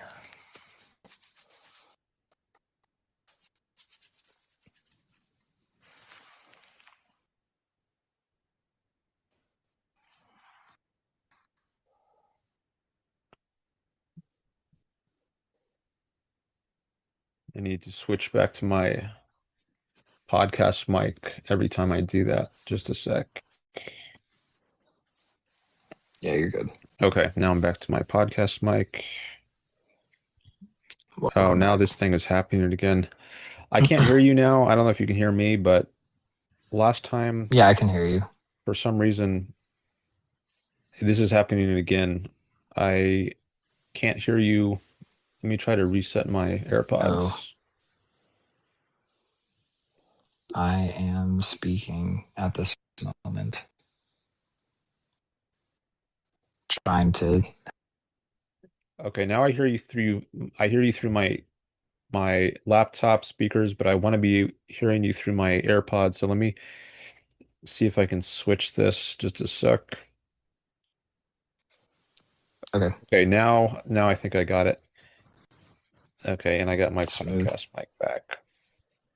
Okay. There we go. So I Fire. don't think I, there is a absurd discrepancy. I mean, as economy becomes more advanced, it seems reasonable to me. Like if you're in a very primitive economy, and maybe your companies are much smaller, maybe you just have a few employees. Um, the difference between the company owner or the CEO and the other people in the company is going to be less than you if you have a humongous company like Amazon, tens of thousands or I don't know, hundreds of thousands, however many employees they have. So there's an opportunity for much greater discrepancies, I think, the bigger an economy or an industry becomes. And I think that's reflected in these greater discrepancies that we sometimes see. But I don't think there's anything inherently bad about some great discrepancy. And anyway, I think that should all just be determined by the market. So I guess some people don't think it's absurd to pay a CEO 700 times what a assembly line worker gets. They see it as best for the company. I mean, I don't think they're being altruistic, the shareholders, in voting for a CEO that or hiring a CEO who makes that much. Why would they do that? They see it as in their interests, don't they? And they think they could get someone better for by paying them that much. Whereas if they're not paying that much, then someone else is going to hire that super talented CEO, and they'll get the windfall profits. So I don't think it is absurd that there are these pay discrepancies. But if they are absurd, you'll suffer on the market for it. Mhm. If it really is absurd, if you're not using money in the most efficient kind of way, if you're using money in an absurd way, you're going to suffer from doing that on a free market. And someone who is using money, a company who pays its employees, including its top employee, the CEO, in non-absurd ways, they're going to do better on the market. They're going to get more market share and compete you out of business or cut into your profits. So I think the free market stops absurdities from happening. You get penalized from pricing your labor, including the intellectual labor of your CEO. It stops you from pricing them in absurd ways. It penalizes you if you do.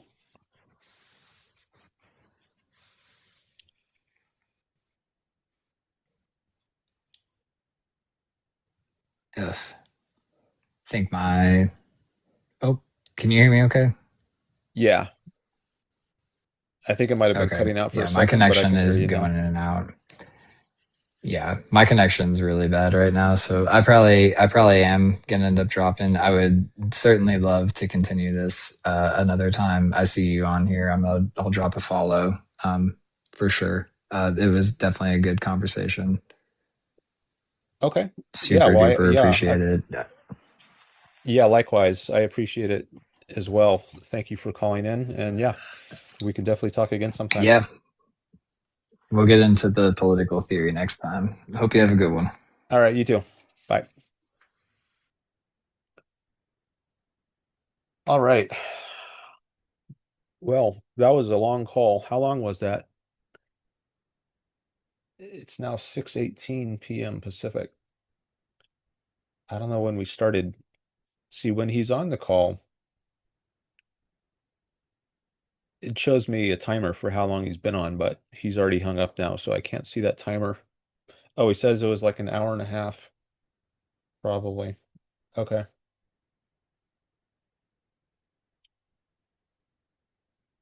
Well, um, I thought that was good. Small audience, but good call. And I took it for free. So, on the theory that maybe that would help some more people come by, but um, and I think it eventually it did go up a bit. I think I saw it go up to 11 or 12, but now it's back down to 3. So, I'll see you next time. It went up a bit for a little while. He says, yeah. Cash Meyer says, if you let me join, I will get more in. Really? Is that a guarantee?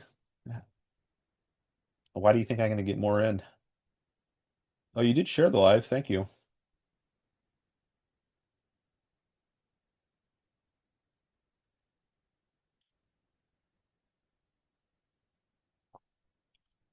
Ayn Rand went through 12 publishers on her first book.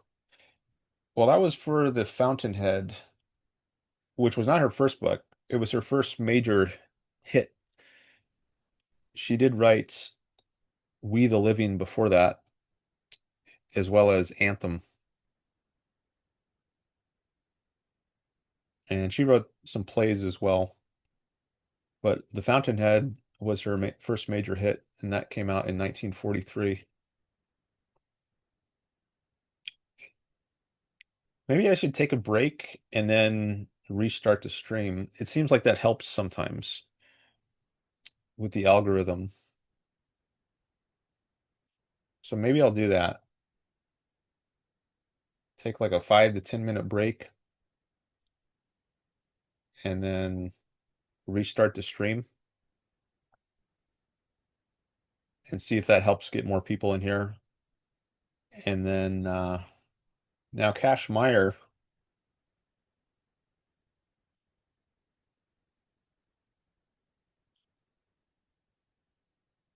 the way you're talking in chat, I don't know if I want to take your call.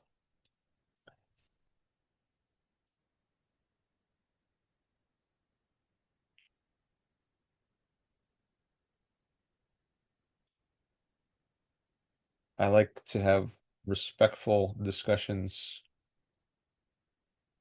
You say, Comradical got you beat, bro. Hang 'em up. Is that a respectful thing to say? Sounds like you might be more concerned with winning or losing an argument rather than just figuring out what's true.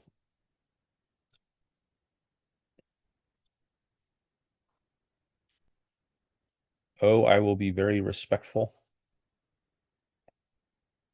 Okay, well, maybe. I'll see what kind of offers I get. Sometimes people offer to pay, but why did it go to 0? You're still in here. It should say at least 1, and I'm in here. You say you will gift? Okay. Well, maybe I'll take your call then. At least if no one gifts higher, maybe I should offer it to the highest gifter.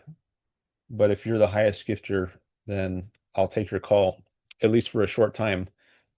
Like if you send me 1 rose, that's worth like 1 cent or something. So that's not necessarily going to get you an hour and a half long call, but it will get you at least something. All right, so I'm going to try restarting the stream after I take a break for maybe 5 to 10 minutes. So maybe I'll see you on the other side of the break. Okay, thanks everyone who's been here watching, chatting, participating, gifting, and I'll be back in a bit. I am back for part 2 of my TikTok live stream on July 17th, 2026. I did part 1 for the last few hours, and then I took a break, and I just restarted the stream. Someone said he might call in, someone who is present at the end of my last live stream from several minutes ago. So maybe he will join. I thought maybe doing a reboot here would help get some more viewers. In the past, I think that has helped. So we will see if that helps today. I'm just checking to see if my mic is, I'm not sure I've got my podcast mic selected. Yes, it is. Okay.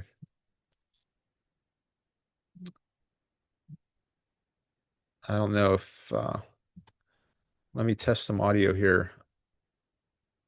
Make sure I can hear callers if there are any.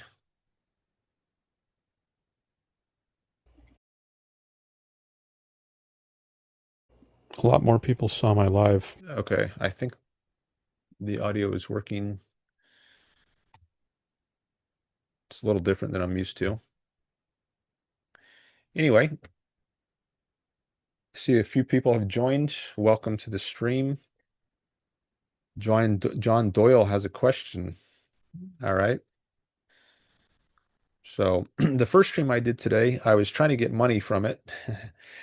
And I'm still trying to get money, but maybe I'll be a little less strict about it. For a while, I was not answering questions or taking calls until someone sent gifts, either TikTok gifts or PayPal gifts. But eventually, that might have driven too many people out because I had a much smaller audience after I was insisting on money in exchange for answering questions and taking calls. So maybe I'll reduce my rates here, make it easier for me to take questions. I'm still figuring this all out, trying to optimize this in a way that it's mutually beneficial for me and for you. And I want to make money off of this, eventually have it become financially self-sustaining. So I'm trying various things to get that to work.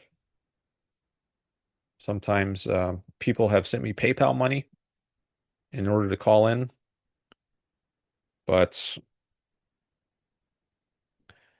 maybe I should reduce my prices or offer more free services, at least for a while, so that my wait until the demand increases before I increase my price points. All right, anyway, let me start engaging with some of these chats. If you had to pick a system between communism versus fascism, what would you pick? They're both awful. I don't know how I would pick between those. Maybe flip a coin. What I really want is capitalism, though. Neither of neither communism nor fascism, which I think are both bad. Do we really have free will? I think so.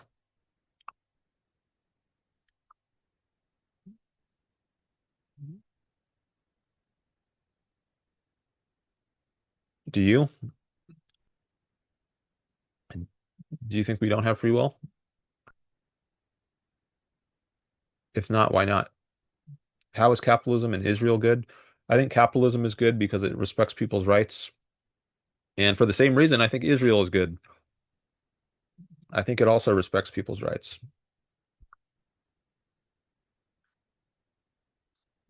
That's a short answer. I'll be brief now so I can address more chats here. So you don't support international human rights law?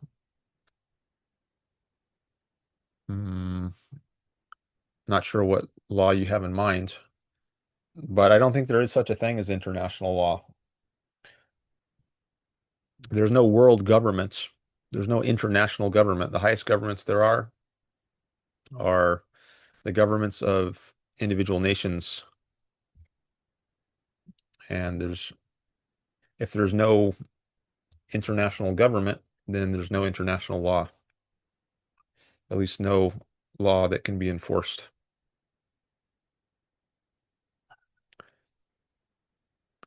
Ayn Rand would not agree with Israel being good, but okay. No, I think she would put it in the good category. I think she would. She didn't say much about Israel, but I think she did support it in its conflicts with surrounding Arab states.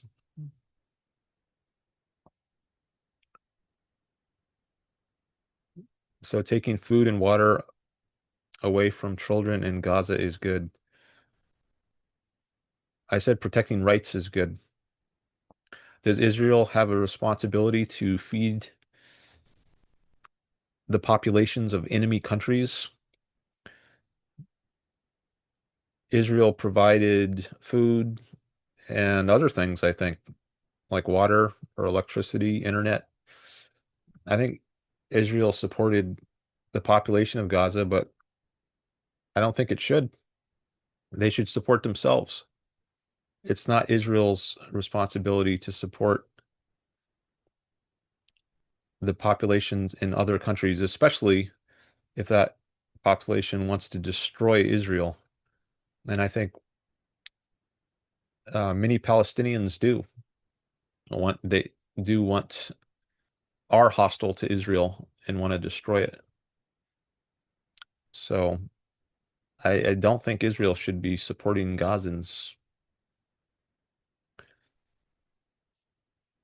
Israel good, yet Trump bad.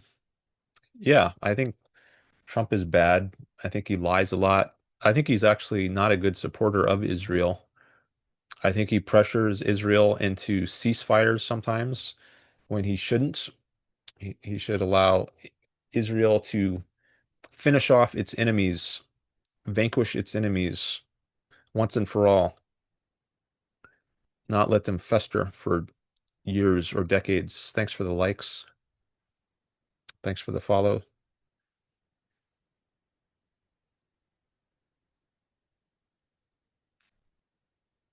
Can you explain what egoism is? It means living for yourself. Living for yourself, not living for others. Making your own life and happiness the top priority.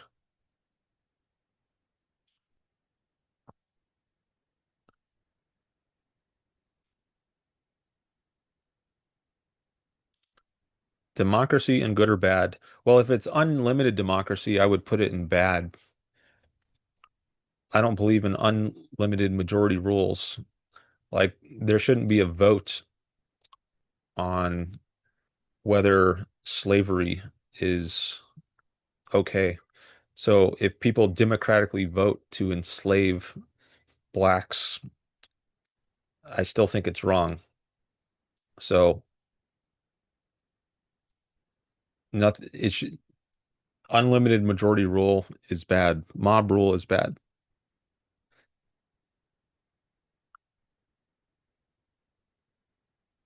How is free will and atheism compatible? Well, where do you see an incompatibility? How are they incompatible? Atheism is the lack of belief in a God, and free will is the belief that you have control over yourself. Do you need God to have control over yourself? I don't think so. I don't believe there's a God. I'm an atheist, but I think I do have control over myself. I have introspective evidence that I have free will. I don't see any inconsistency between those things.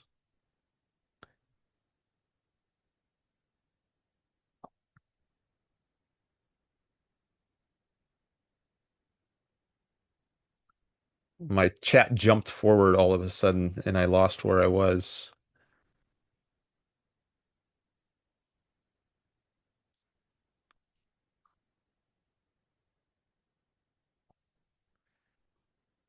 If you keep saying the same thing in chat, I'm gonna treat it as spam and you might get blocked. Okay. It's why is faith bad? Because it means believing things without evidence. And it's bad to believe things without evidence.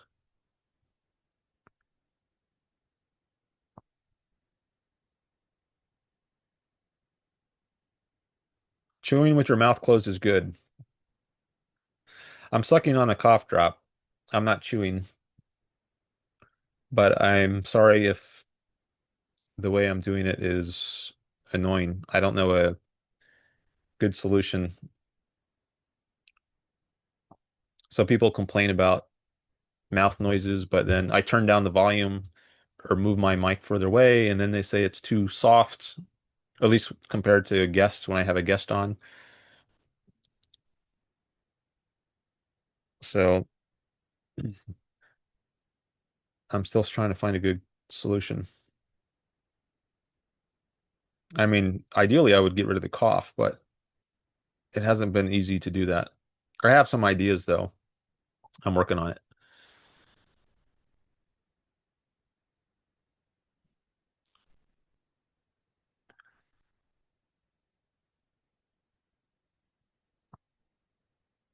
All right, so many chats. I'm 101 chats behind. At this rate, I'm never going to catch up. So I'm just going to skip to the front. Hey, you know what you can do? If you want your chat to have priority, you can send me some GIFs, some TikTok GIFs, because there's no way I can address all of these chats. Jeremy just sent a rose. All right, if I see a chat from Jeremy, I'll address his chat, at least briefly. Maybe you should send it again if you already sent one, because I'm scrolling back. Oh, why are taxes bad, says Jeremy. Because they involve coercing people. You are forced by the government under threat of jail to pay taxes to the government. And I think it's wrong to coerce people. I believe in freedom. You should be able to do what you want with your money. No one should be able to force you to give it away to some cause you don't believe in. So that's why I think taxes are bad. All right, I got some more roses coming in here. Thank you. And the bigger your gift, the higher priority I'm going to give it. So, um, if more than one person is sending in a rose, the one who sends in more roses is going to get priority. Right now, I see Born in Wanderlust sent 2 roses. So, if I see any chats from that person, I'm going to give that priority. Where's Born in Wanderlust chat? Did you do any chats yet? Oh, here's one from you. If you don't mind me asking, no offense, what ethnicity are you? Uh, you can judge from my appearance. How about that? Does it matter?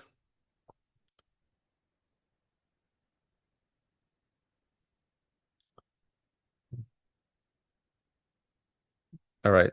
Landon also sent a rose. Landon, did you do any chats?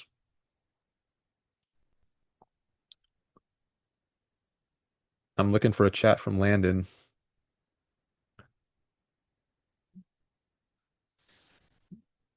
If you already did one, Landon, please retype it. It'll make it easier for me to find.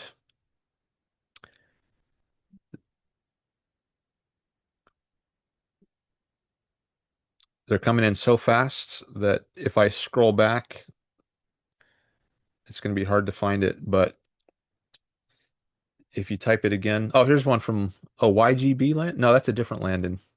Landon.bucks. That's the one I'm looking for. That's the one who sent a rose. Landon.bucks. All right, I don't see any chats from you yet, so I'm gonna address other chats. What do you mean by anarchy? I mean the absence of a government.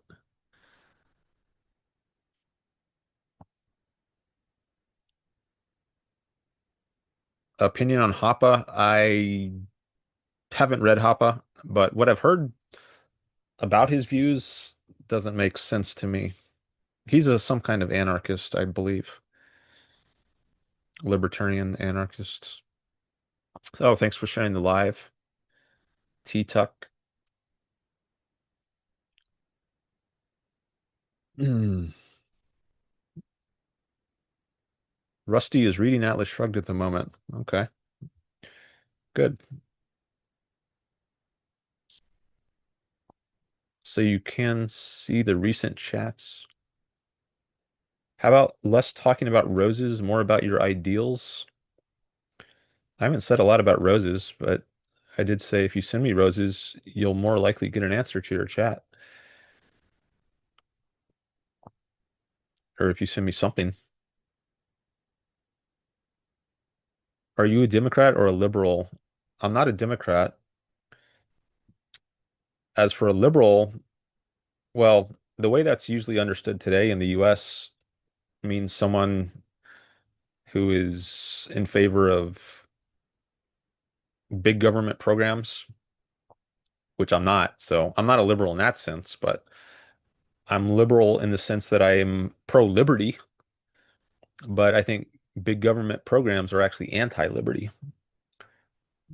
like Social Security and Medicare, because they involve coercing people through taxation, making people, forcing me to fund your Social Security or your Medicare. And that's wrong. I shouldn't be forced to pay for your life, and you shouldn't be forced to pay for my life. We should each be free to pay for our own lives. So I'm pro-liberty. I'm a liberal in that sense, but not in the sense that it's often meant today. Oh, thanks for the follow, Nat. I see what looks like some Israeli flags from Maria. Hmm. What is your alternative to funding an organized government? Well, I think government can be funded in a variety of ways by voluntary means. Donations is one possibility. Lotteries is another possibility. Ayn Rand discusses another idea in her article called Government Financing in a Free Society. Government would be much smaller. It would be much easier to fund if it were limited to police, military, and courts, which is basically all I think government should be. Not, there wouldn't be massive programs like Medicare and Social Security, which cost hundreds of billions of dollars or trillions of dollars. There would be much, so government would be much smaller, much easier to fund if it were cut down to what I think is its proper size. Opinion on Netanyahu. I'm not a fan of Netanyahu. I think he's been too weak in defending Israel from its enemies. I think if he were stronger, he would have confronted the threat that is Hamas many years ago. There wouldn't have been an October 7th. So I don't think he's been a good defender of Israel's rights.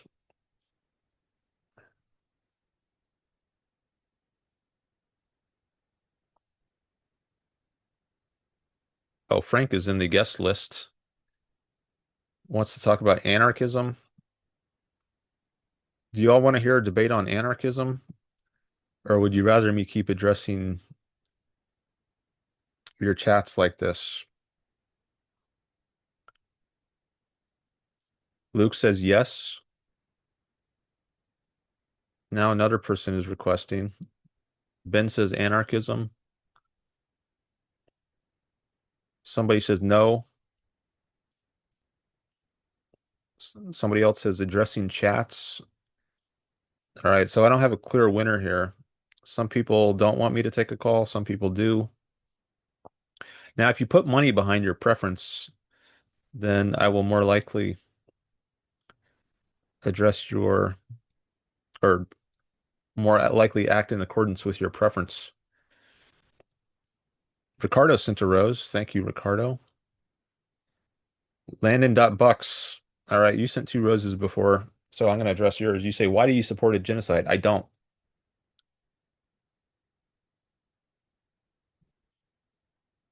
That's a loaded question.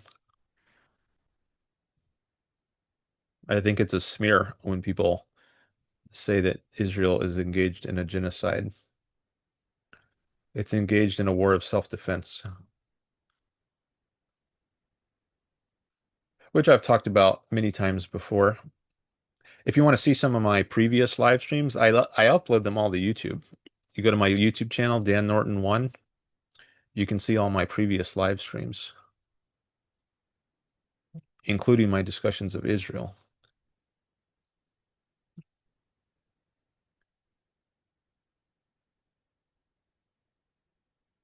Mm.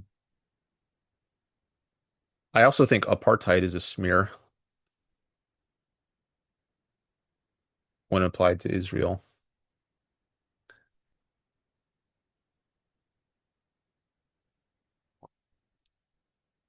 Ricardo says he wants an anarchism debate.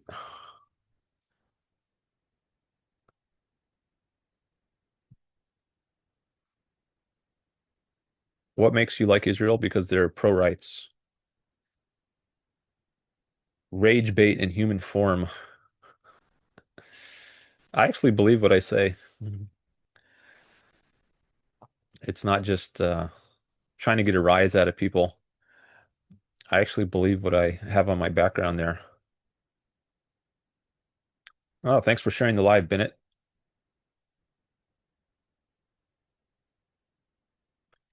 All right, Maria, I think you might be a troll who came by here once before or twice before under a different name.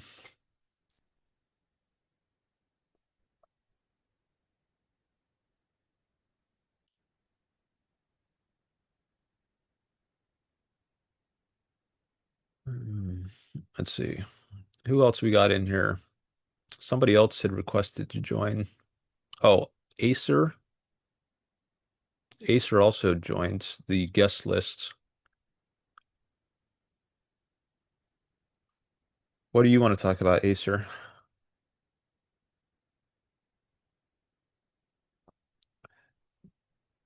Um, what are your thoughts on feminism? I think women have rights. I don't think they deserve special treatment from the government, though. Like there shouldn't be government enforced equal pay, where the government forces you to pay equal to men and women. I think that should be left up to the voluntary decisions of businesses. And if a business is irrational and unfairly discriminates against its employees, its female employees, by not paying them what they're worth, then they'll suffer in the market. And they'll more likely lose their female employees to people who are willing to pay them well and pay them what they're worth. So I think it's in people's interest to treat women well.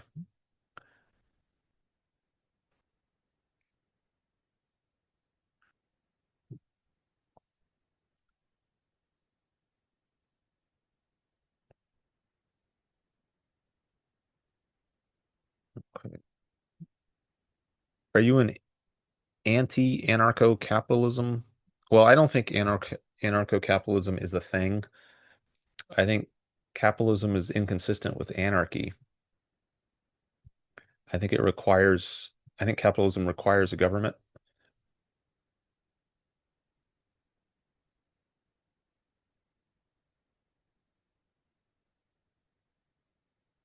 Maria, you keep asking that question. Since I think you might be the troll, I'm hesitant to engage with you.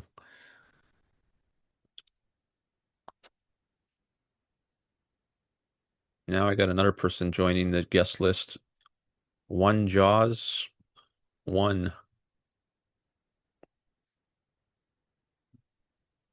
I don't know if I should take a call or keep engaging with chat. You haven't read my comments? I haven't seen your comments, Acer. There's a lot of comments going by really fast, so I might have just missed yours. You want to type it again? No, I'm not a libertarian. Libertarians, at least many of them, are anti-state, anti-government. I'm not. I think there should be a government. It should just be limited in its scope. All right, Acer, I haven't seen a chat from you, so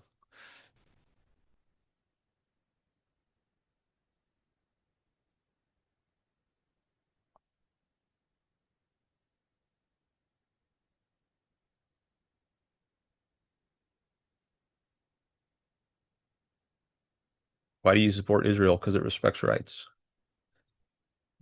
What is leftism? Pro big government. Maybe that's a good way to put it. Um, let's see. Well, I'm glad I rebooted the stream. Got a lot more engagement this time. What are your thoughts on genocide? I think it's bad. And I don't think Israel is committing one. I think it's engaged in a war of self-defense.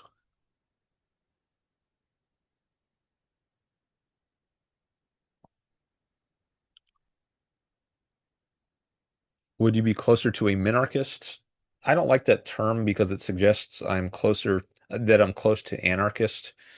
Like anarchist is no government, and minarchist on a spectrum is just a little bit, a little bit away from that, just a little bit of government. But I think anarchism and minarchism are radically different from each other. So they belong on opposite ends of a spectrum. I think anarchism would be awful and minarchism would be great. They're radically different systems. So I would prefer the term limited government or laissez-faire capitalism rather than minarchism.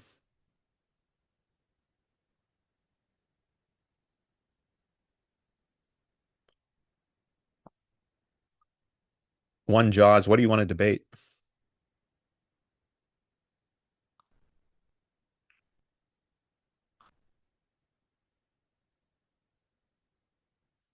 Because there's so many chats. Do I have any mods in here? Your entire viewpoint? Okay.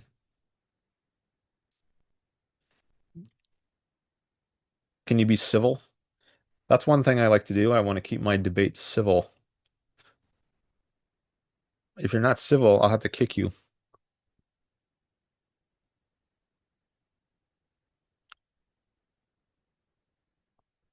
Yes, I won't insult you. Thanks for the follow, Catrick.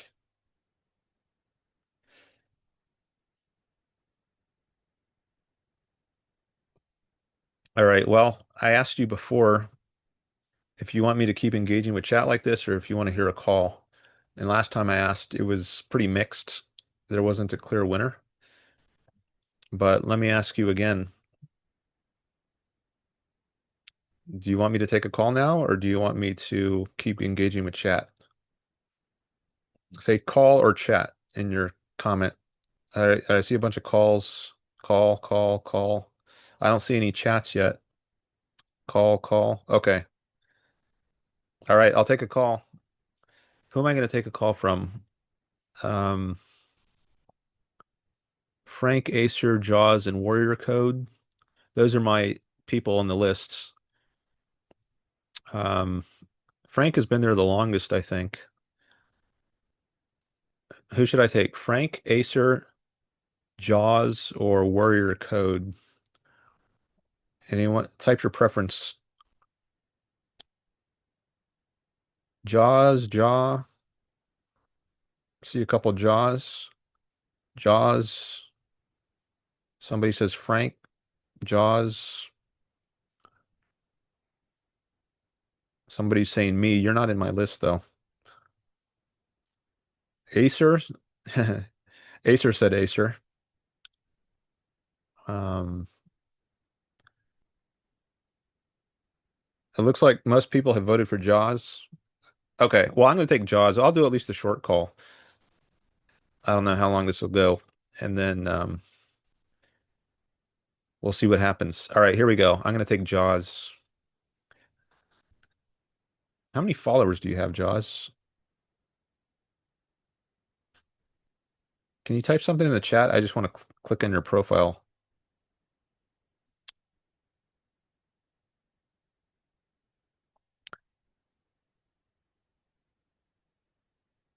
Oh, here you go. Oh, 463 followers. Okay. I'm going to bring up Jaws.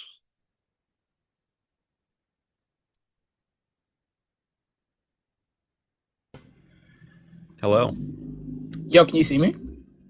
Oh, there we I go. see your little profile picture. Hold up, how do I turn my camera on? Oh, Oh, there we go. there you are. Now I see you. Hi. Hi. Why?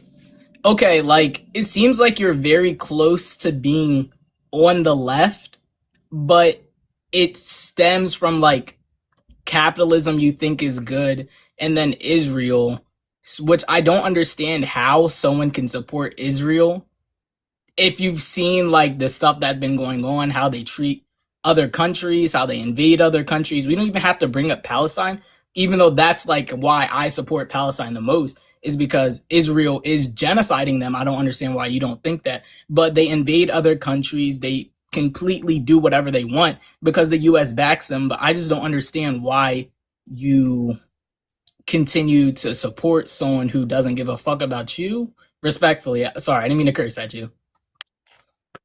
Yeah, let's keep it clean.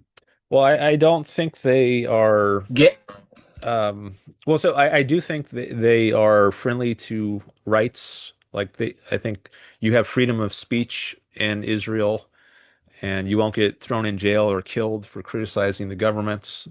Whereas I think that does happen in surrounding countries. Also, like women, they have equal rights in Israel. They're not forced to wear a burqa Can or I they're not. interrupt? Well, just give me a second.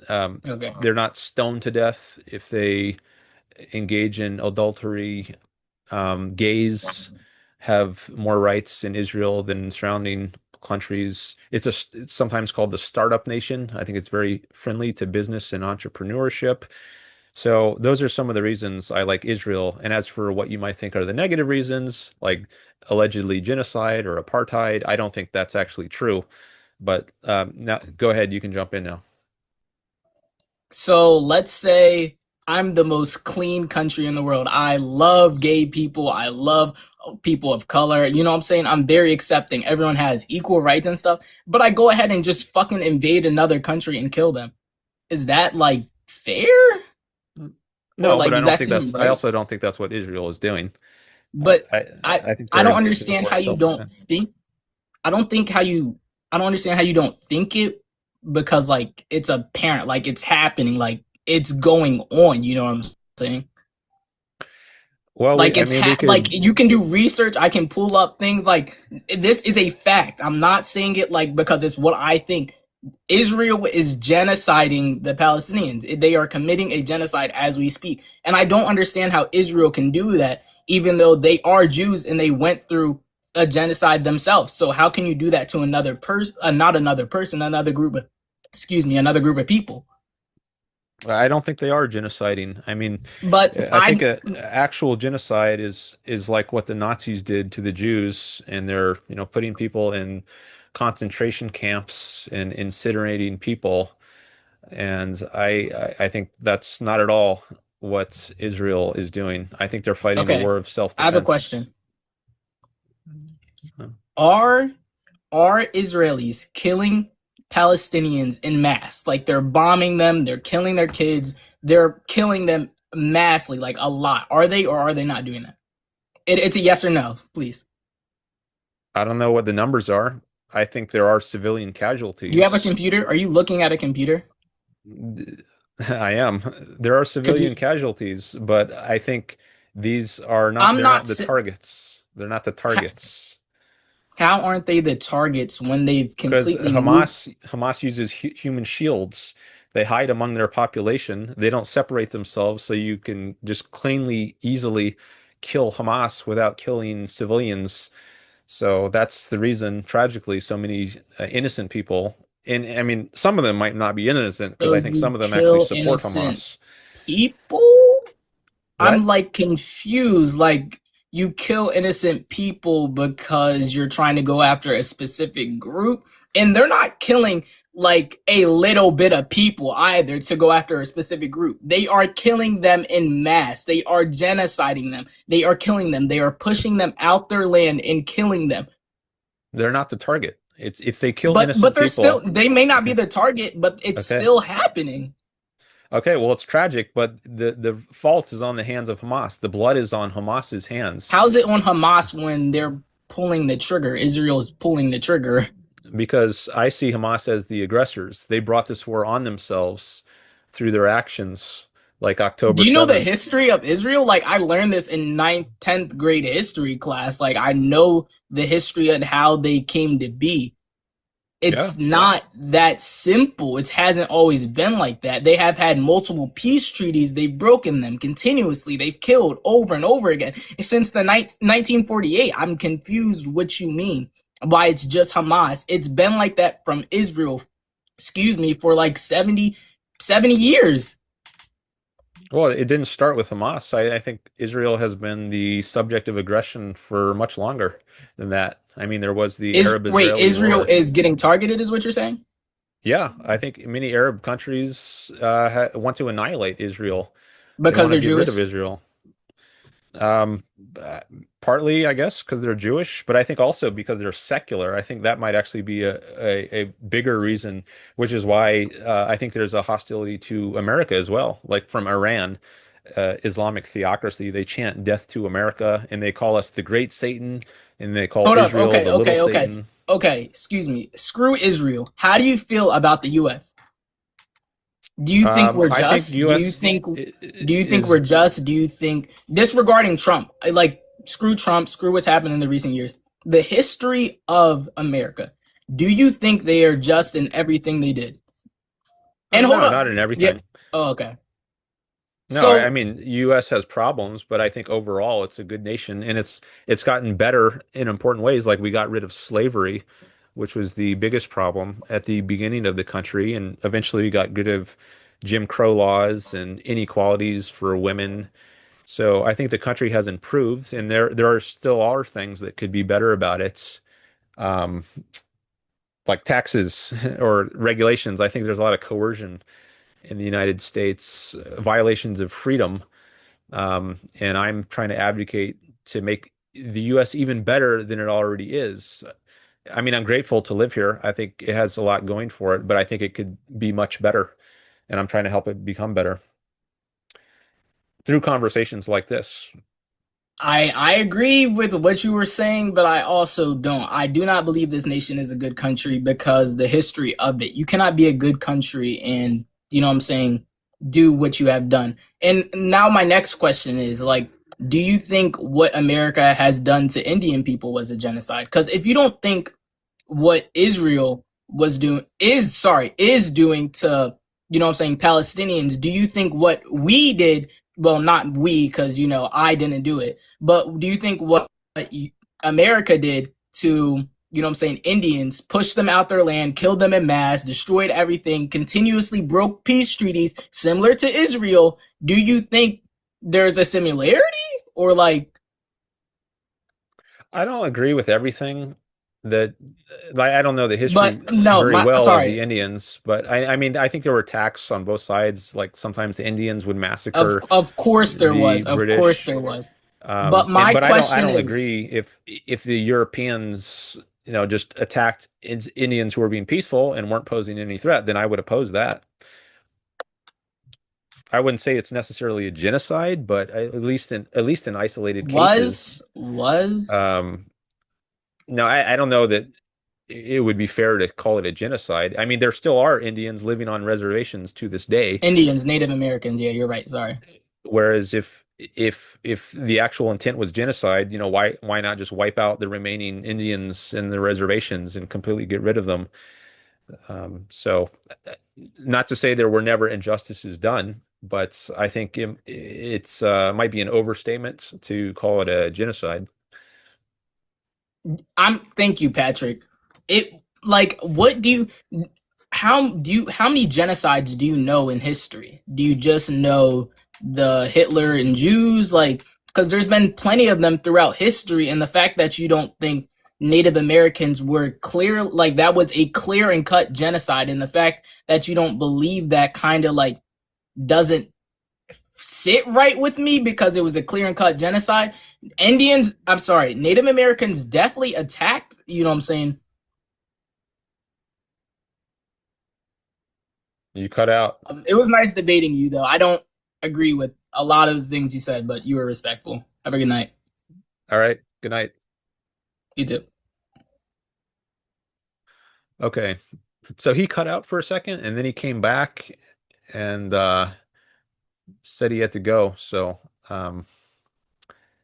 that was that. All right. Well, as I said, if the intent really is to genocide the Native Americans, then why do they still exist on reservations?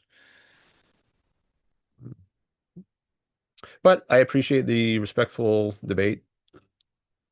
It didn't devolve into just hurling insults.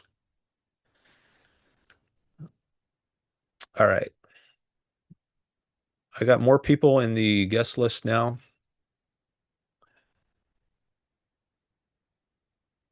DK says I've been waiting for 30 minutes. Let me in for 2 minutes. All right, how about this? I'll do a short call with DK. He says let me in for 2 minutes. All right, short call with DK.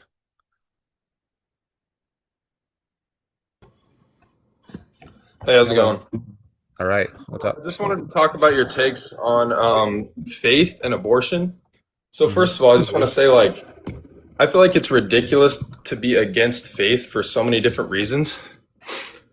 But specifically, I think, like, personally, I've seen a lot of, like, examples of people finding God and improving their physical health, their longevity, like, mental and emotional health. Like personally, for me, it's like religious involvement has like helped lower my depression and anxiety. I think it provides like meaning and hope to your life. Like it actually gives you a reason.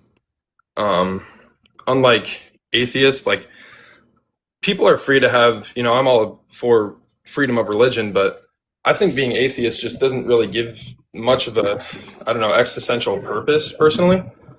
Um, and then for like to touch on abortion, like I'm curious, like where would you draw the line with like aborting a baby? Like how many weeks? What? Hmm. Okay. Well, on faith, I'll say I take it to be belief without evidence. And I think it's always bad to believe things without evidence. Like imagine I tell you, DK, send me. Oh, did he drop? Oh, I guess he hung No, up. I'm still here. Oh, No, I'm still. you are there. Your profile picture is black, so it Yeah, it's blends in with black, so my it's hard to see. it blends in with my black background and I can't see it there. But Yeah. um okay, so if I say send me $10,000 right now and you say why?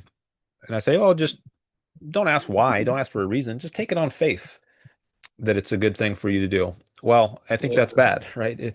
I think it's bad for your own life if you do things without reasons, if you do things without evidence that they're actually true or good. So that's why I think it's bad to act on faith as opposed to reason. As for abortion, you ask where would I draw the line? I draw the line at birth. When the baby Wow. is out of the womb, it becomes separate. I think only individuals have rights, and I don't think a fetus is an individual when it's still in the womb. It's not individuated from the That's mother. crazy. I mean, It's not yeah, physically but the baby separate. has its own unique DNA. Like, it's a living human organism. Like people argue that birth grants the inherent like moral status as a human being, but that's just like ridiculous. I mean, a baby still has a heartbeat when it's in its mother. Obviously that's later in the development of the baby, but like that's just crazy to say like you draw the line at birth. And then I won't take up a lot of your time. But I just think to outright say that faith is bad is just like completely just stupid, and to like be against freedom of religion when you're out here saying you want like a free country is just kind of ridiculous. I'm not against freedom of religion. I'm against faith. Yeah, I but think you should be free to religion believe. stems from faith. You know what I mean? So that's just kind of like I don't know. That doesn't really make sense to I me. mean, if But you act on your religion, like if your religion says kill the infidel, then yeah, no, I'm I I'm think not that should be against outlawed. terrorism at all. But there's a line between terrorism and personally, I'm a Christian. I think there's a lot of there's a big difference between those two religions. I personally think Christianity is a religion of peace.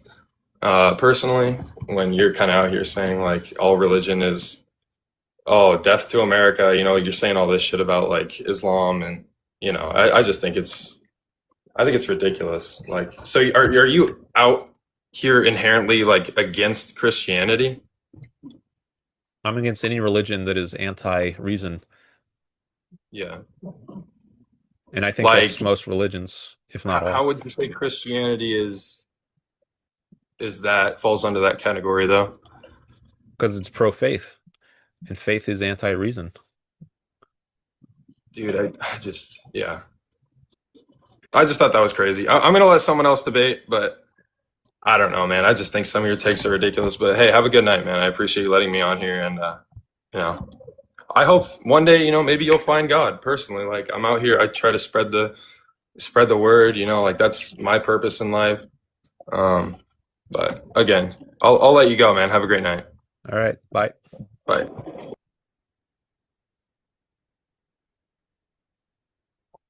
Okay, what next? You want another call, or you want me to give a chat? Call or chat? Call, call, call. Okay, who do you want me to take next? I got Mike Rockman. If you have a lot of followers, that gives me a reason to take your call because that might help me get more of an audience. Oh yeah, if the biggest funder also. So if you send me some gifts, that also helps give you an edge. Rockman says I got 3,000. Let me check my PayPal. My PayPal is Dan Norton 11, and you can send me some money that way. Rockman has 3,000. Let me click on your profile.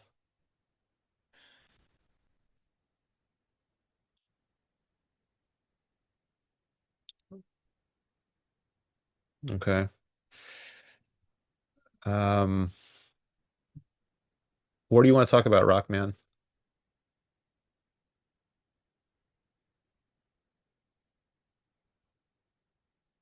Jack has 500.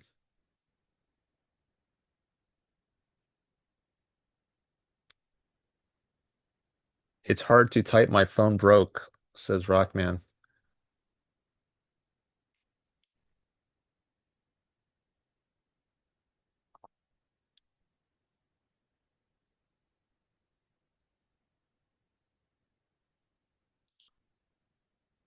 I can say when you add, if you don't like, I'll leave. Someone says I have the most. Oh, you have 7,000 followers. 7,800 says Grim Acer. Are you in my list? I don't see you in my list. Oh, that was the dot, right?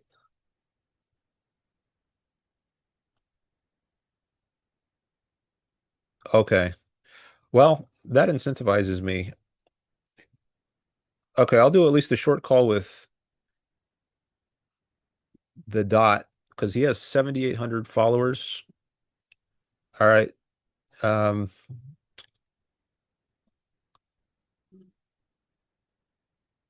what do you want to talk about, Grim Acer?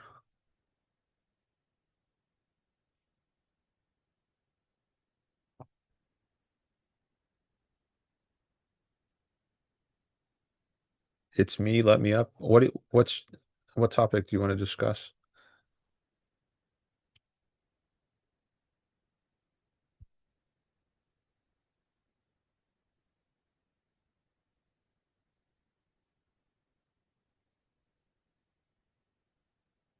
I am the guy from earlier. I just want to make one more point about an unrelated topic. You were the guy from earlier. I don't remember you calling in earlier.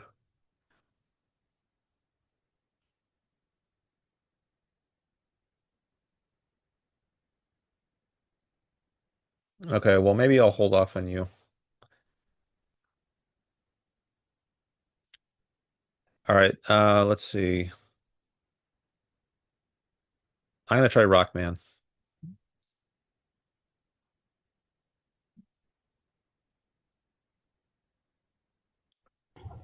Hello. How's it going? All right, what's up? All right. I have a question to what you were saying earlier. You said a vast transfer of wealth in Social Security. Are you implying that Social Security transfers wealth to people who are receiving Social Security? They get taxes through the program. Are you Like, implying that they're getting wealthy from Social Security and the people paying into it are becoming inherently poor? I'm not implying they're getting wealthy, but they are getting some wealth through coercion. So you don't think? What do you mean coercion through taxes? Hmm. Why do you think that? So would you think America should be a taxless nation? A tax less? Yeah. Yes. How would we run as a government in society then? Well, I will point out that for our early history, we didn't have taxes. Most of the 19th century, there weren't taxes. There were tariffs, but they were relatively small. So we had a functioning society with little to no taxes for over 100 years. I don't think taxes are necessary.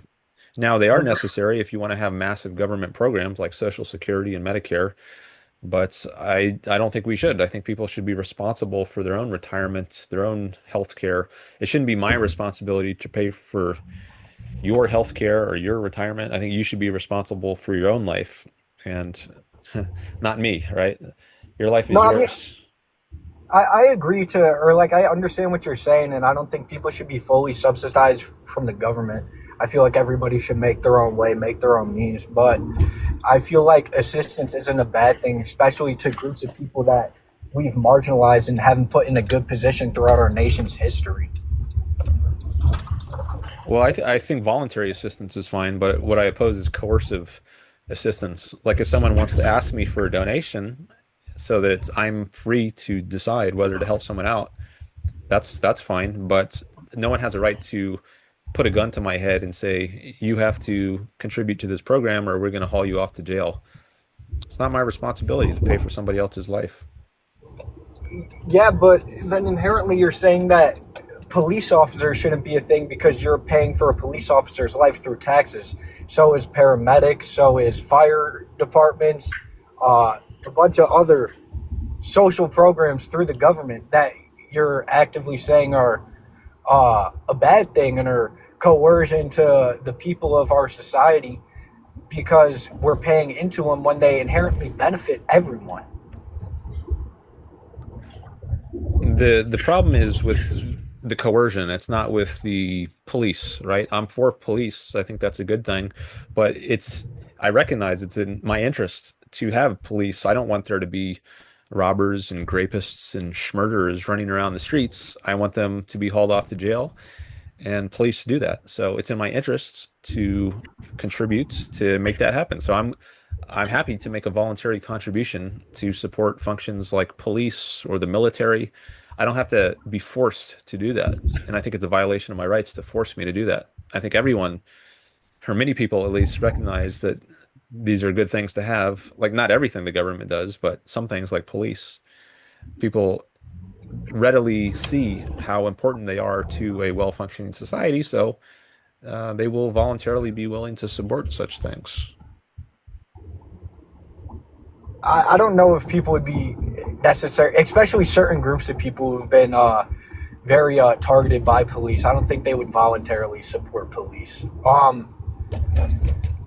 So you are you not in agreement? So if you're in agreement to some social programs, but you're not in agreement or in agreement to like taxes, like it just kind of that doesn't really make sense to me. Because like yeah, you say voluntary donation, but you're one in very few who would donate to police, who would donate to paramedics, firemen. You get what I'm saying? I don't think I am. I think many people would donate.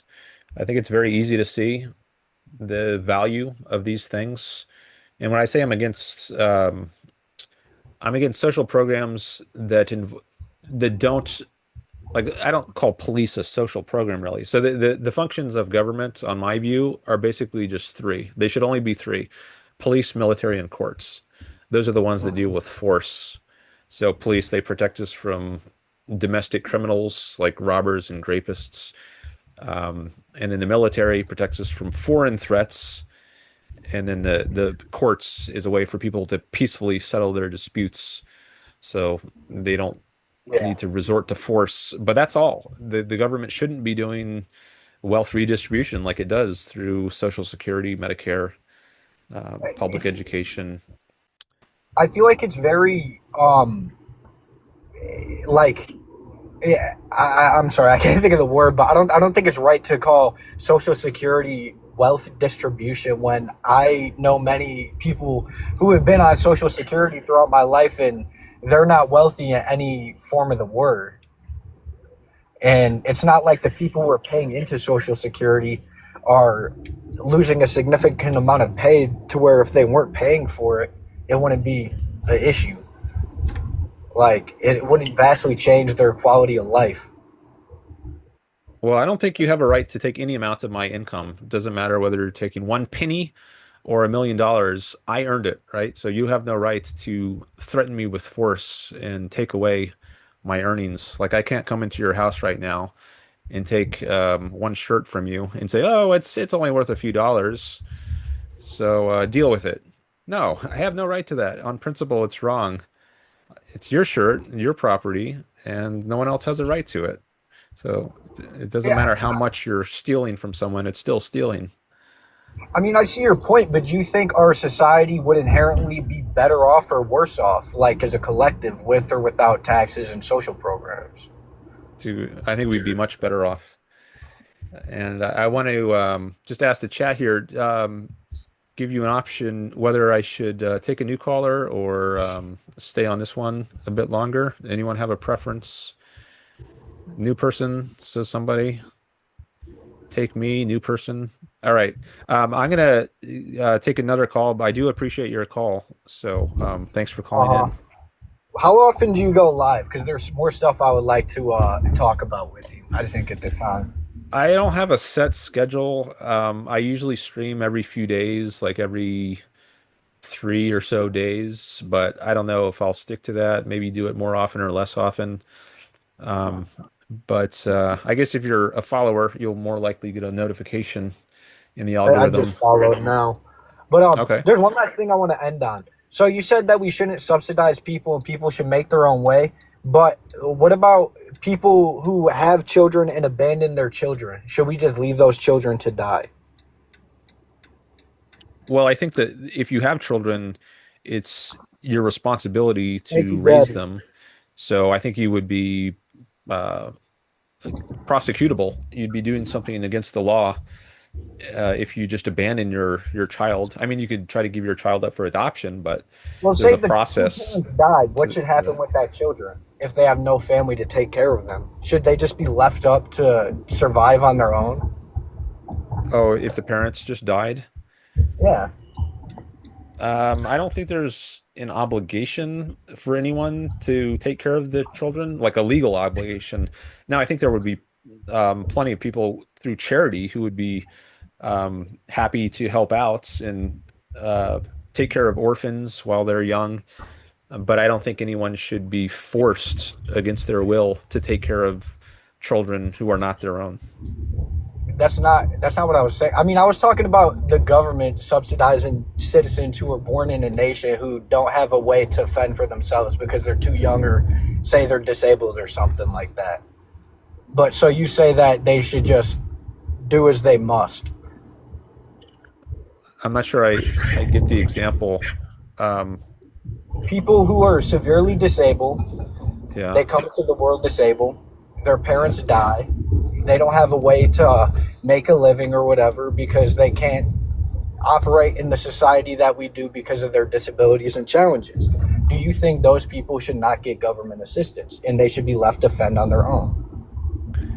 Okay, I'll answer that. Let me just end the call here so I can keep things moving. But I'll just end the call and then I'll say something about that after I end the call. Thanks again All right. for calling in. Have a good one. You too.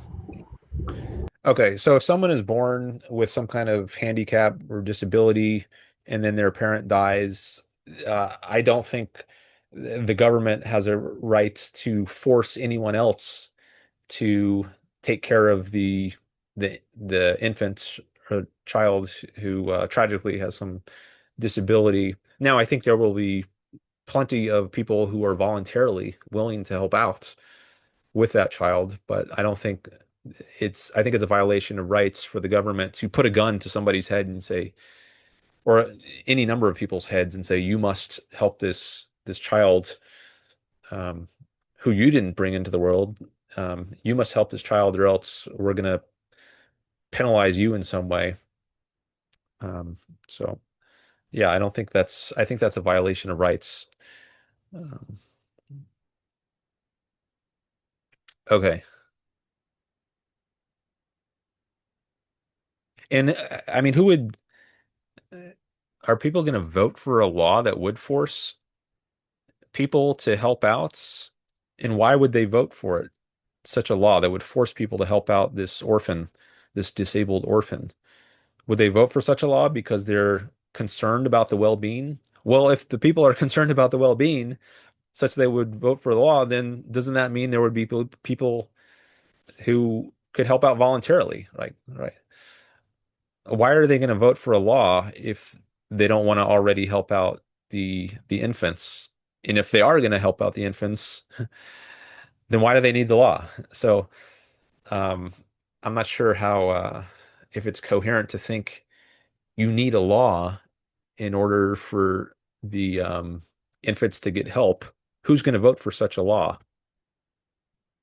And if they are going to vote for such a law, then doesn't that show that you don't need the law because there's concern about helping them out? Okay. Thanks for the donations. Jacob Johnson sent a lot of roses. S4L Train sent best to give me. Let's see. Ricardo sent a rose. Thank you. Okay, let's see. Jacob Johnson, are you in my guest list? No, I don't see you there. I would have given you some priority if you were, since you sent many roses. Okay, what next? He says Israel #1. Jacob Johnson says that.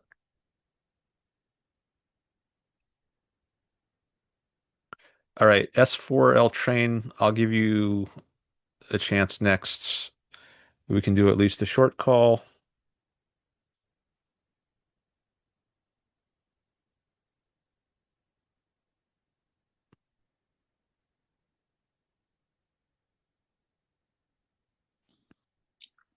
Hello. Hello. Hi. Hi. My name is Salt Rain. I share the same I share the same libertarian views, right? Not exactly to the same extent, but um definitely believe in, free will, living and other types of things. Basically just classic left, don't tread on me. Um so here's what I had a problem with. Basically what you're saying is that there should be no economic regulation, right? Mm-hmm. So that could lead to huge monopolies, leading to the weaponization with this money. It could give power to people who may not have the interests of other citizens in mind. And if you said that you should voluntarily pay taxes for police, these people can just keep their money, and as the wealth gap gets worse and worse, the people willing to pay for the police won't have that money anymore. Therefore, whomever has that resources controls everything, leading to essentially a banana colony 2.0. So you're concerned about people not paying for police? Is that the worry? No, what I'm concerned of is a monopoly starting because of lack of government intervention. Oh, monopolies. Okay. Well, I'm not the concept of a monopoly. I don't know if that's if it means coercion is involved, like the government gives USPS, United States Postal Service, a monopoly on certain kinds of mail delivery. FedEx and UPS are not allowed to compete with them, or utility companies like power companies. Sometimes they have a monopoly in certain areas granted by states, and I think that's bad. I think people should be free Yeah, to so do, compete. But if someone it just happens to be the only seller in a market at a given time, through either just because they've outcompeted other people or there just isn't an interest in competing, I think that's fine. So I'm not concerned with yeah, single but I'm sellers in a saying I'm market as long as they're not using coercion to establish their single sellerhood. that's that's what I'm saying though. It could cause, with no regulation, it could cause coercion. I mean, let's just be real here. Whoever has the resources has the power.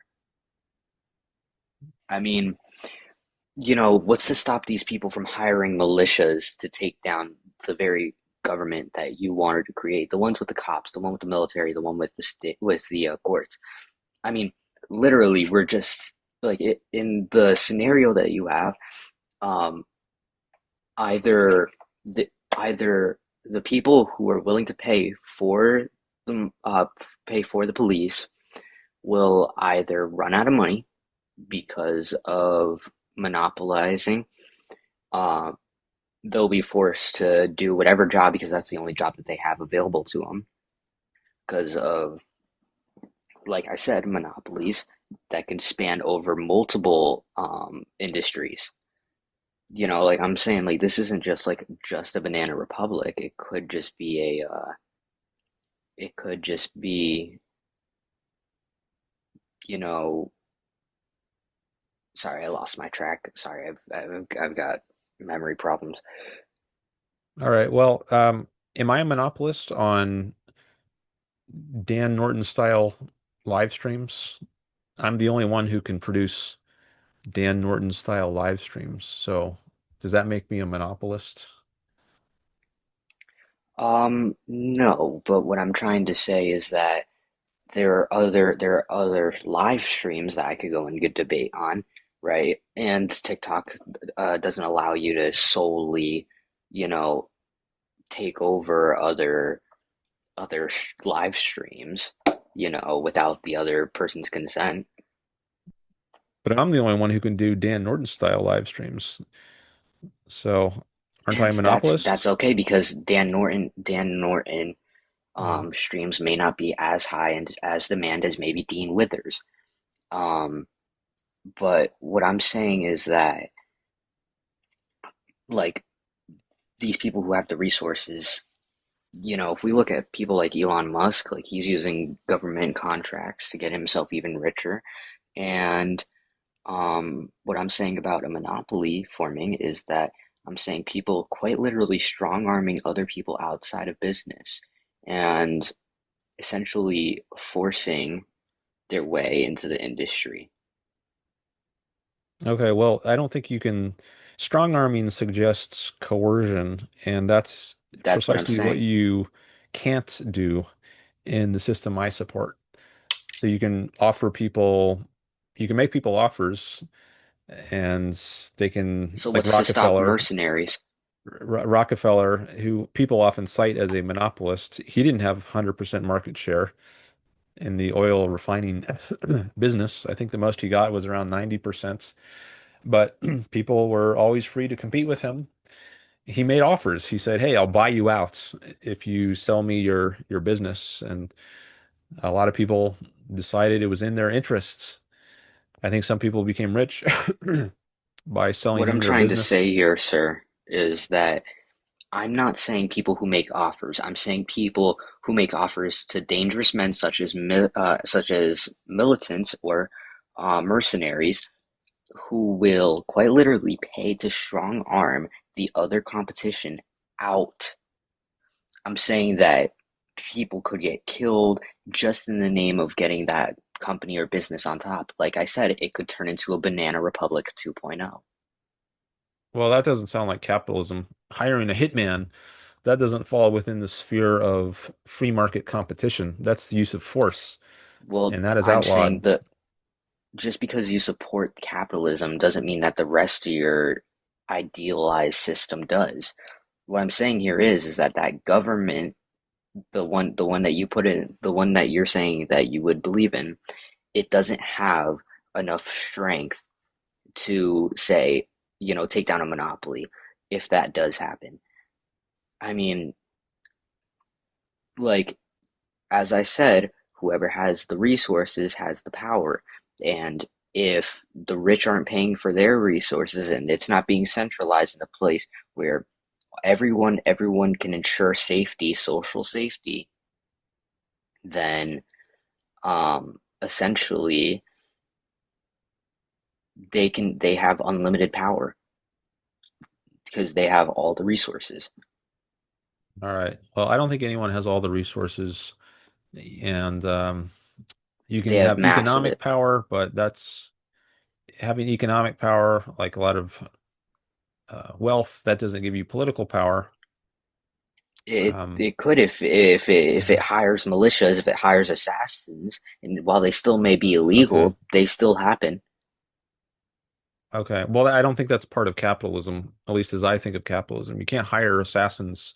If you do that, you'll get thrown in jail. That's what my system would do to you. You're not competing on a free market. I think I Yeah, want if to the wrap this police up were soon, though. funded enough So to do it. I want to wrap this up. So I want to say thank you for All your right, call. yeah, good. Have a good evening, sir. All right. You too. Bye. All right, bye bye.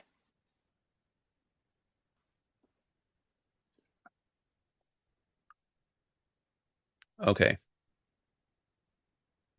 Oh, somebody said something. I got $1.78 now. I don't know if that's because of a new gift. Jacob Johnson, maybe. Sent a music cloud. Thank you. And some roses.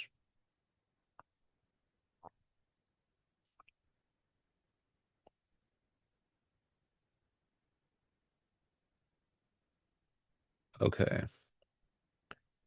I'm echoing.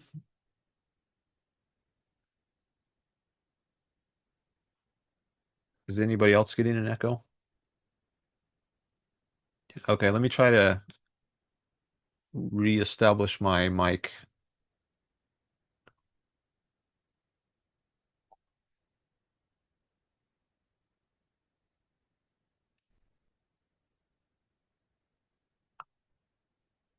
All right, I just switched to my AirPod mic, and I'm going to switch back to my podcast mic. Okay, now that should have gotten rid of the echo. He says, there we go. Okay. Now, hopefully, for some reason, it's telling me here my output audio is Zoom audio device instead of my AirPods. So I just need to make sure I can still hear through my AirPods when I use my phone. Okay, I think I can because I got to be able to hear the caller through my AirPods. Okay, let me look back at my lists. Frank's been in there for a while. I'll take Frank. So I'm doing shorter calls today than I usually do. Well, shorter calls on this live stream. Earlier in the day, I did I did another live stream and took a very long call, but right now I'm doing short calls. All right, I'm going to do at least a short call with Frank here.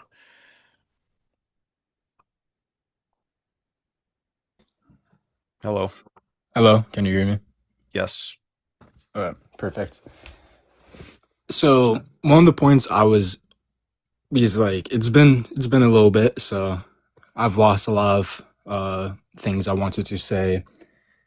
But one thing I really want to talk about is what determines Israel has a rightful place to the land ownership of Gaza.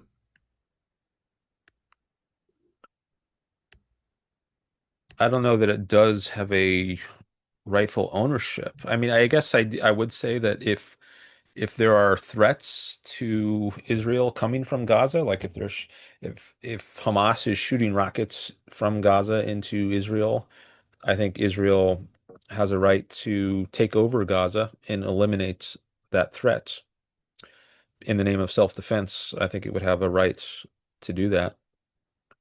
Yeah, that's true. I would say for the most part, any defense is reasonable. But the main point with that, though, is that over like past how many years, um, the Gaza Strip and the areas that were determined to be a part of the Palestinian area has been slowly encroached by um, Israel, and it being overtaken by like housing and etc. for the Israeli people. Yeah, Settlements, I guess that's the term that's used for what you're talking about often. Yeah. But isn't that such act forceful in its inherent state? I think it depends how it's done.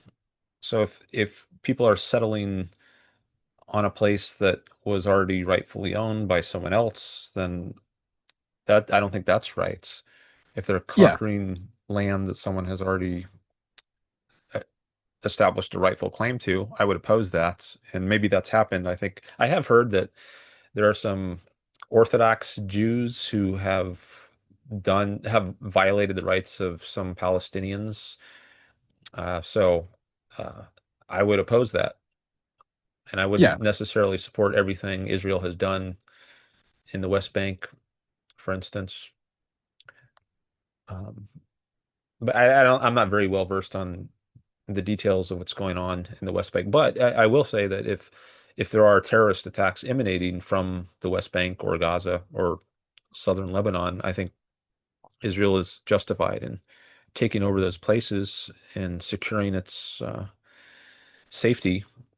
But isn't the act of them retaliating against land encroachment, isn't that a rightful use of force? Um, yeah, I guess if someone's land has been unjustifiably taken, then they have reason to fight back. Now, I don't want to endorse vigilantism or anarchy,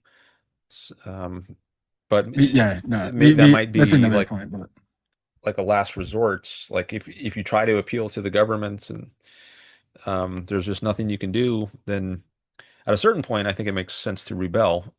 And the yeah, American colonists rebelled against the British exactly. government Hmm. in the American Revolution. And I think that was a justifiable revolution.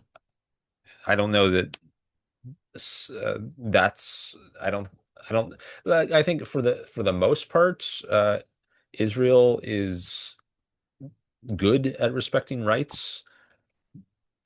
So I would hope that Israel's influence expands rather than contracts in the Middle East. Like I think Arabs are For safer in sorry, Israel sorry than if I they are interrupt you. outside. Yeah. For you said Israel has a good what did you say? It was like rights, like Good at respecting respecting rights. rights. Yes. Yeah. At least relative to the surrounding countries, it does, certainly. Yeah, yeah. Like subjectively to its people, for sure. But when, like, I want to say they have a good use of um giving rights to the people of like Palestinians, what do you say? I think Palestinians actually, if they are in Israel proper, have more rights than they do in surrounding countries. So I think But the there should Palestinian be people aren't subjected to those governments. They're their own people, their own nation. So you can't make the comparison that the UAE, for example, would be almost entirely similar to Palestine. uh, I might need to hear that again. The UAE is not similar to Palestine Yeah. because So they have their own government. Is that what you're saying?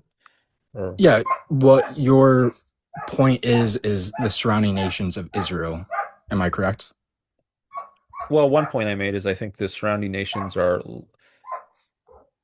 worse than Israel is at protecting the rights of the people within its borders. Yeah, and I can agree to that. Hmm.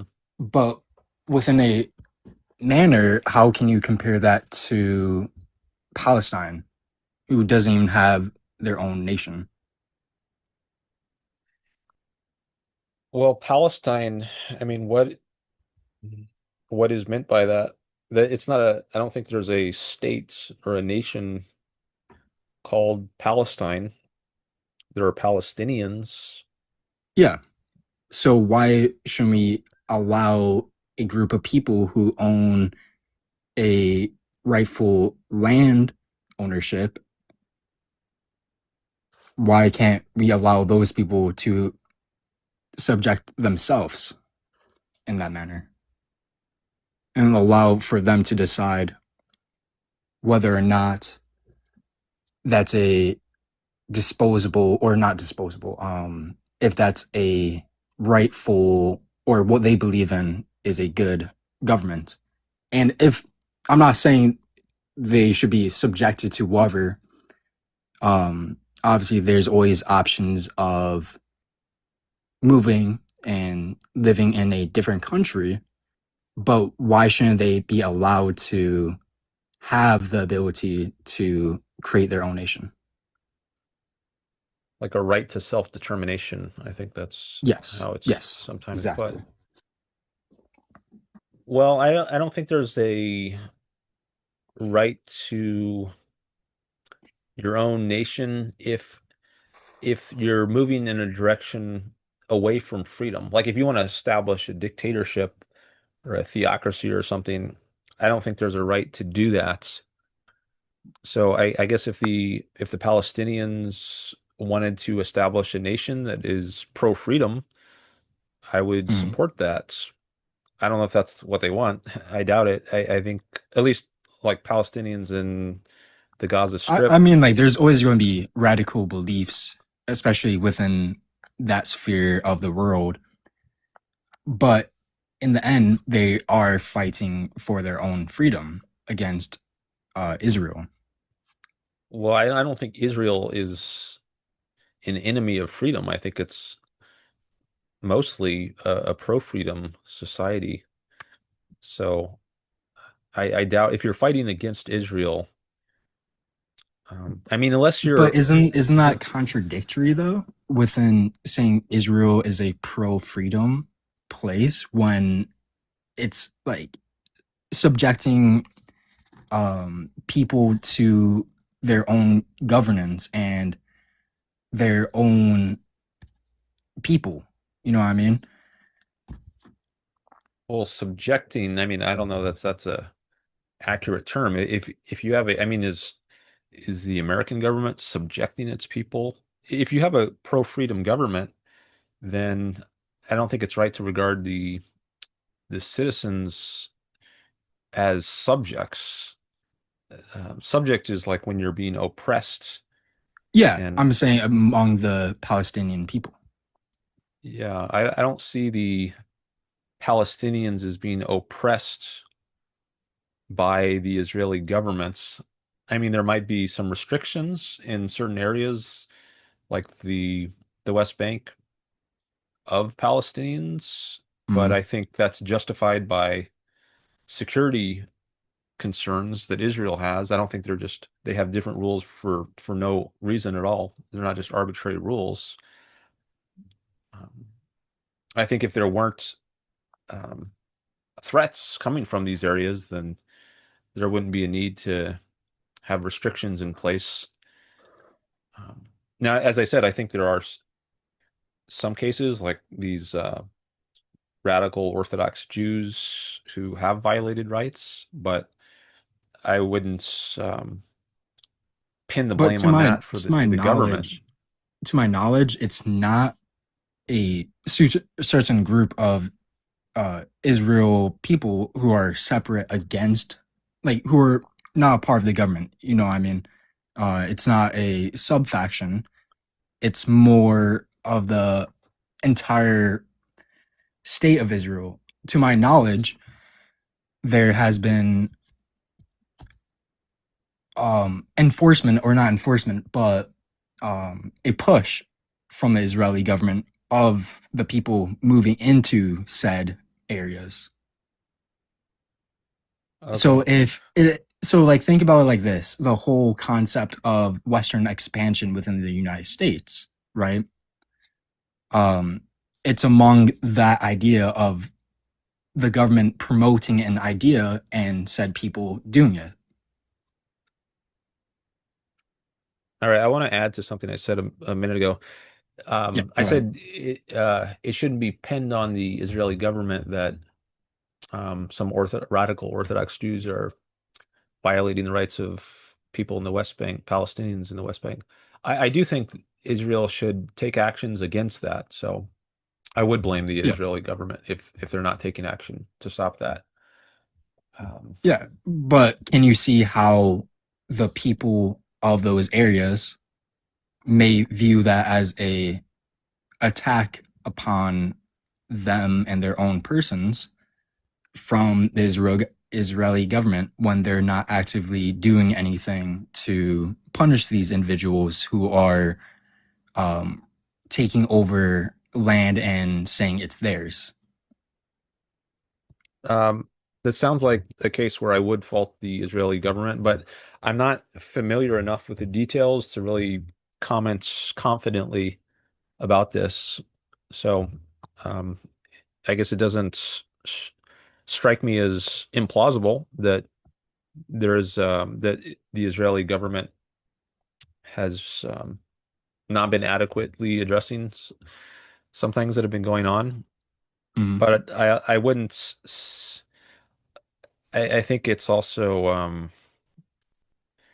too quick to then, not saying you're doing this, but to then say Israel is on the side of the bad guys and um in the conflict between Yeah, Israel I mean, there's a lot more Palestine. nuance to Um, that, like subject and I everything. think for the most part, Israel is good, but I do think there are isolated cases where I would blame Israel.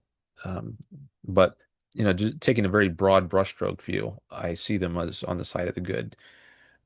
Um, but Okay. maybe you don't see it that way. Um, Yeah, if you think they're like essentially a bad regime, then I think that's misclassifying them. I think they're essentially a good regime, but one with flaws. I guess that's how I would put it. I guess for my standpoint, I view it more as the people of Palestine view the Israeli government as a forceful um, entity that is moving onto their land and um, taking away their right of land ownership. Um, I view that as a rightful cause for some sort of um, rebellion within the people against the state of Israel.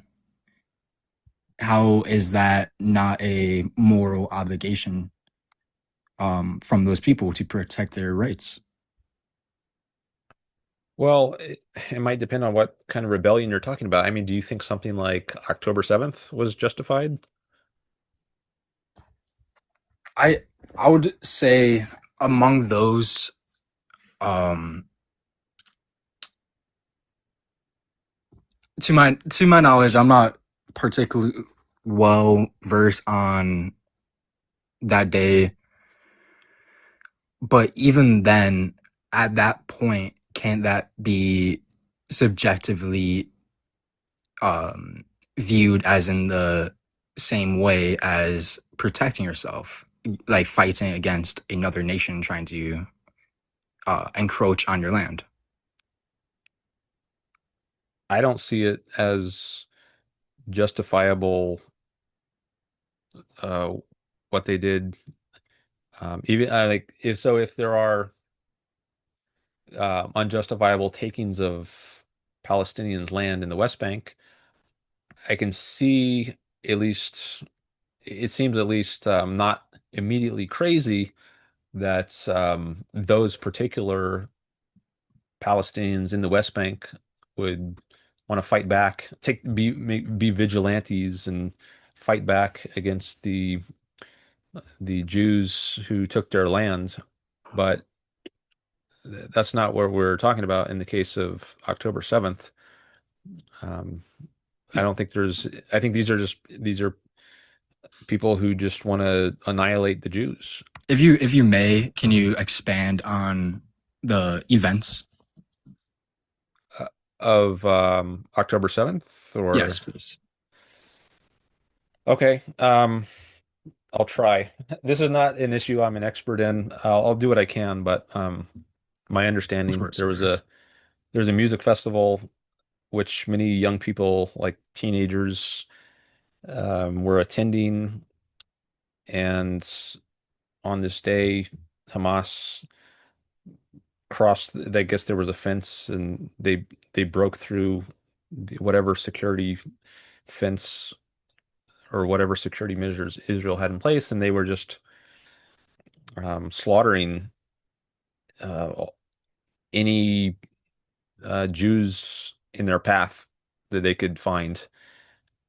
Um, and I think I've heard even many of the people who were killed were actually sympathetic to Hmm. the Palestinian cause, and they got killed.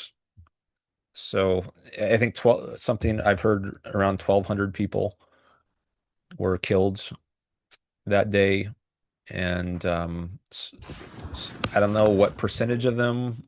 I think some of them were military, IDF. I'm not sure if they were somehow involved in the military, I think, but I think the majority of them were civilians. Um, so, and I don't think there was a claim that like their land had been stolen.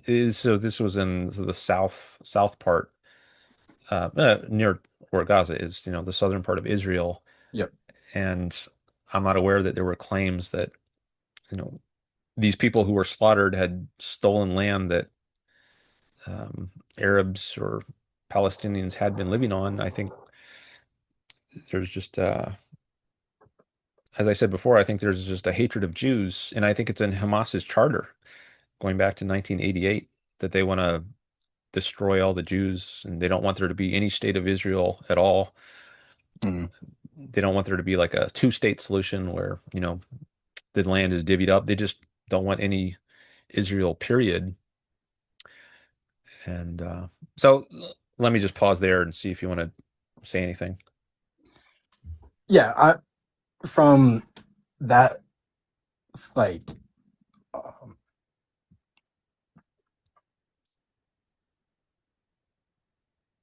from that point, it becomes difficult because you have to say because obviously within nations, right?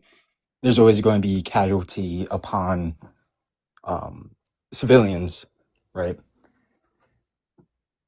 But So civilians it were being becomes into targeted, this so manner of whether civilians or were being not, targeted. It wasn't like yeah, collateral damage here. I mean, yeah, I would say I would not support the subject of um, forcing civilians to undergo said thing, right? So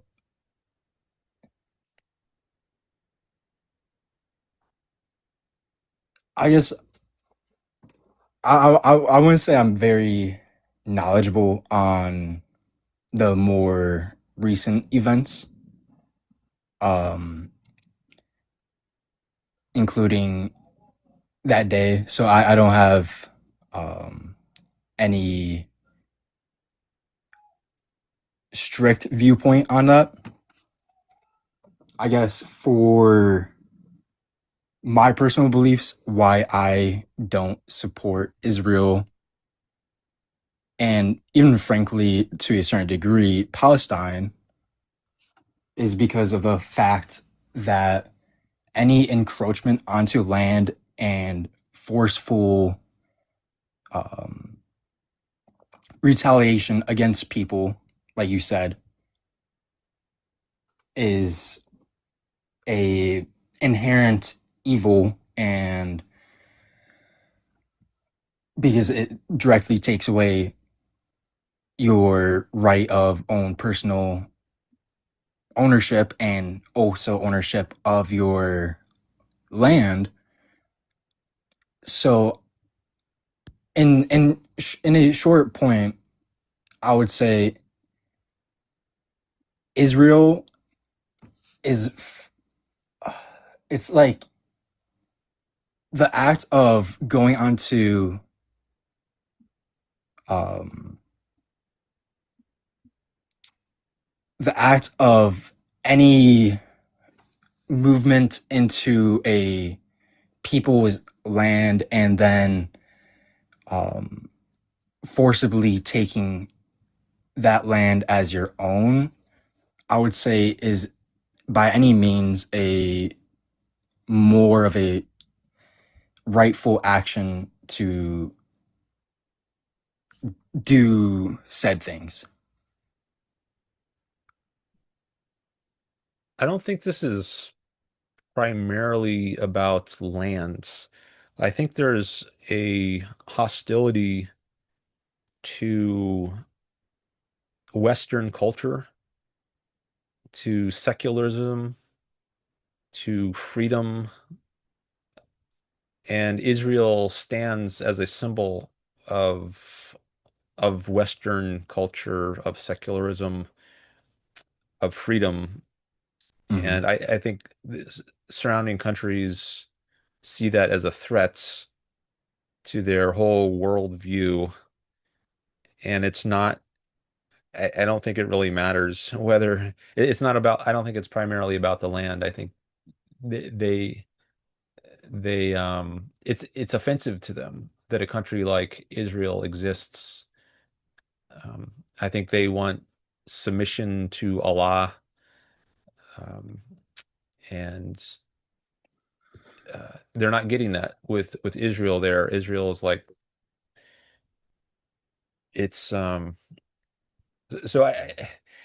I'm just trying to get across the idea that I think the conflict is much deeper than some land. Like if all Hmm. the land was given to the Palestinians or the Arabs, I still don't think that would settle it.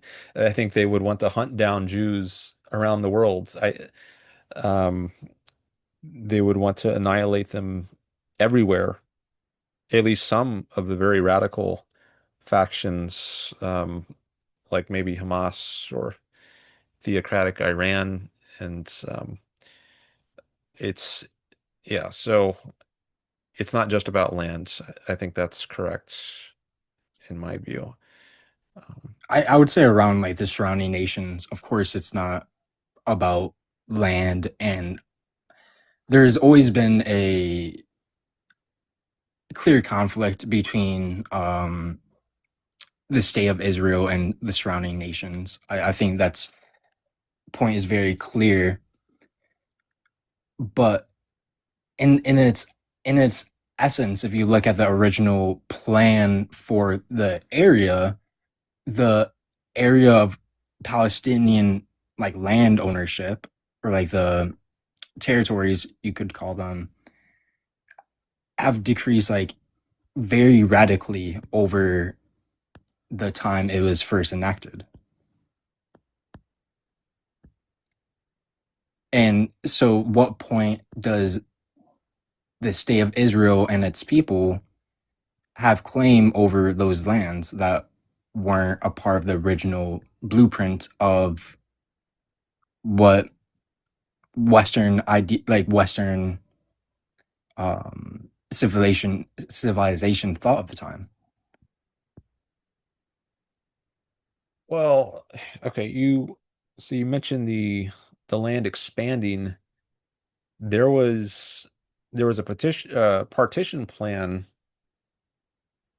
in 1947 by the UN, and that state of Israel was actually smaller than it is today.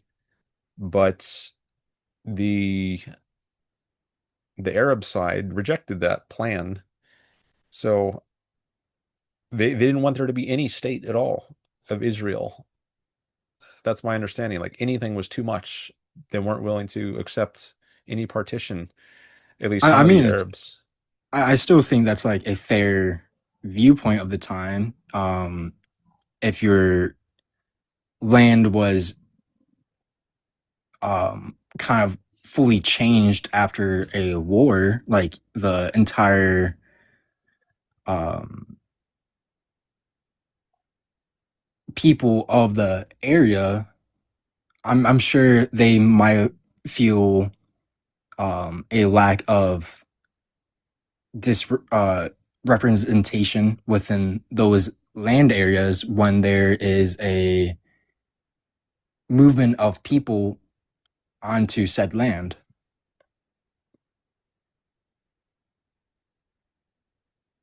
I'm not sure I followed that.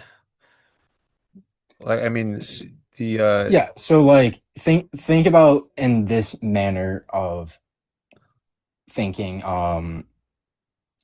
After World War I, let's say, there was a group of people that were subjected heavily, but those people wanted a nation state.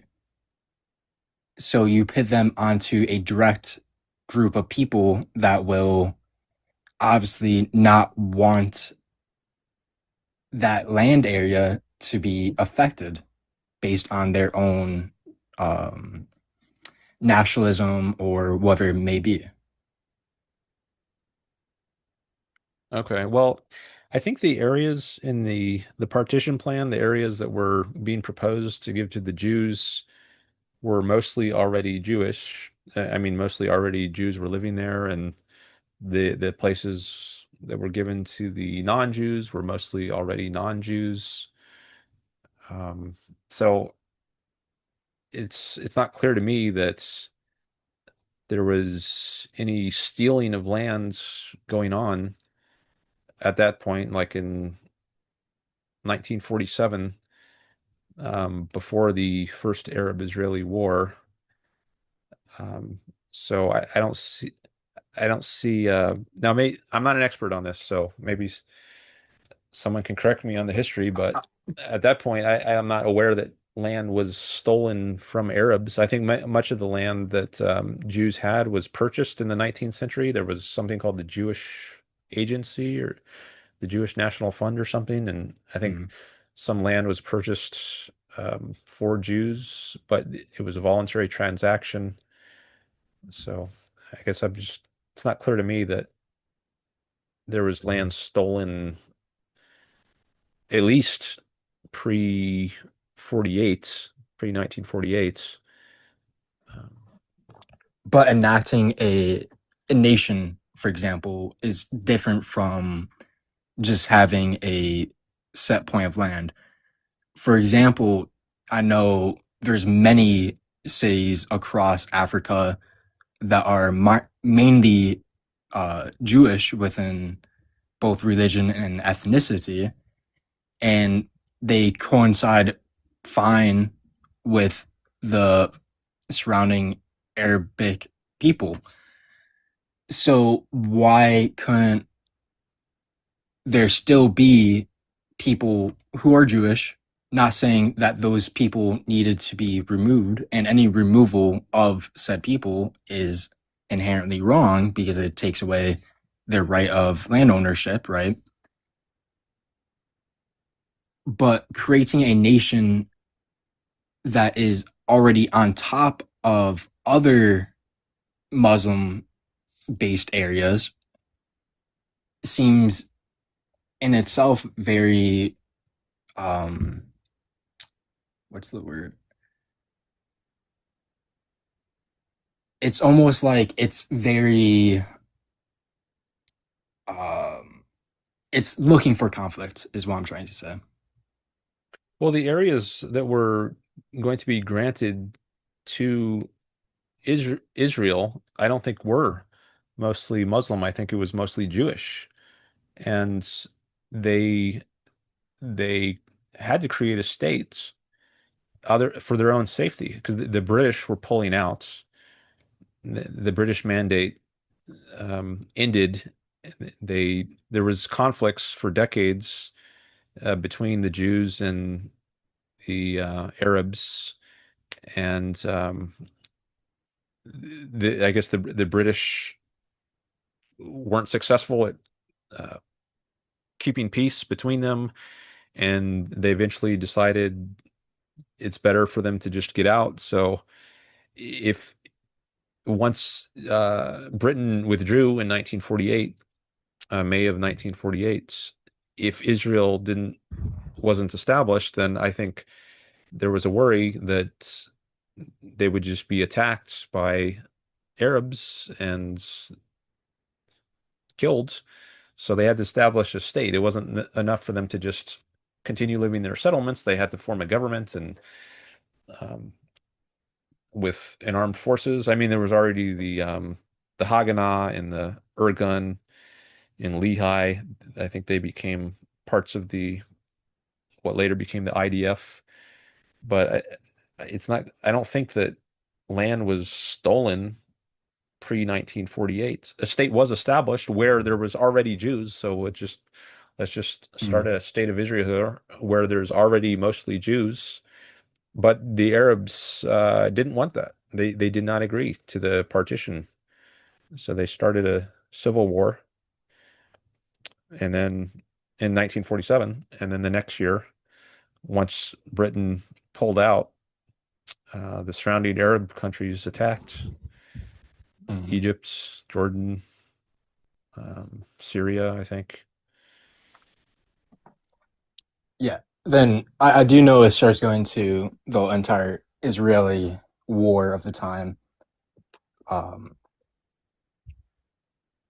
I guess overall my main point I'm trying to convey is any act of land encroachment, whether it's like fully endorsed by said government,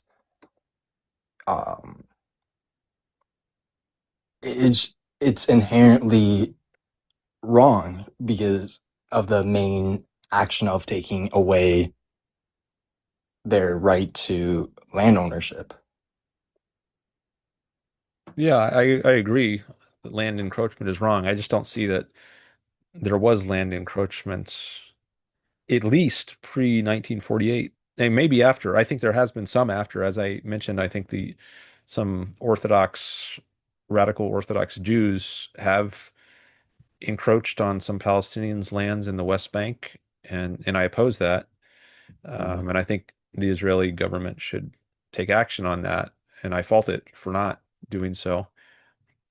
But I think that's a relatively minor fault of Israel in the overall scope of things. I don't think it warrants the state of Israel being annihilated. And it seems like there is a lot of support for annihilating the state of Israel, even before um, these Orthodox Jews took over some land unjustifiably in the West Bank. Um, so, yeah, the land. Yeah, I oppose land encroachment, but I don't think there was land encroachment um, before the state of Israel. At least I'm not aware. Maybe people can correct me in the chat or somewhere else if I'm wrong about that, but that was my understanding. So I don't see the Israel conversation going much farther than it already has, due to my own lack of knowledge, and that's something I would like to revisit. But another thing I also wanted to talk about. All right, let's make this quick because I think I want to give somebody else a chance. Oh yeah, for sure. Yeah, let's wrap this up within a minute. Oh yeah, for sure. I'm just really confused on your whole economic basis. Like what is your stance on a economic standpoint? Like, is there any economists you follow at all or subscribe to? No, I don't follow economists. I mean, I know there are some free market economists like Ludwig von Mises, who Ayn Rand thought very highly of, but I haven't read him myself. Oh yeah. So you're mainly coming from the perspective of Ayn Rand's philosophy and along those more philosophy standpoints. Yeah. I guess my main thing with that is I think you end up falling into a lot of faults by not fully going into the economic basis, because economics as a theory is a lot more expansive than said philosophy. So I think once you're debating on subjects of capitalism, you do need a very you do need a understanding of economics and the more free market thoughts. Okay, we'll have to end it there. Yeah, But no thank you problem. for your call. Appreciate it. Okay. So I talk about capitalism largely in connection with the morality of it. There are free market economists, but I don't specialize in the economics of it. Gotta Study Max is here. Hello. He says, "Did you get my gift?" Yeah, I see the watermelon slide. It says slide watermelon slide. Thank you. Thank you. All right, who do I have in my list now? Someone said there were land encroachments before 1948. Bob, all right. I don't know what you have in mind there, but maybe you could indicate in the chat. All right, I have 4 people in the chat in the request list now. I've got Gotta Study Max, Brian, Galen, and Mike.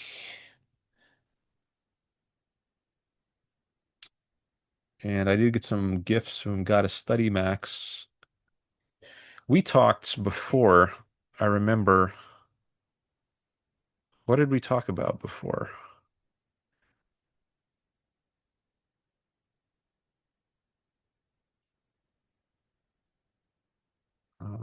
Pick me, says Catrick. You haven't talked before? Oh, that's Brian. Um,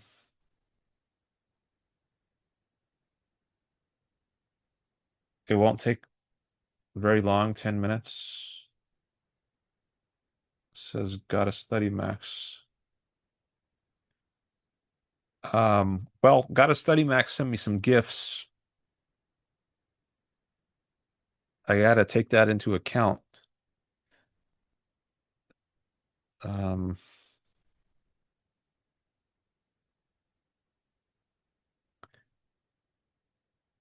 some more gifts just came in from Gotta Study Max.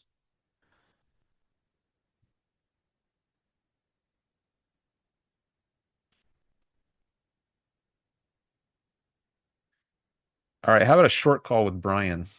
Because he said he'll be quick. We could do like a couple minutes.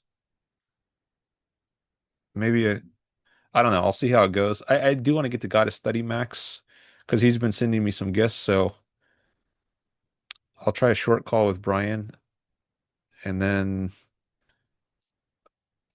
I'll, unless you want to wait, because if I'm only promising you a couple minutes, maybe you'd rather wait till after got to study Max, unless you want to out gift him.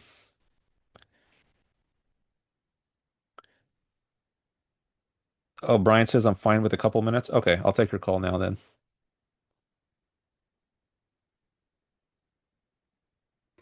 Hello. Hello, Dan. I just had 2 questions on things I need to clarify. So you say faith is bad, right? Kind of on your list of the Mhm. things you think about, but then you think Israel is good. And so I'm wondering, how do you square the fact that Israel is basically a religious state, you know, and the whole idea of them coming to that land is because of their religion. They have special rules and they treat people differently based on their religion. And so if you think faith is bad, how can you think Israel is good? Okay. I think it's mostly a secular state. I don't think like you have freedom of religion You're not going to be killed or imprisoned if you're Muslim. I think there are even non-Jews in the parliaments, the Knessets, I believe. Yeah, but they treat people differently based on religion. For example, in their draft, if you're ultra orthodox or you're a special type of Jew, you don't have to draft and you don't have to serve time in the military, but everyone else does. And so they have different rules. They only recognize religious marriages. When they have the right of return, they're treating people differently based on religion. And so it seemed to me, by your viewpoint, that wouldn't be something you support. But I don't know. Well, I don't support discriminating on the basis of religion. I don't think there should be a draft at all. But if there is a draft, I think they should treat everyone the same. I think I might have read recently that Muslims aren't required to serve in the Yeah, IDF. If so, I yeah, think that's good. I mean, I don't think anyone should be yeah, required to yeah. serve. Um, no one should get like a special carve out. Everyone should be exempt because I think the draft is a violation of people's rights. People's rights. Yeah, I agree. But I mean, insofar as there is religious discrimination, I oppose that. And so I don't think Israel's perfect. But I guess I'm And saying something more than that. Not that there is religious discrimination. The whole concept of Israel is that we are going to religiously discriminate on people. That's what the concept of Israel is. We need a I don't, I special think that country might for be religion. overstating the role. I mean, doesn't it say in their constitution or charter or something that people have equal rights irrespective of They religion? actually changed it and they said that we're in the charter that we're going to have a Jewish state and it has to remain mainly Jewish. So that's actually in the charter now. If you can look, and they updated it in 2021 or 22. And so that's in their charter. They said that it needs to remain a Jewish state. So they've had a religious quota. Okay. Well, maybe I would oppose that. If I look into it, I would want to look into it, but I might oppose that. Yeah. Oh, so that was my But first question. it's not like Yeah. a religious state in the sense that Iran is, where it's a theocracy and you Yeah, can of like they course. have I think Sharia law or something. Iran is way worse, and subjectively, the other countries in the region are worse. I guess what I was saying is like, how can you say Israel just by itself is good? Maybe they're both bad. Yeah, well, see, I think Israel has flaws, but I think there are flaws. I don't think it's essentially bad. I think it does a good job at respecting people's rights for the most part, not perfectly, but I would not put it in the same category as Iran and say they're both bad.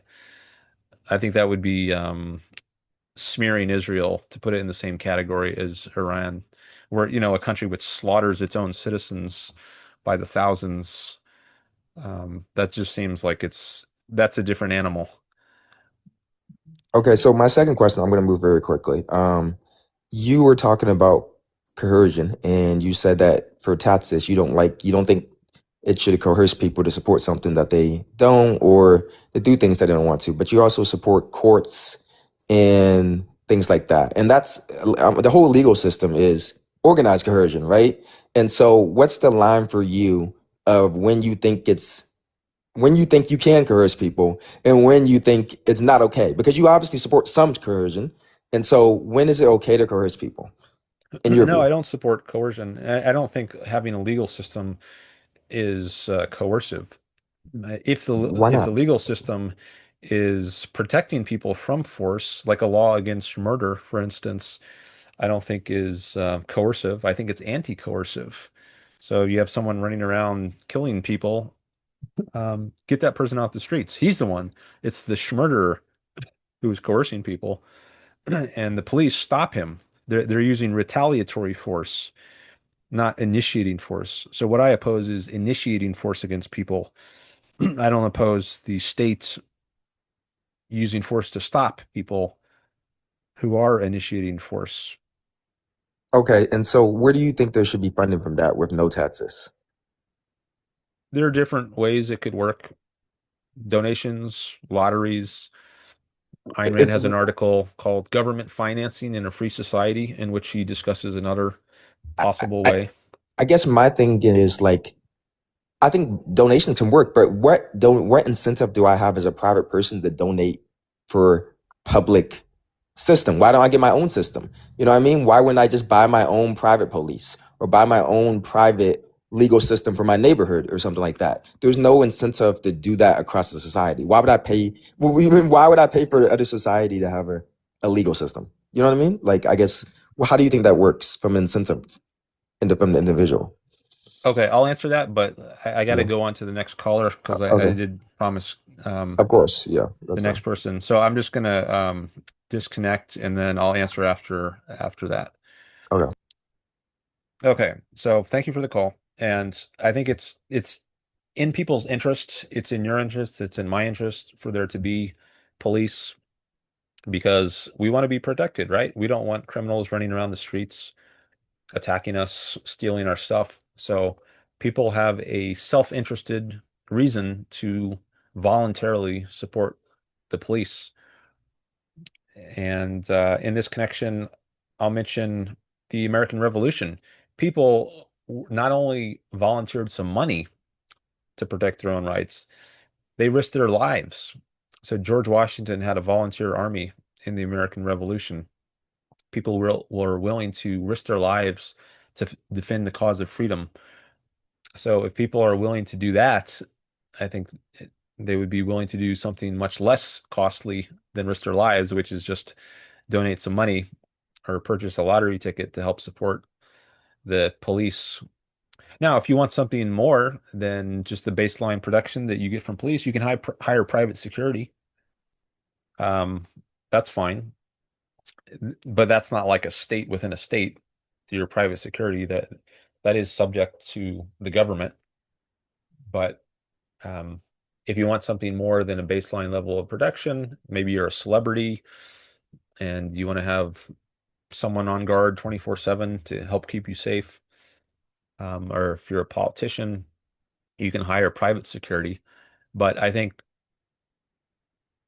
it's very easy to see that it's in your interest for there to be a police. So I think there would be plenty of people willing to donate in order to support the police or buy lottery tickets. And as I said, people are willing to give up their lives, risk their lives for the cause of freedom. So I think surely they would be willing to donate some money.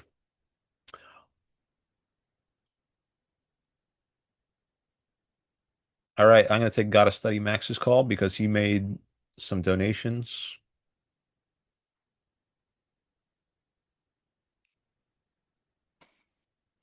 Hello. Hello. I just had two questions. Um, my first question was like I was looking at your YouTube channel and I was wondering like obviously you're trying to make some money when doing this. Is there a reason why you don't like double stream like on Yeah, both at the same time? I tried double streaming and it slowed down my computer, and people were telling me Uh, my video was getting choppy. Now, there is a way to use different software than I'm currently using, but I think in order to do that, I first need to get 1,000 followers on TikTok. And okay, that's what you're trying to do. All right, that makes sense. yeah, All right, so and my second question was I get and understand like what your system with capitalism on like enough people will be willing to pay for police and enough people will be willing to pay for firemen. But like I feel like almost everyone has different ideas on like what laws should be. So how would we have like a coherent like ability to like we can't just pick and choose the laws that the government upholds. So how would that work with like paying to like paying the government for which laws you want? Do you get what I'm saying? yeah. That's so you don't pay for certain laws. What I think you do is you pay for the enforcement of laws. So the laws that are appropriate are laws that protect people from force. So laws against But robbery, like, there's a lot of rape. people that disagree with like some laws, for example, like abortion. Like, if you agreed Mhm. with abortion, would you pay for the ability to have an abortion and stuff like that? That doesn't really make sense to me. Well, I guess there's if you disagree with a law that permits abortion, then I think you're wrong somewhere in your thinking. And like I think many people who oppose abortion, they're religious and they accept things on religious grounds, on the basis of faith. And Correct I'm me not if sure I'm what to wrong, but I was wondering like, what would happen, for example, like if you're not paying like for certain laws to be like if you're not paying the government at all and you're not accepting a law, then how could the police be able to arrest you if you're not paying for that law to be true, sort of? Well, I don't think it matters.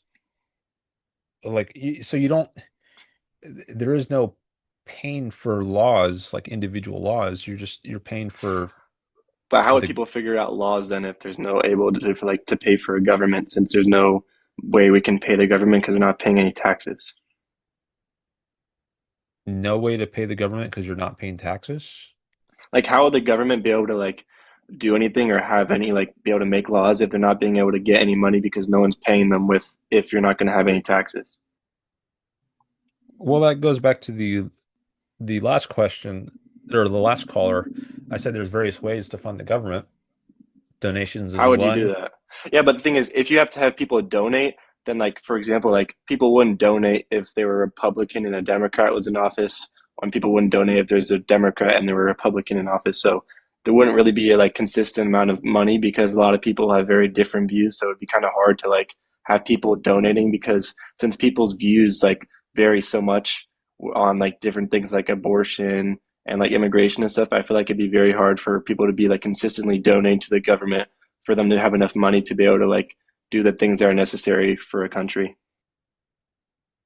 I don't think it would matter too much who's in office if we had a capitalist system.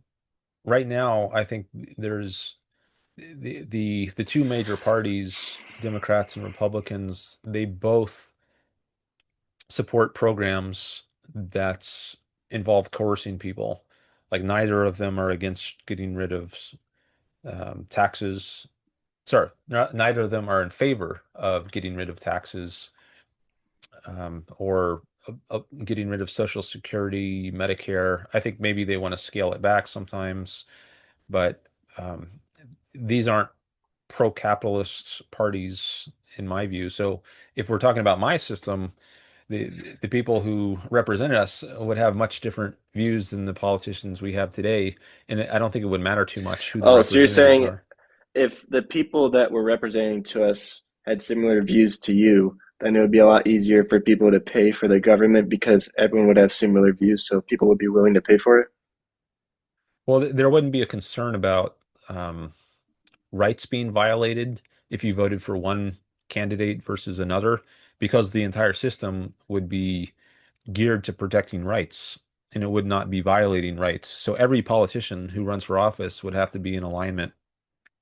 Well, I mean, they wouldn't have to, but if they weren't in alignment, then they would be going against the constitution But of the system, I guess. as you know, a lot of people would disagree with your like opinion on how capitalistic our society be. So why would they want to like pay for the police to enforce these laws if they don't even agree with the laws in the first place? Well, maybe they wouldn't, and I don't think there's any shortcut around education. So right now, I'm trying to promote a certain viewpoint and persuade people of a certain set of ideas, but I don't think a society that's built on my sort of ideas or Rand's sort of ideas can survive unless there's a certain amount of popular support for it. So that's what I'm trying Okay. to create is more popular support for these ideas, and then people of their own volition will decide So to, you agree that like if it was implemented right now, that it wouldn't work because not enough people agree with your yeah, I opinion? don't think it would work right now Okay, that's all because I of wanted to where, do. okay. But Yeah. thanks for talking, and I appreciate what you're doing, and I hope you'll continue to grow. And thank you for having me.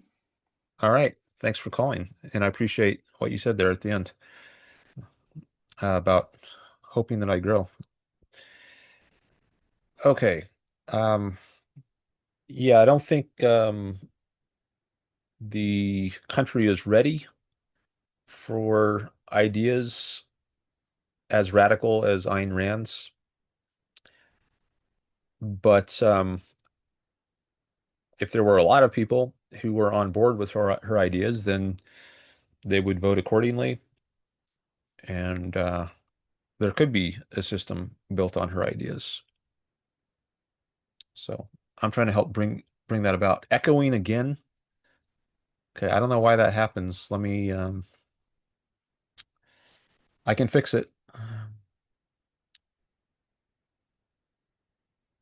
I just gotta change to my AirPods and then change back to my podcast mic. Okay, hopefully it's fixed now. Sound better?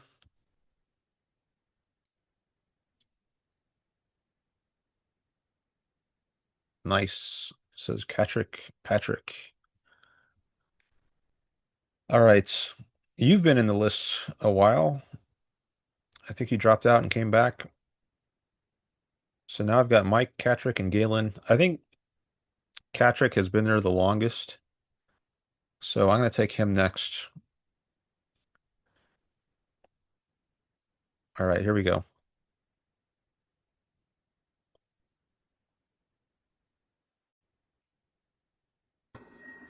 Hello. Hey, how's it going? All right. What's up? I think I understand where you're coming from, that your views are informed by ideology. But I just think when the real world happens, like, you're not really gonna have a choice about a lot of these things, if that makes sense. Like, you're gonna have police, right? Like, orphans are gonna show up at the station and it's gonna be like, well, what do we do now?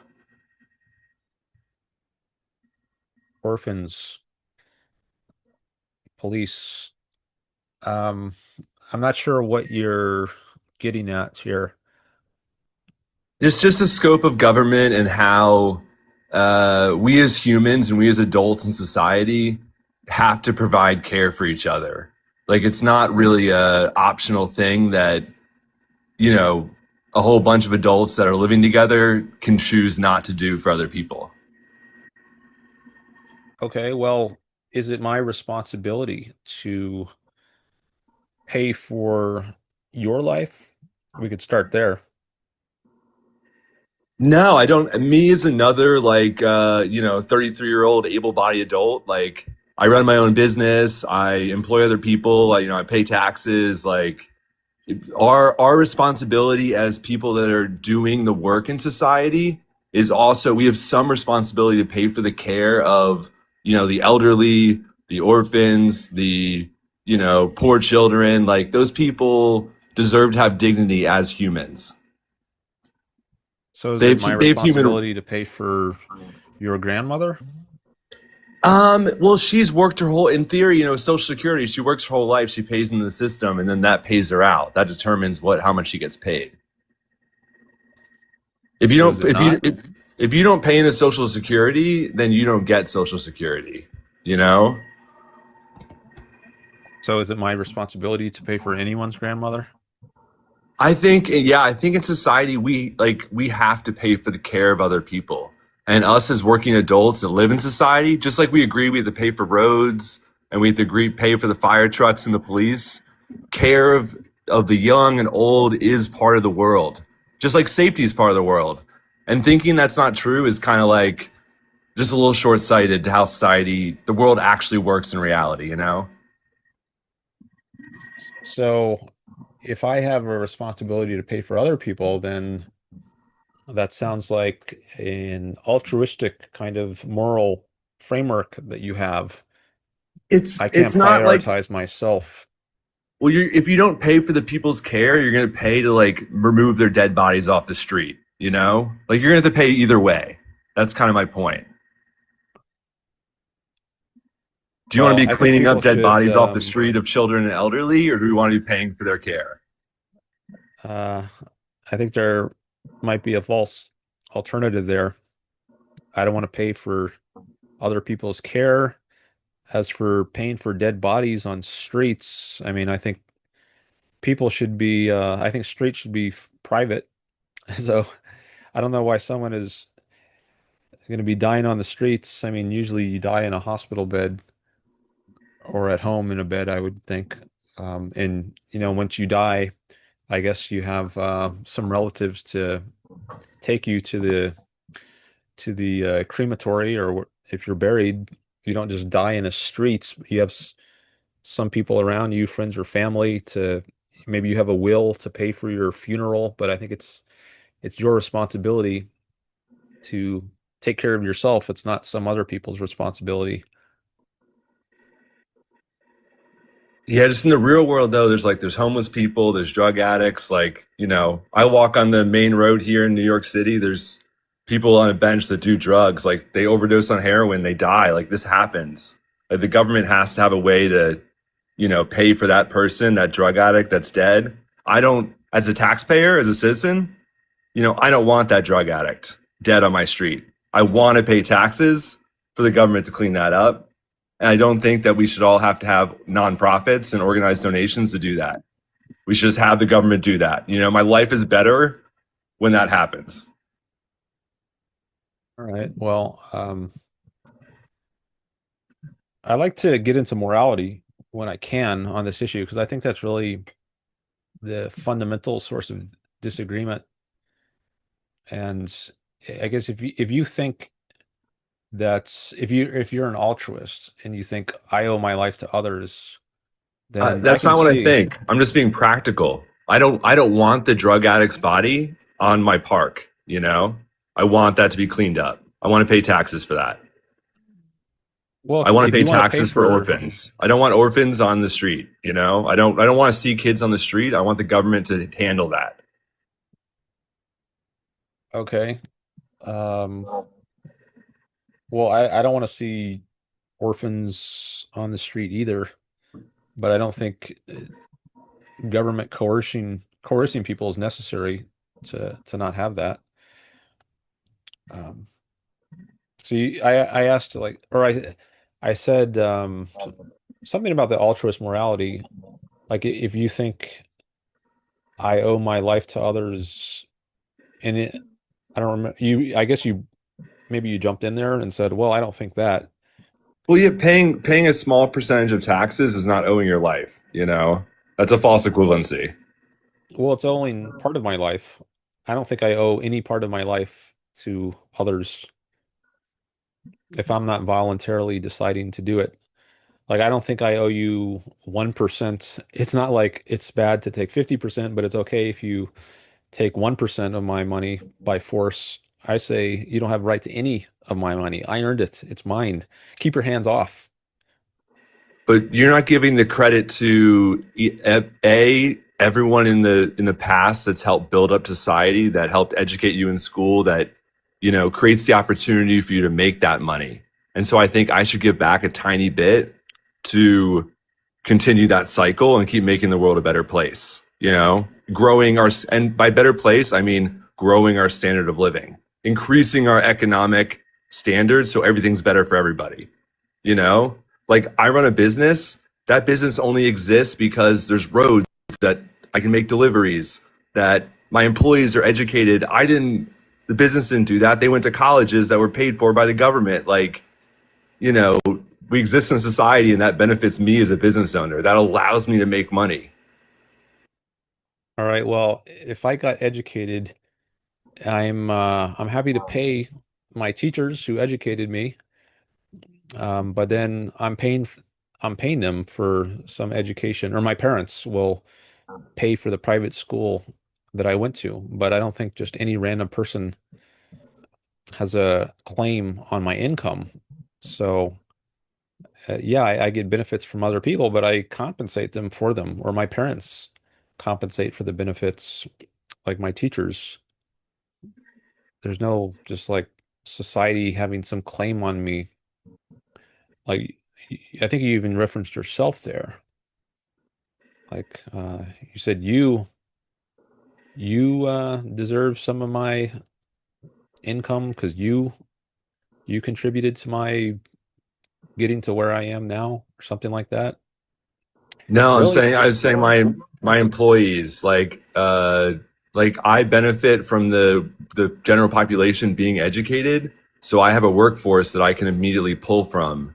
Like there's just so many ways that, by investing in society, my opportunities are stronger. Like when the US is one of the strongest, most educated economies in the world, that gives me more opportunity as a citizen. Okay, but Like I you think it can be think about strong. everyone's. And Yeah, also like investing, I think that might be a euphemism for coercively taking people's money and then spend it.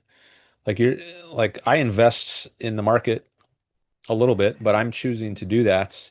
If someone if some mugger on the street holds me up at gunpoint, takes my wallet, and then takes my money and invests it in the stock market, and then says, "Oh, hey Dan, what's your objection to me mugging you on the street? I'm investing in the market, and some of that is coming back to benefit you." So, is that investing? Is that a way of investing? Because that's what the government is doing. It's taking people's money by coercion and then putting into fund programs what I didn't choose to fund. Is that investing or is that like uh, extortion or expropriation? I I think see it's fair to investing have as a just. voluntary I kind think of activity. it's Yeah. of course fair to have a disagreement with individual government policies, but to say the government as a whole, I feel like you're just short-sighted. I know you're ideologically driven, so that's fine, but I just can't. I think if you were actually put in charge and implement this, it would, like you said, it wouldn't work. Like you would realize you need these things. So it's all good, but thank you for talking. I appreciate it. All right. Thanks for your call.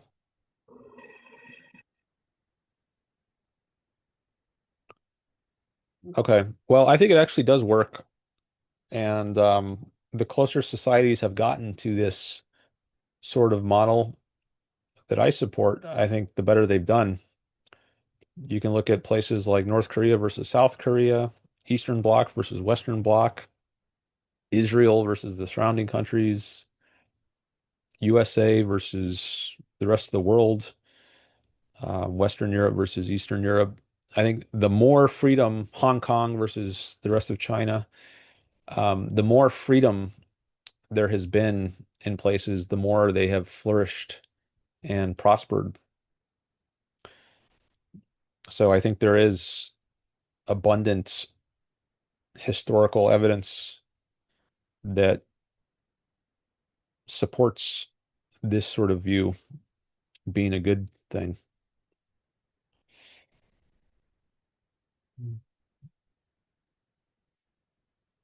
All right, now I got 4 people on the list. How much longer am I going to stream today?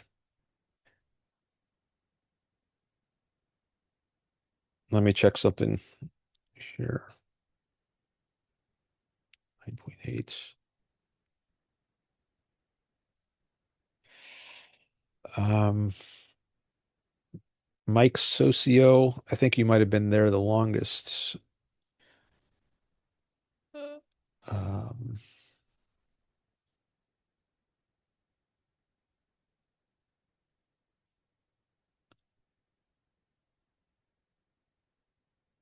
okay, I'll take at least a short call from Mike.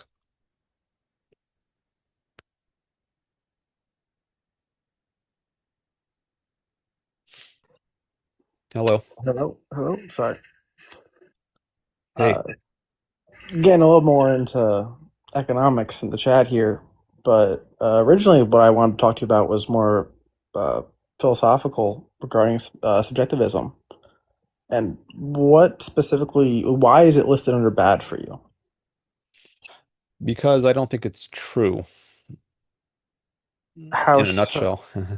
So Regarding, there's different kinds of subjectivism. So there's metaphysical subjectivism, and even that could have different types. But so one type of metaphysical subjectivism would be the kind of religious viewpoint, like let there be light, let there be creatures roaming the earth, where you have this subject who is just creating things out of nothing through an active will.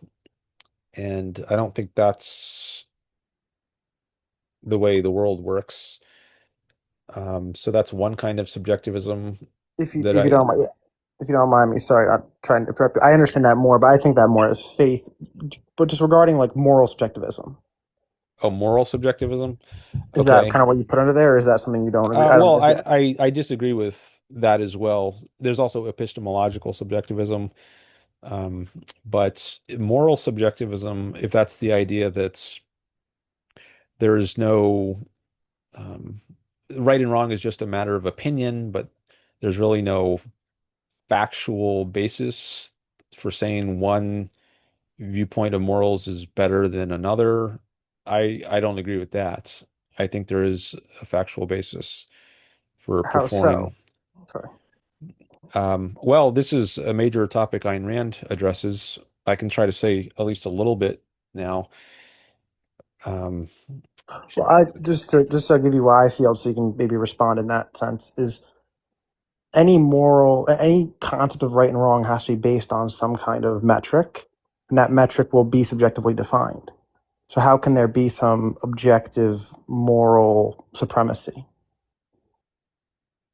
any concept of right and wrong has to be subjectively defined. Is that what you said?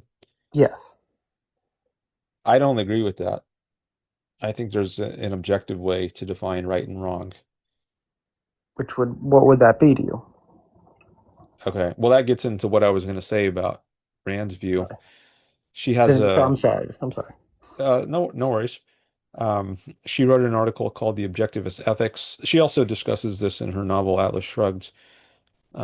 But she makes a point about where the concept of value comes from, and she says it comes from the phenomenon of life. So life is what gives rise to values. If something is not living like a rock, it doesn't have any values. There aren't things that are good or bad for the rock. Now, if you own the rock, maybe you're the owner, you have a pet rock, and it might be good or bad for you if you hit the rock with a hammer. Maybe you want a smaller rock to fit on your windowsill. Maybe you think it makes a nice decoration. In that case, it would be good to, hit the rock with a hammer, crush it into smaller pieces. But it's not good for the rock itself. It doesn't care whether it's been crushed or not crushed. So it's only living things um, to which something can be good or bad. Like, so it can be good or bad for the owner of the rock to crush it. So if that's right, if values and the notions of good and bad depend on something being alive, then that provides a basis, a non-subjective basis for saying things are good and bad. So like food would be good. So if you choose to live, if you're a living thing and you choose to live, only human beings face this choice. I think animals automatically act in order to live, but humans have free will and we can choose to live or not.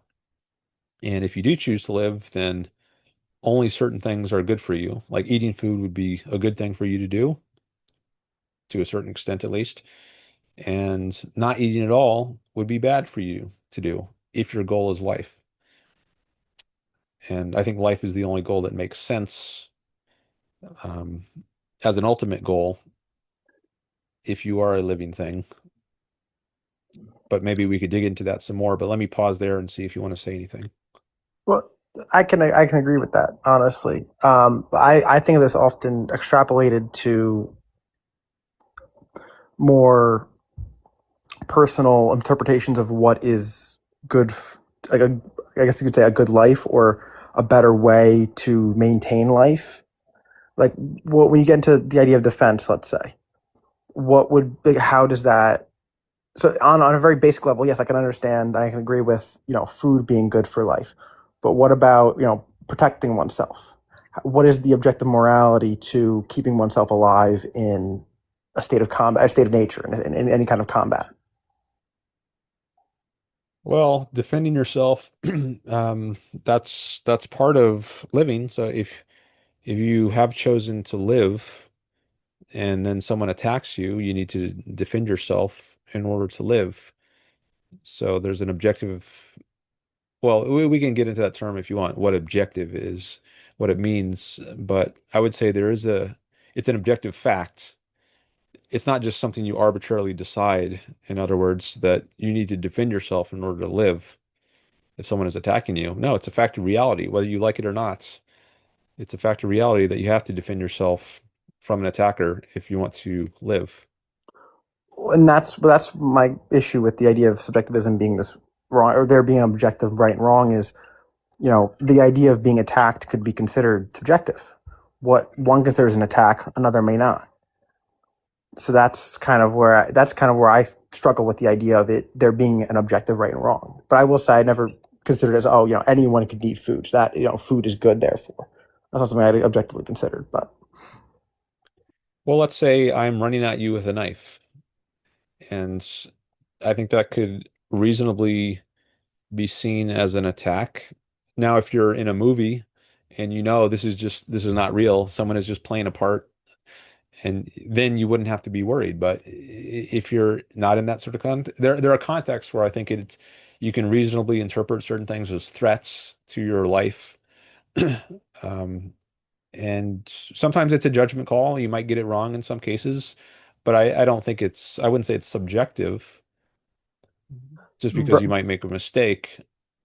It's not like, in contrast, like someone's not running at you with a knife. So let's say someone is just walking down the sidewalk, minding their own business, and maybe you're on the other side of the street walking the other way, and it's not like it's 3 in the morning and you're worried. Maybe it's someone, like a small child who's walking in the other direction. I mean, is that a threat to you? Um, is it subjective as to whether this small child is a threat, or would it be arbitrary to suppose it is a threat? Well, what Brian says is exactly what I was going to say. Isn't reasonability subjective? Or in the case of child, not to, I don't like getting into the politics of a lot of things, especially with Middle Eastern politics, but it's been a major topic of tonight. And there's a lot of talk about. I know when we were in the Middle East, the U.S. was in the Middle East. There was a lot of talk of that happening to soldiers, where there would be children who would approach them, not like being unassuming, but in reality they would be holding a grenade behind their back, or they would be suicide soldiers. That idea of reasonability, you could say, okay, well, they're in a combat zone, so that changes the context, but objectively that still makes it subjective as a concept. I wouldn't say it is subjective. I think the context does matter. So yeah, if you're in a combat zone and you know that there have been kids who have been exploited by the enemy to, be suicide bombers, then I think it would be reasonable to interpret it as a threat.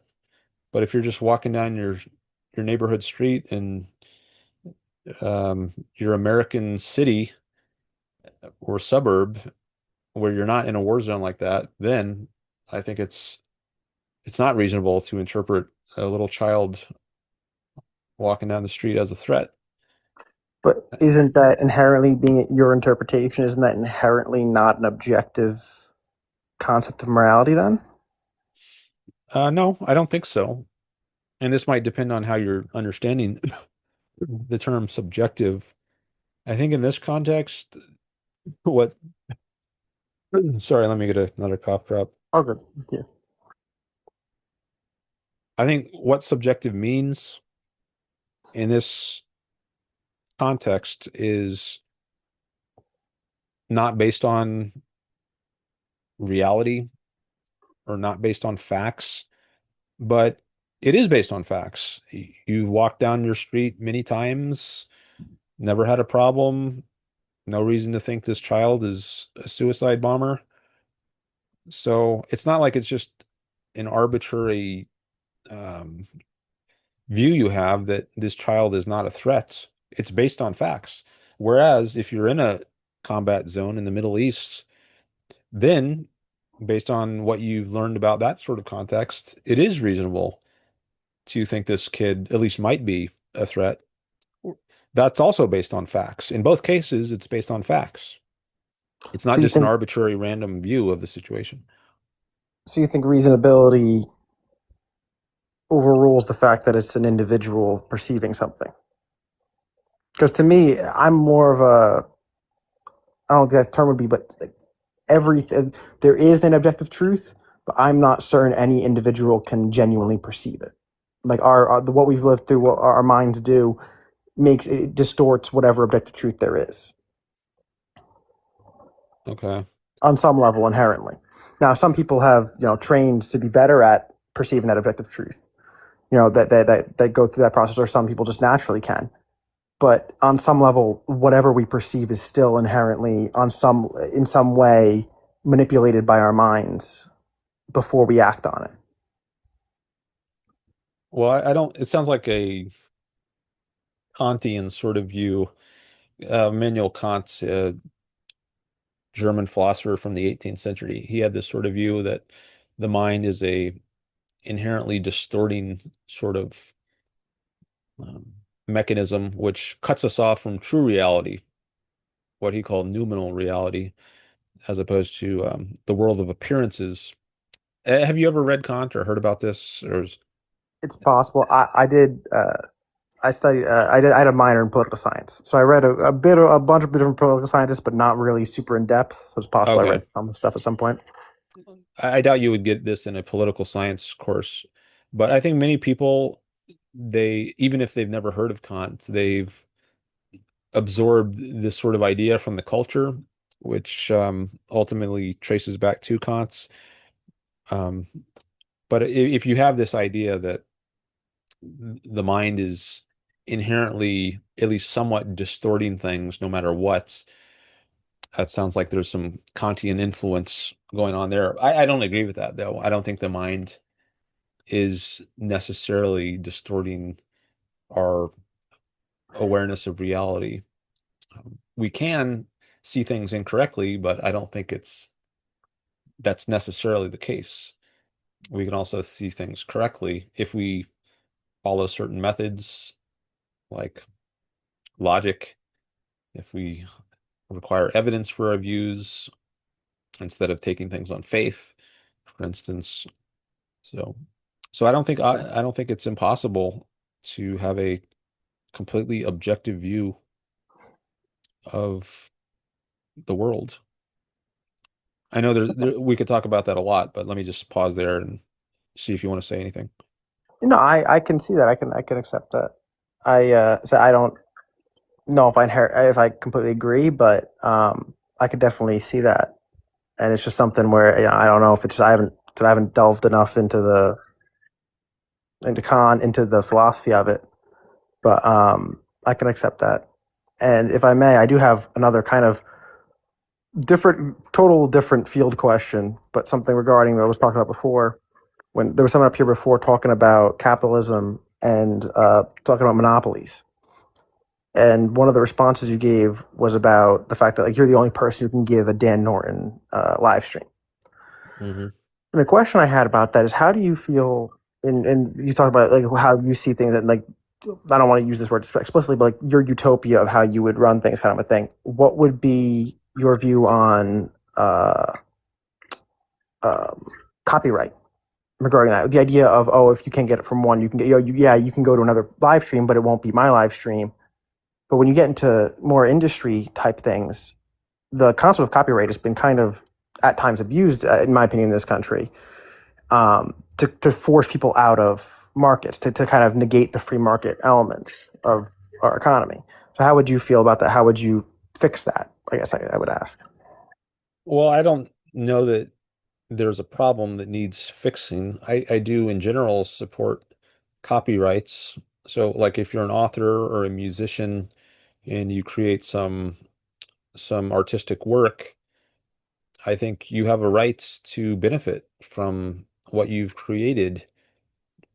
So if someone like if you're we could take Ayn Rand. I mean, she wrote novels and she copyrighted her books and she was able to earn some royalties through the book sales. Now, would it be good if she couldn't do that? Like she writes this book and then anyone can just um, write the same book and then put their name on it and claim I wrote this. I wrote Atlas Shrugged, and now Ayn Rand doesn't get to benefit at all, or she has to split the profits with this fraud who claims to have written it. I think she has a right to profit from the book, not some random person who pirates the work. Isn't Well, that fair? I can agree with that, but my question is more focused on the idea of monopoly. So less for artistic endeavors where I can. Well, and I agree that people deserve the right to benefit and profit from their work, but how do you handle the idea of someone using that to um, using that using the term monopoly to jack the prices up of something, to price gouge of it, and prevent people unless I said less than intellectual. I would say intellect knowledge is some. I believe in freedom of information, and everyone has access should have access to knowledge. And to that point of how bad would it be if someone were to promote to publish a book, the same book but with their name on it? Yeah, it's terrible that she doesn't get the profit off it, but at the same time, if it means that more people get the knowledge and it helps them and it makes society better, I don't know if that's inherently wrong or inherently bad. But for me, the question was more related to physical goods than intellectual goods or artistic goods. Where if you have something that's more of a necessity, you talked about something like the USPS, for example. That's not inherently a necessity, but something that's more a necessary good.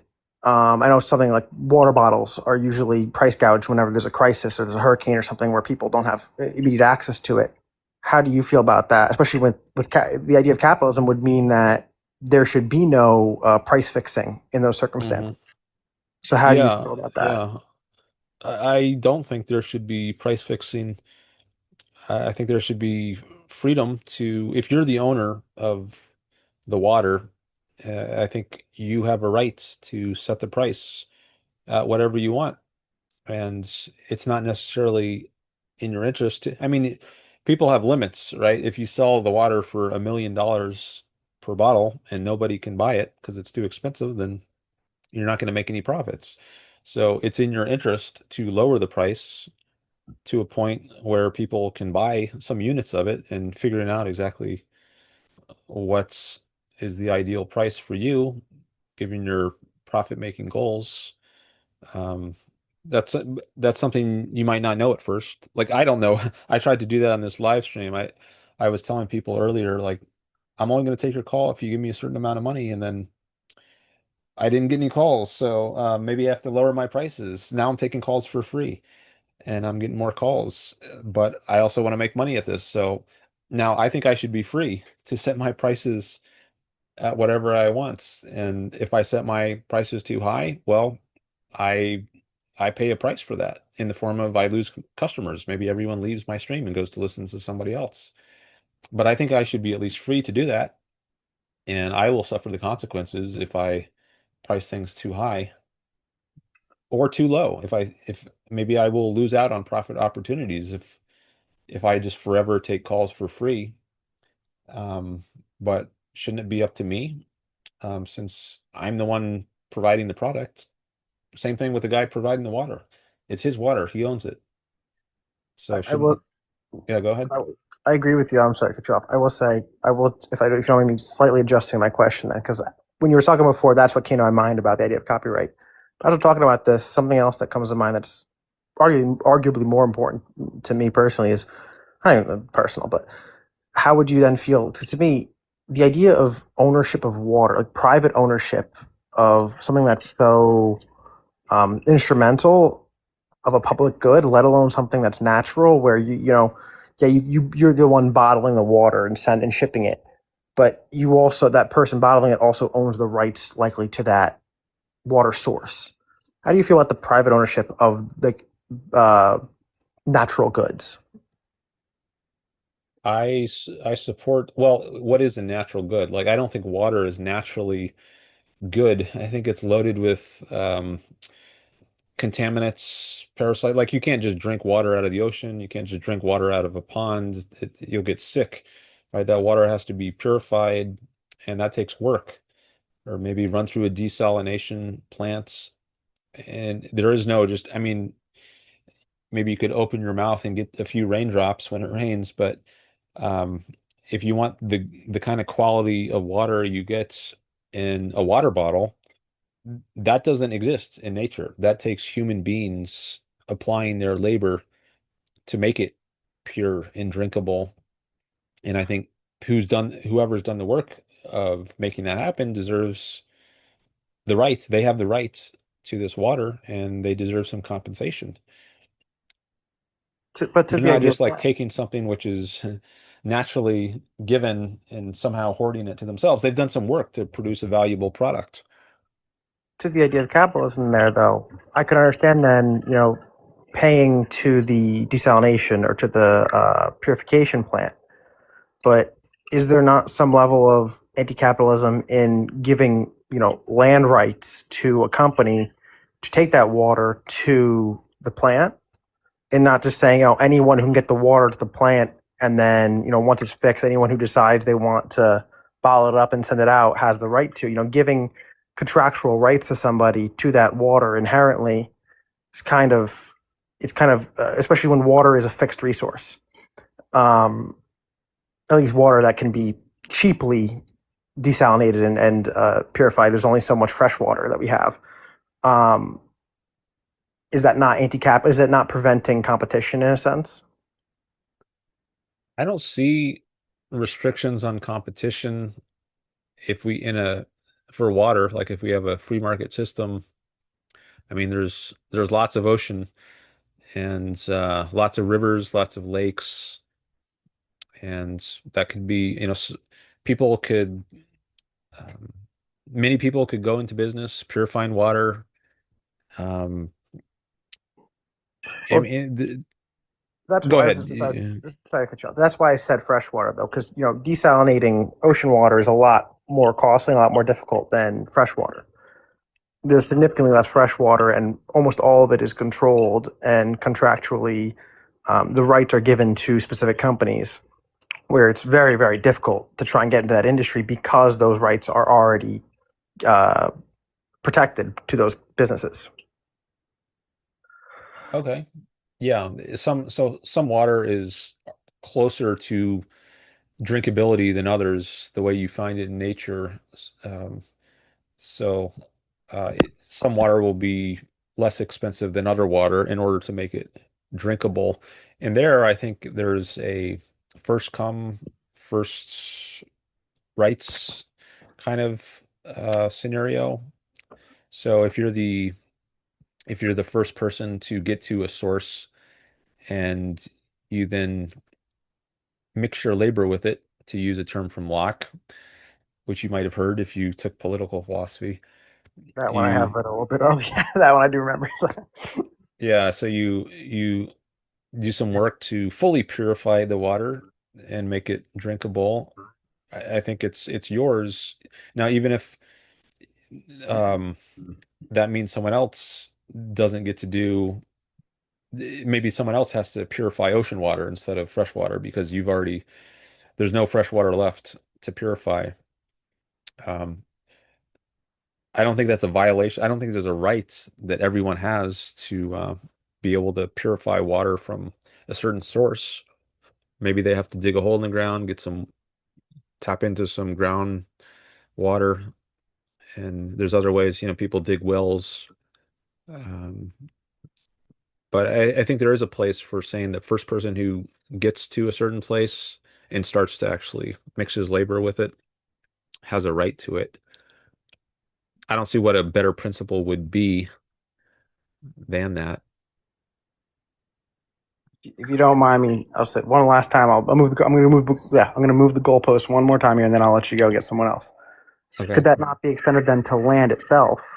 And the idea that at some point it could be argued that there will be a conglomerate of some kind that can quote unquote purchase all land on the planet, and then use that as that logic to then quote unquote, to rent that land out, and they can set those rent prices at anything they want under the punishment of we'll just drop you in the ocean theoretically or whatever, where you more than likely you're going to die.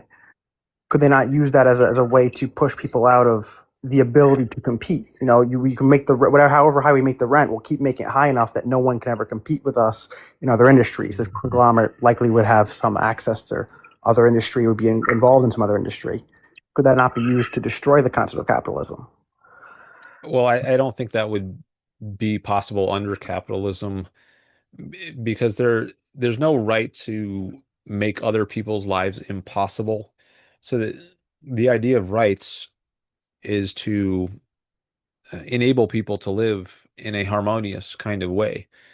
So if you're buying up all the property and you're refusing to rent out any of the lands to anyone, so all they can do is go swim in the ocean and drown, that's not a situation in which rights exist. It's impossible for them to, for people to coexist peacefully in that sort of scenario. So I don't think that would be a valid, there wouldn't be a valid claim to like take over all the land for yourself so no one has anywhere to live.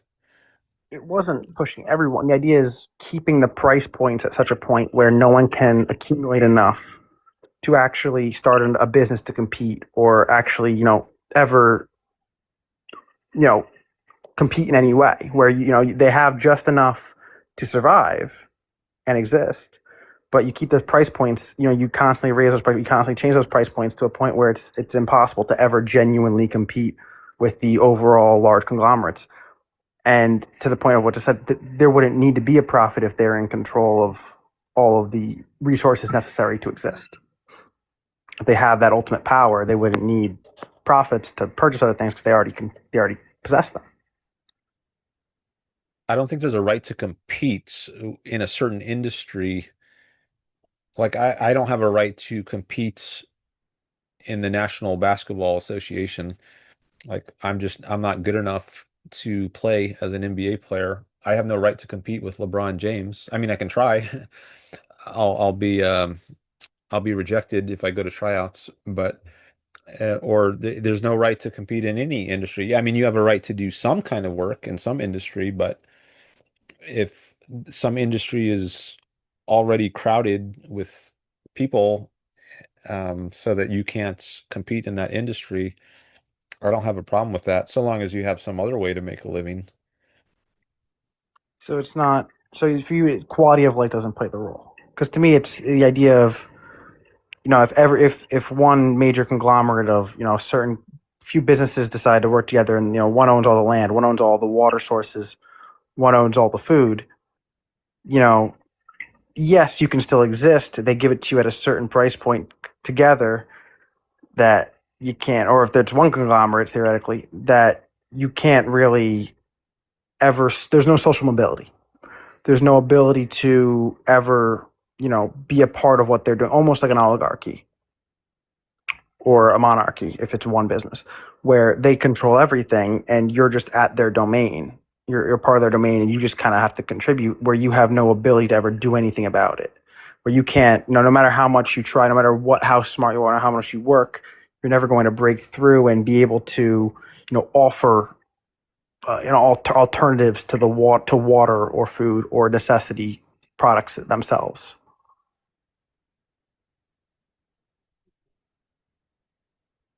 Doesn't sound realistic to me. It's not inherently realistic. It's more of a theoretical of like what could. I mean, I guess it's realistic in the sense that like apocalyptic films are realistic. Because that's kind of the idea. It's almost like a post-apocalyptic sense of we're all under the Giver or Handmaid's Tale type thing, where we're all we're controlled by some overarching or 1984 type of government system or conglomerate system where we're all super controlled and the people have no ability to do anything about it. But it is inherently supported by the idea of capitalism controlling and owning natural resources. Okay, well, one point there is there's so what you're calling natural resources, water, maybe you also included food, which isn't really also, is it? So what do you mean by natural resource? I mean, The most of the food right, we have is processed in some way. well, yeah. I mean, It's that's the base source of it. Yeah. Because it's processed, but 99, if not 100% of the things we consume at some point are grown in the ground or raised as livestock. okay, but I mean, there's so many, but just besides food, there's so many other kinds of goods. I mean, I'm using a microphone right now. We're using the internet. I'm using a laptop. I've got my shirt. I've got my glasses. My laptop is sitting on a table. I mean, there's just millions of what you might not call natural goods, manufactured goods. I don't know what the Well, category would be. So even if there are like a few um, people in the what you're calling natural market, they still need all these other ty types of goods, the millions of other goods in their lives, and it's not like you, so and other people have economic leverage over them. So if they do something crazy, like try to jack up the price of water so no one can afford it, then everyone else, you could say, well, everyone else can then jack up the prices of tables and glasses and beds and air conditioners and not sell it to um, these nefarious um, producers of food and water because they're being evil. So it just, I but guess this is part of why I'm not seeing this as a realistic or who serious fault worry. who falters first in that scenario? Are you not going to trade your microphone and your table and your shirt for food, water, and the right to live on land if that's what it comes to? If that's what these businesses keep pricing you out, and that's what's left, that's the option left to you. What are you going to give up first? Your microphone, your shirt, or food? Mhm. Well, I mean, if it comes down to an emergency, I might need to steal some food, but I don't think it's gonna get there. Like, how are they gonna make their most profits? Is it gonna be by pricing everyone out of their market by the market? I mean, is that the idea? They're gonna have a few people are gonna have complete control of the food supply and water, and let's say they just jack up their prices so high that no one can afford it. I mean, is that the It, scenario you're to me, it's putting more forth? like everyone's wages are so like stabilized, where everyone, you all contribute to the same society as exists, but you're only paid enough that you have enough for food, for necessities. There's no money for excess. There's no money for luxuries. There's no money for anything that would be any of these things that you're saying. All these other things exist, but at a certain point, it's possible to price things in a certain way where you can slowly break people down. Again, very hypothetical, certainly, but it's possible. It's definitely theoretically possible in the sense of you can argue capitalism in a sense where capitalism would defend this because it's giving them an absolute market share where they never have to worry about competition. They already have 100% market share, but in pricing it in the way that they are, in minimizing anyone's ability to accumulate any other potential industry, in this case, theoretically, luxury goods, luxury being anything that's not a necessity, they could then have absolute safety within their industry. They never have to fear competition.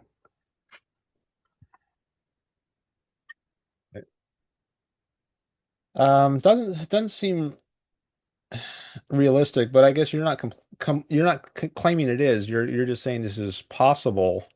Is that right? You It's don't think this completely would actually hypothetical. happen? Yeah.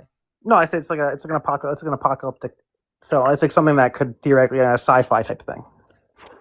Okay. Well, That what capitalism, pure capitalism, could lead to theoretically if it was taken full force as good in this case of bringing it back to what made me think of it. okay. Well, if we had more time, I might continue with this, but I do see one other person in the guest list who's been waiting for a while. I want to give him a chance. Yeah, Um, all good. I get it. okay, I guess I'll say in closing, I think the more important thing is to deal with actual how things actually would play out, and then I guess after that, deal with these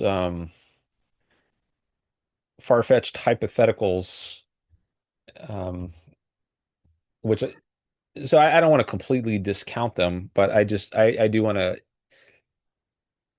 indicate I don't think they're really important or much cause for worry. They do seem pretty outlandish to me, but I'd be happy to pursue that more if we had more time. Maybe if you call back, we can talk about it some more if you'd like. Okay, thank you. I appreciate. I can accept that. I said it's not something that I'm thinking is going to happen to me in any immediate future. It's just like when I think about capitalism, that's where I see like the ultimate fear ending up.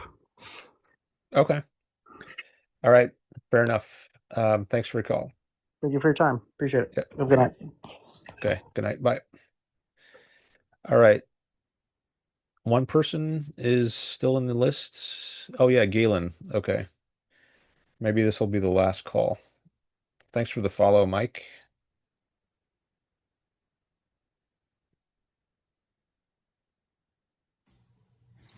Hello. Hi. All right. What's up? I wanted to talk about free will. What's your conception of free will? My conception of free will. What do you mean I by take it to free will? be the ability to choose whether your mind is in focus or not. I get this from Ayn Rand. I think that's our fundamental choice. So we can either do A or not A. Either focus our minds or not focus our minds. And there are things that follow from that, but I think that's the root choice we have. I don't think free will is consistent with determinism. Some people do. They're called compatibilists. I don't agree with that. I think free will is necessary for moral responsibility, but I'll pause there. Do you agree? Do you agree then that ultimately what you do is disconnected from antecedent causes? Not entirely. I think I need to have a brain with and a human brain, right? Not like a fish brain. I don't think fish have free will, but I think I need to have a certain brain and it has to be in a certain state. Like I can't be asleep and exercise What is it my about? free will. What is it about the fish brain that offers free? What is it about the human brain that offers free will and not the fish brain? Or furnishes I free couldn't will? tell you like exactly what it is in the nervous system, but I think the I think I have introspective evidence that there is free will, and I don't have evidence to think that, and I think other human beings likewise, they have a similar. It's not like I'm unique in having free will. I think other beings like me have the same basic nature, but I don't think fish or mice or dogs have it. I mean, I can't introspect. I'm not one of them, but I guess I don't have evidence they have free will, whereas in my case, at least, I do. Yeah. Are you a materialist? No. Oh, okay. That kind of explains it. Then, what can I ask? What what do you hold to if it's not materialism in reference to the like whether matter, like how matter interacts, or is there only matter? Like, can you give me I think your property dualism makes sense. So I don't think mental properties are reducible to physical properties, like the property of being true or false. Mhm. I think that's a mental property. Beliefs can have this, for instance, a belief can be true or false, but I don't think physical things like a atom or an electron, I don't think that can be true or false. So I Why don't not think, though? um, well, it just doesn't seem coherent to me. I mean, do you think an atom can be true or false? Does that make sense to you? Well, if propositionally bound, yeah, I would say you could tell me, is it true the atom is there? I would say yes or no. Is it true there's an atom in my glass of water? So Well, I yeah, those think if you propositions can be true, if you propositionally construct a question like that, then yeah, I can say whether it's true or false, right? but So that's like not what I if mean. I just mean the hmm, atom, period. Can the atom itself be true or false? Not the yeah, I mean proposition the the way you're atom exists. phrasing That can be true or false, yeah, but Well, that's I just find that formulation of question to be kind of incoherent. It's like asking whether a color tastes a certain way. Yeah, and I think that's at least part of the evidence that mental properties are not the same as physical properties. Right. I mean, presumably you're referring to the irreducibility, right? I think you mentioned that the irreducibility of mental concepts or mental states to brain states. But I think if we think about it more, there doesn't seem to be a big problem. Are you aware of you're aware of Frege? A little bit. Sure. So there's an epistemic gap when it comes to mental states and brain states, and then there's an ontic gap. The ontic gap is basically asking the question of whether these two things are really the same thing, right? Now, as a physicalist, I'm going to say yes. And then there's the epistemic gap. The epistemic gap tries to bridge how we talk about these two things. And I think Frege is important here. So with his example of like Clark Kent and Superman, well, I can predicate about Clark Kent, I can predicate about Superman, and I can have different representations in my mind of these two individuals, but they're still the same individuals. The identity holds, even though we represent them differently in our minds, right? So I think the case is similar with the brain. We have brain states, right? So whatever, a neuron and fires and we feel happy. And we call it happy, but what it's referring to is the underlying brain state, right? It's still identical with the underlying brain state, much similarly in the case of Clark Kent and Superman, right? I've heard this viewpoints, and in arguments that is advanced to support it is called the causal arguments. Maybe you've heard it. And it relies on this principle of causal closure of the physical. Does any of this ring a bell to you? Yes, Causal Closure of the Physical by Yegwon Kim. Okay. He's a philosopher of mind of late. Yeah. So I actually wrote my dissertation on this argument, or at least a substantial part of it was on this topic. I'm not convinced by the causal arguments, and I'm not convinced by the causal closure of the physical. Really? I don't think there's good evidence in favor of that principle. And I go through this. Actually, there is a video on my YouTube channel about this. If you go to Dan Norton 1 on YouTube and search for physicalism, you'll find a video. I think it's titled "Is the Mind Physical?" or "Is the Mind or Consciousness Physical?" Something like that. And I lay out some of the key ideas from my dissertation, and I take on this principle of causal closure of the physical. And so I'll just mention that as a resource if you want to hear more Yeah, about. sure. So then if you reject causal closure of the physical, then do you hold that there can be like overdetermined states?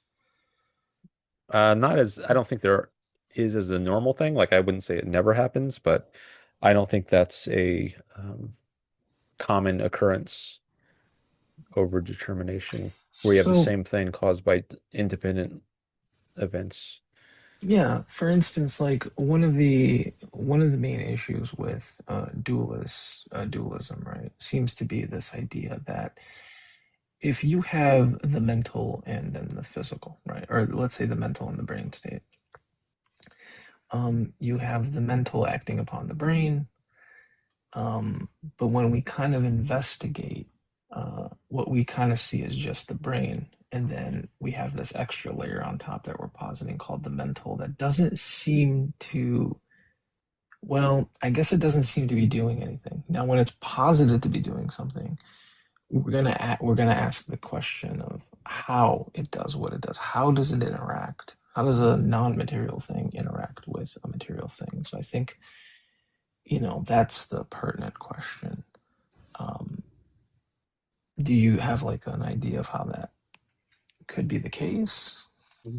I don't have a view on how the mental interacts with the non mental, but I don't think that's necessary in order to think that the mental interacts with the non-mental. Like I can make a choice right now to move my arm, and how did that happen? I don't know, but I made this choice and my arm started moving, so somehow it happens. Um, I don't think you need to understand how something happens to think that it happens. Another example, let's say you observe a rainbow and you're a caveman living 100,000 years ago. You don't understand how light works, but you see that there's a rainbow, even though you don't know how that happens, but you still have reason to believe that it happens. Now, maybe one day you'll discover how optics works and you'll understand the how. And maybe likewise, one day we will understand better how the mental interacts with the physical. But I don't think that means we need to wait until we understand that in order to believe that it interacts with the physical. Okay. Well, I bring that up just to say, I think on abductive grounds, at least, maybe physicalism wins out.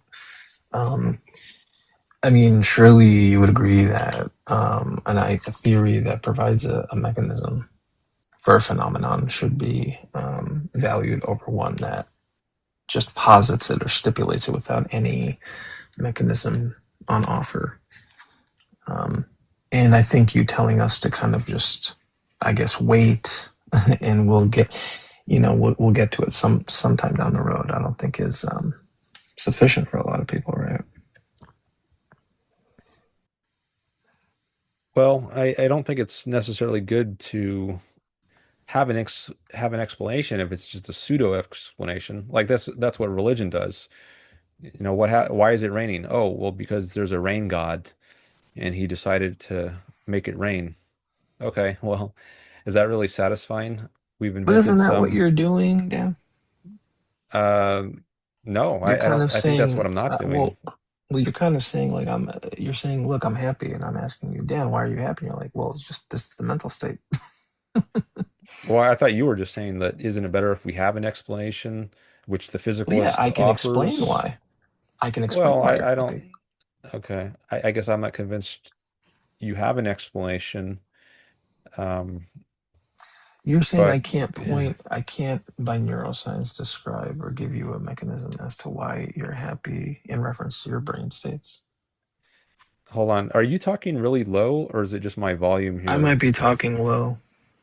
Okay, it's Hold pretty on, soft. let me switch my AirPods. We Hold only on. have we got to wrap this up soon anyways, but maybe for the last minute at least, we can get a little higher volume. Yeah, Okay, so can you hear me let's better now? yeah, that's better. A little better? So Okay. how about make your last points and then I got to wrap it up. Yeah, I just think if we're going to hold to theoretical virtues, we ought to prefer a theory that provides us with parsimony, explanatory power, and depth. I think physicalism does that. I think any dualistic view, such as yours, score really low on that criteria. That's just going to be, and we ought to prefer ones theories that score higher, right? So that's pretty much it. Okay. Well, thanks for your call. Maybe I'll say something about that after we disconnect, but I do appreciate you coming on. Thank you. Yep. Okay. Bye. All right. So parsimony, that's often mentioned in these discussions. Now, we could be very parsimonious by saying nothing exists, right? But that comes at a cost, and it seems to fly in the face of our evidence saying something like nothing exists. So you might think it's more parsimonious to say there's only physical stuff and there's no separate irreducible mental stuff or mental properties. But then that parsimony comes at a cost. Now you have to explain things like how can an atom be true or false, right? It's clear how a mental property can be true or false, or like how a belief could be true or false. But if you think everything is physical, then how do you explain how there can be such a property as truth or falsity, um, or confusion, right? A mind can be confused, but can molecules be confused? Okay. So, um, I think there's a cost associated with parsimony. So, and I don't see that it's a cost worth bearing. Um,